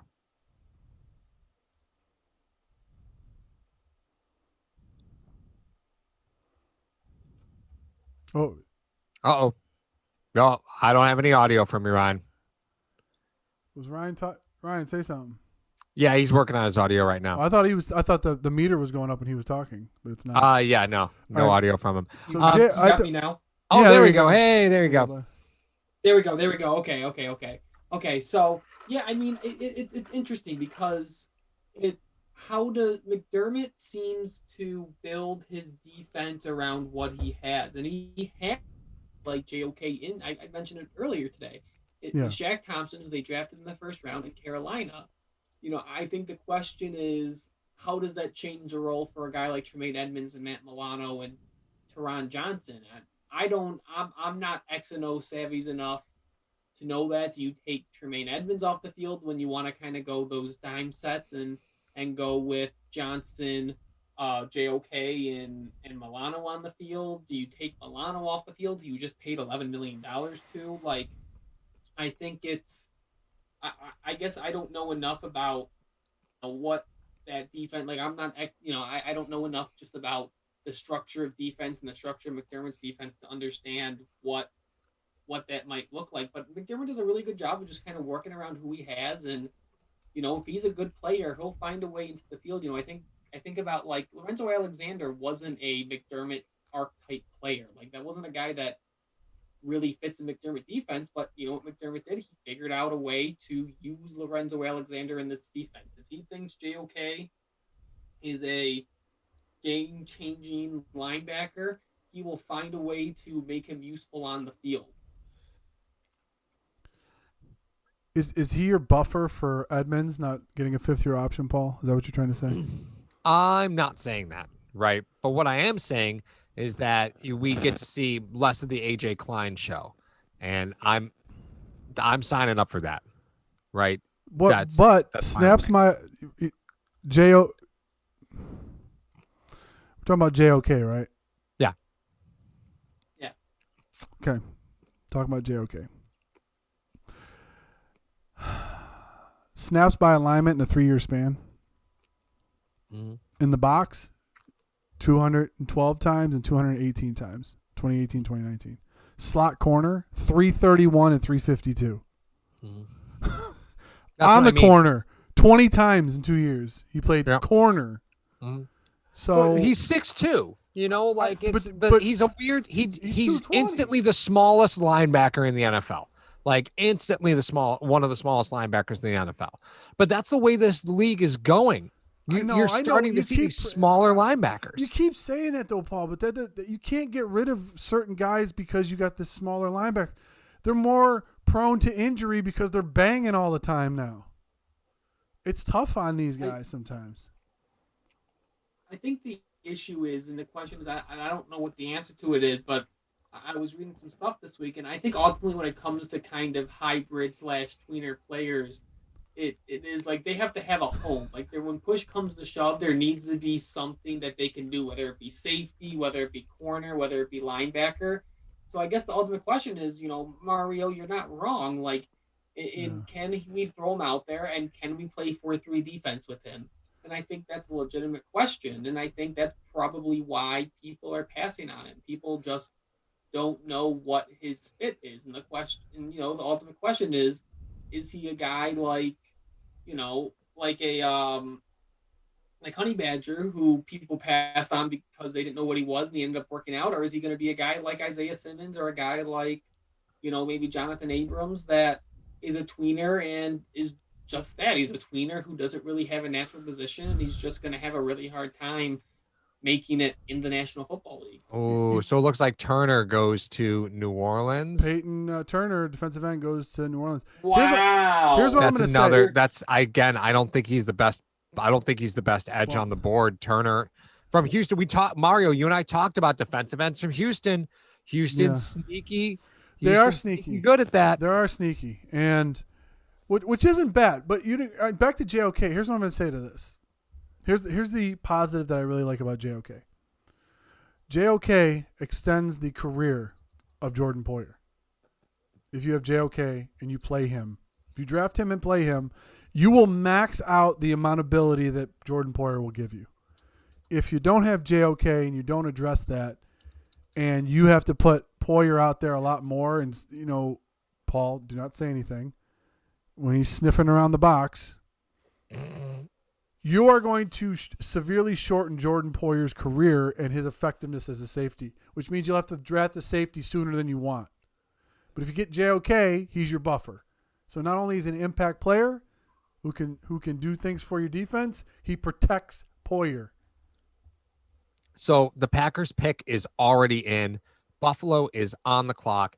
And correct me if I'm wrong, boys, not only is this Christmas time for literally all of us, but you look at this board and I am completely comfortable with whatever they do. I really am. I'm completely comfortable with whatever. Pick is in already for Green Bay.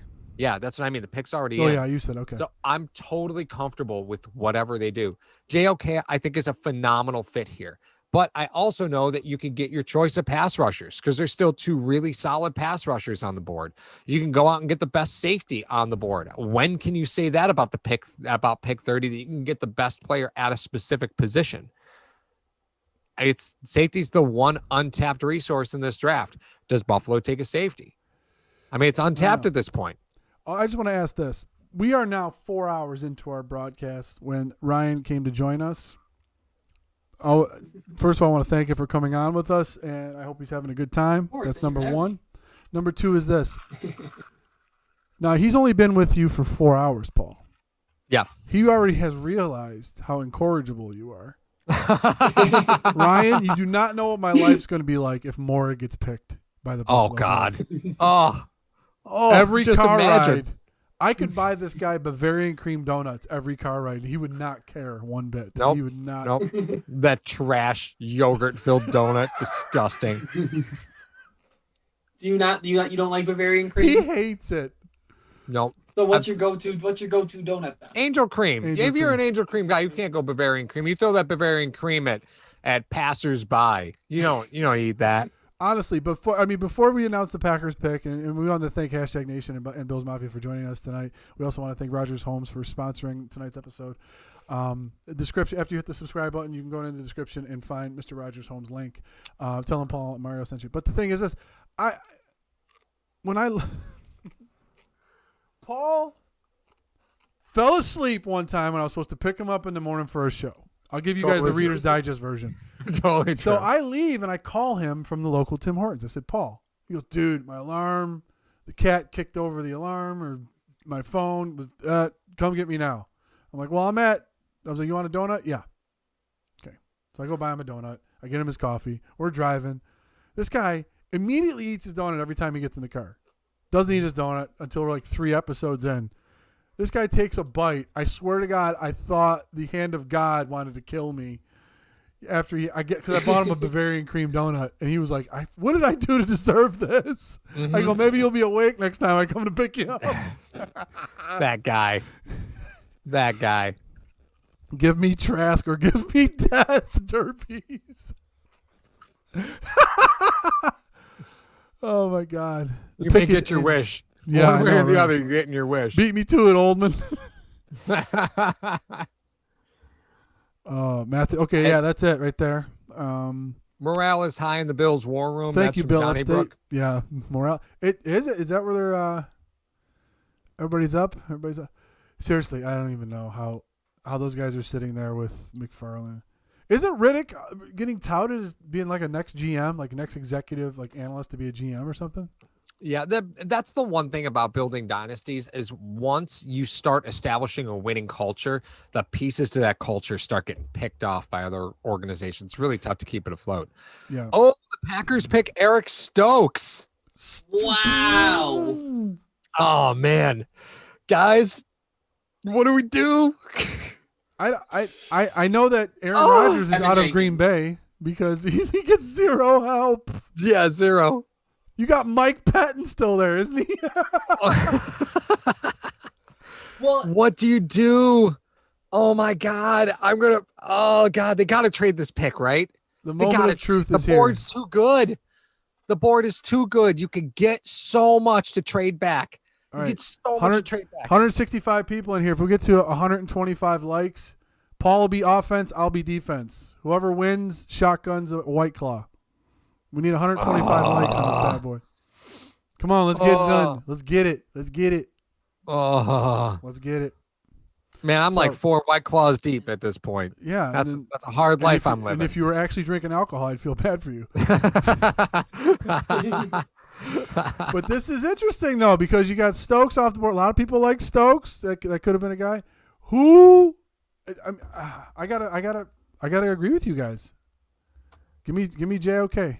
Give me JOK, man. Yeah, So again, let's just frame that out a little bit, right? So just a real quick breakdown on everybody that we're calling JOK's linebacker from Notre Dame, 6'2", 215, true senior, can do everything across the board that you need, but that's the problem is he doesn't do he doesn't do one thing, right? And I think that's sort of the problem, right? You want to talk about somebody who's great and short in small areas, that's him. Super quick twitch guy. Mm-hmm.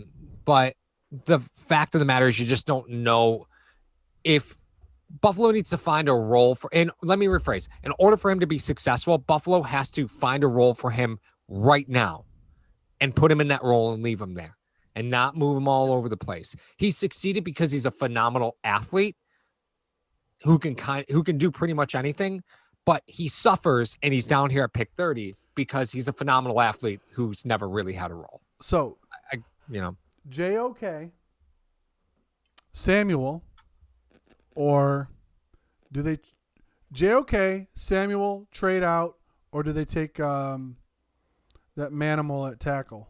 Where the hell is he? Jenkins. Man, that's tough. That's the thing. I think that's where Paul has a lot of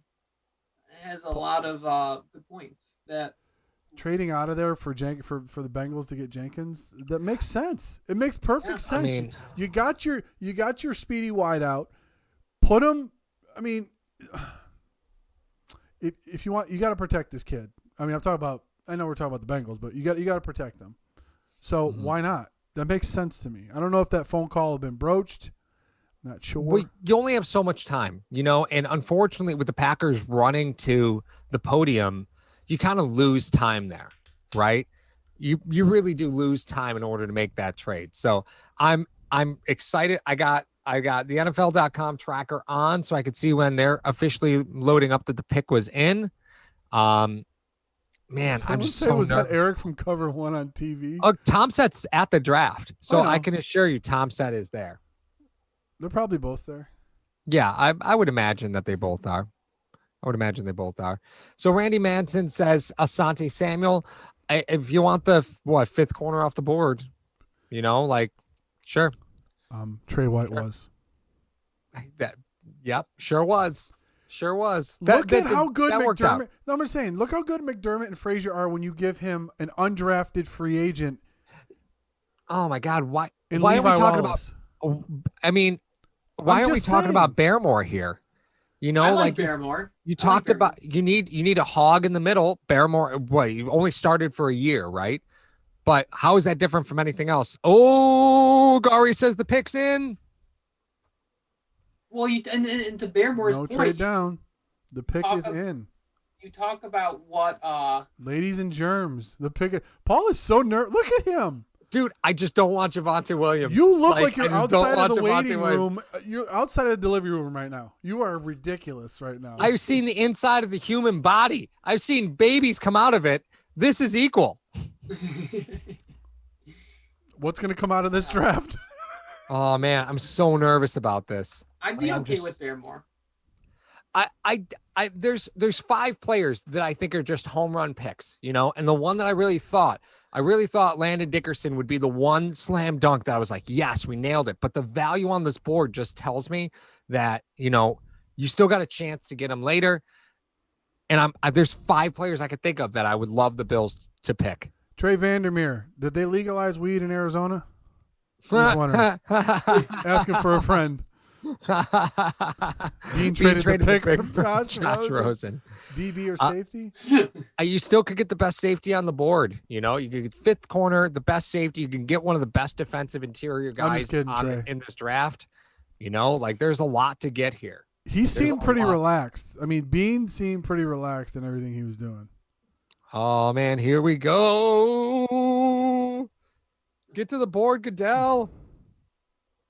I don't even know what's happening right now. I'm so behind everybody. It doesn't look like it's Oweh. Oweh doesn't look like he has a phone call. It's tough, right? With that, judging by the phones, that's always tough. Rick Rarick says our Buffalo Bills select Greg Rousseau. Defensive end. Yeah, I'm a little disappointed with that, actually. Well, I'm a little disappointed. So they take the second edge guy from Miami? Yeah. I'm a little disappointed with that Miami takes the first edge guy from Miami? Yeah. I mean, I'm a little disappointed with that. I mean, bum bum bum bum. Okay, so let's talk about it real quick. Let's talk about him. Yep. So, first off, he is a first-round player. Let's just put that out on the board. He's a first-round player. He's young. He is, a redshirt freshman. Exactly. Right? So he's got very little playing time. Interestingly enough, was a former wide receiver, recently transitioned to defensive end. At 6'7"? Yeah. Okay. Yeah. Right? Very, moveset's pretty limited. Donnie right? Brooks Compared upset. to what... He said night. Very limited moveset, right? But you want to talk about this team trusting their ability to coach somebody up. Yes. And this guy is an athletic freak, yes. Right? He has everything that you could ever possibly want. If you were building a Madden player, it would look like this guy, right? It would look like everything he could do. The difference is that his moveset's really limited. And we see this team over and over and over again trust their ability to coach players up. This is an example of that. High percentage. I'm just going to read the scouting report on this guy so Buffalo Bills know. High percentage of rush production came from the nose instead of the edge. Must add mass and strength to both upper and lower half. You got the best training facility in the NFL. Yep. Struggled to dislodge tackle punch. Needs heavier hands at point of attack, which is weird because his hands are 11.5. Well, he needs heavier hands. He needs to punch through more. Okay, but some of his strengths are motor and effort is strong, can spill and chase effectively against the run, which the Buffalo Bills need. Can escape blocks and reposition himself. So, I mean, he was projected as a second rounder at 6'7", 266. not bad. Buffalo Bills needed an edge player. You got what? You got Obata? You know what? It's interesting, right? Mm-hmm. You just mentioned Obata.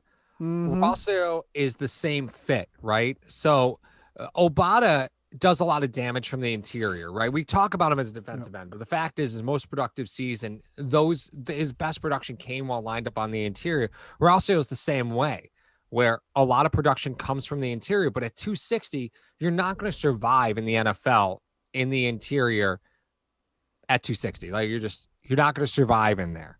So 14 career college games, Paul. I know. I feel similar to this as I did with the Edmonds pick, where you look at it, you say, man, guy's a freak. Like, guy's a freak, and you just have to trust it. I mean, the Buffalo has proven that you kind of just have to trust this. Now, conversation. Who is the better pure pass rusher? Rousseau was a redshirt freshman, or Phillips? Who's the best pass rusher? Some people say Rousseau was. So Buffalo could be looked at as making out in this deal. It's not what I would have done. I think you could have traded back a few picks and probably been the same way. Other side of that is you have to find a trade partner. That's the second part I was going to say. That's the other side of that. Yeah. So Ryan, talk to us, buddy. What do you think about the pick? Do you think because Paul and I went back and forth. We went back to like 3 or 4 drafts, and we said, listen, is this need or BPA? Is this need or BPA? A lot of the first round picks we had were need. I'm not certain this falls underneath the BPA category. Only time will tell. But I think this was a need. So what do you think about the pick in general? Yeah, it's not what I would have done. I think you hit it on the nose. I would have been fine going this draft without an edge rusher, to be honest. I think it's a crowded room. I understand from the fact that, you don't know how much time is left on Jerry Hughes's career. You probably want to get Mario Addison out of here.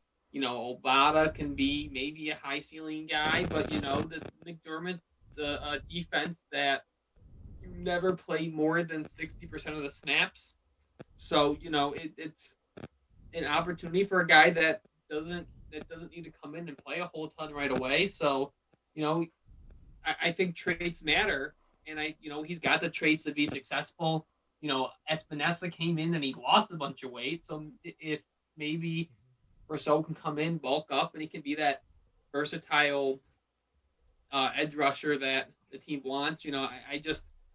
I think it puts pressure. It makes me curious what their plan is for the second round, because I still think you need a cornerback there in the second round. So are you trading up for Villafandru? Are you I get curious and concerned, what I guess I get concerned with where the next hole is, but I think you hit it on the head with the fact that we have the luxury, as opposed to prior regimes, of being we can assume that they did their homework, and we can assume that this was something they think they can turn into a successful pass rusher. So, I think he has the benefit of being able to come in and not having to play a whole bunch of snaps right away. Well, and I think they're probably trying to catch lightning in a bottle here, right? Because this is a player who did not play in 2020. He is, again, a redshirt freshman. He had 16 sacks his redshirt freshman year in 2019, which is a massive number. That's a massive number. So you've got very limited production. Mm-hmm. But again, this team has proven time and time again they did it. Let's just look, right? We have to eliminate the Trey White pick, right? You eliminate Trey White for a moment, and then go back and look at what they've done at each position they've ever drafted in the first round. And again, save Trey White. You took the best athlete at the position in Josh Allen. You took the best athlete at the position with Tremaine Edmonds. You took the best athlete at the position with Ed Oliver. I know some people aren't in love with Ed Oliver's production, but the fact is he's a ridiculous athlete. Mm-hmm. And they've yet again taken what they felt was the best athlete at the defensive end position. They've done this every year. This is not outside of frame for them. This makes a lot of sense. You get big, strong, athletically freakish people in the first round because that's the only place you can find them.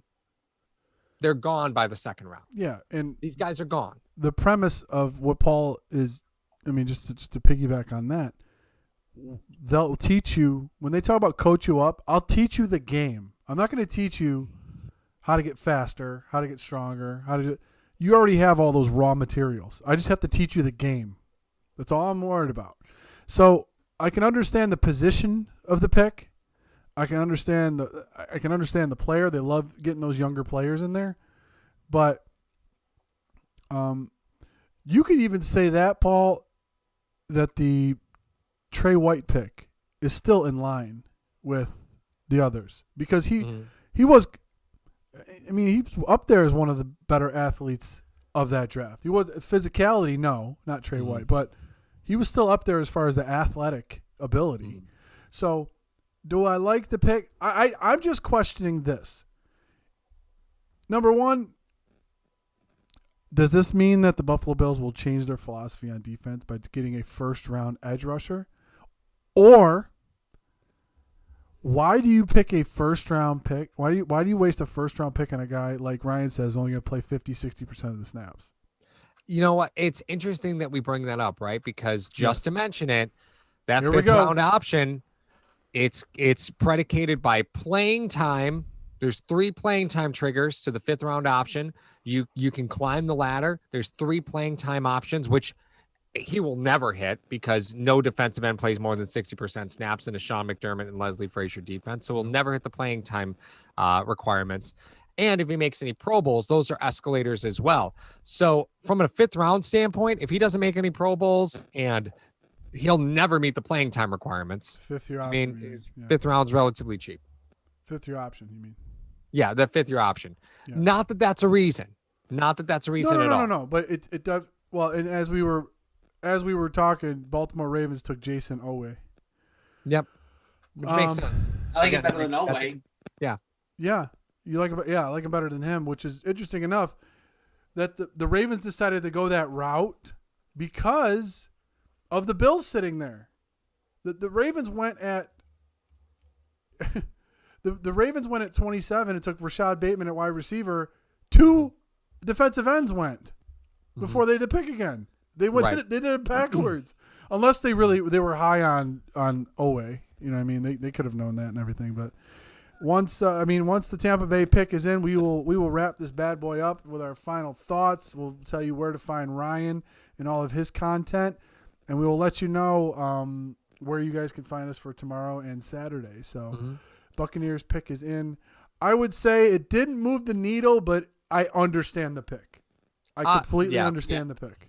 There's a lot of hope here. Somebody said Mario Addison. Does this make Mario Addison vulnerable now? And right now, it does not benefit you to get rid of Addison or make him a post-June 1st cut. Doesn't do anything for you. However, you had to get younger at the position. Oh, yeah. You got Epineza there. You have Addison. It makes sense on paper. Let's just say that. It makes sense on paper.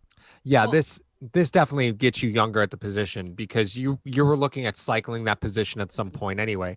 Redshirt freshman. Are you telling me it gets you younger? Like, holy cow. Right. That's funny. Yeah, Ryan, I'm sorry. I cut you off there. I'm sorry. Go ahead. No, you're good. You're good. And, I think it does set you up for the future that, at the end of Jerry Hughes' contract, you can let him walk or at least sign him back, have the leverage to get him back on a team favorable deal.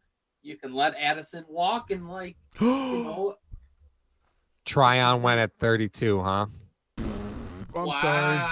I love Joe Tryon, but I love Joe Tryon as a late second, early third. You're drafting the body of Joe Tryon. You are not drafting the player Joe Tryon. You are drafting 32. I don't care. But the fascinating thing about how this whole thing went, right? We saw offensive player, and then what happened in the back half of the draft? We saw trades. We saw defensive players flying. Yep.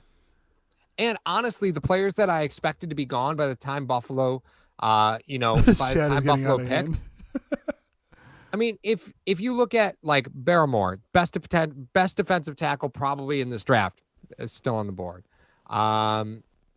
Who's the last first rounder? Linebacker, Shaq Thompson? Yeah. No. First round from Washington? Oh, from Washington? Yeah. Yeah, Shaq Thompson. Yeah. Best safety still on the board. There's some good players still out there. Oh, there is. I'm still not putting aside the fact that the teams that are sitting at high in the second round, I don't think you're going to see a lot of movement in those deals. No. But the middle of that second round could see a lot of movement because you're going to start seeing guys who, didn't play last year or guys who had injury history coming into 2020. You're going to see a lot of movement in the middle of that second round tomorrow, which we will be here for 7 p.m. All right. First, I want to get to our esteemed guest here, Ryan from the Buffalo Fanatics and also the 585 Report. Ryan, first of all, thank you for joining us tonight on Hashtag for the Draft. Where can the people find you? You got to let them know where they can find you and your content. Thank you guys for bringing me on. It's always a blast talking to you guys. Make sure you keep following them and their YouTube thing. You can find me at the Buffalo Fanatics. You can find 585 Report podcast anywhere you get podcasts. We drop every Saturday, except we might be dropping Sunday because we're going to record Saturday night after the last pick comes out. Nice. And then, just on top of all the great stuff Mario and the Hashtag guys put out, check out, on Buffalo Fanatics. We have great stuff every day of the week live on YouTube as well if you need some more Buffalo Bills content in your life. Absolutely. Check out Buffalo Fanatics, friends of the show. We've collabed with them quite a bit with Rico and the crew, so we're going to try to hook up with them a little bit more. And we thank Ryan for his contributions tonight. He was stellar, Paul. He was stellar. Yeah. These are not short shows. These are not short shows. It's a big ask. No, this is a big ask. Well, it's like, hey man, you might help me move out of my draft show. That's like it's a marathon, isn't it? Oh yeah. It's like telling somebody, hey man, you might help me move. Where do you live? I have a 5,000 square foot house. Okay. Pierre Martinez, thank you for the donation. $1 for every sack from our first rounder. Absolutely, my friend. So guy. just want to let you guys know that for round 2 and 3, we will be here. We'll probably go live about 5 minutes before the draft starts tomorrow at 7:00. And also, so we're going to cover rounds 2 and 3 with who's the lineup? We got Drew from the Rock Power Report. We have Dan Mitchell. Yep. And we have some alcohol. So we have lots of alcohol. Joe from Believers Talk is going to be joining us for the third round. Tommy from the Breaking. No, it's not Breaking Tables. It's Buffalo Mafia Sports News. Okay. Yeah, that's he just changed his YouTube name. I mess it up every time.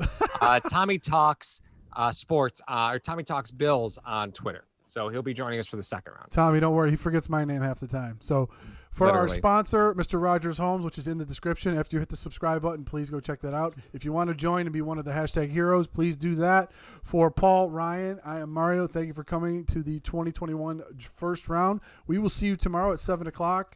Thank you, Hashtag Nation. Good night, everybody.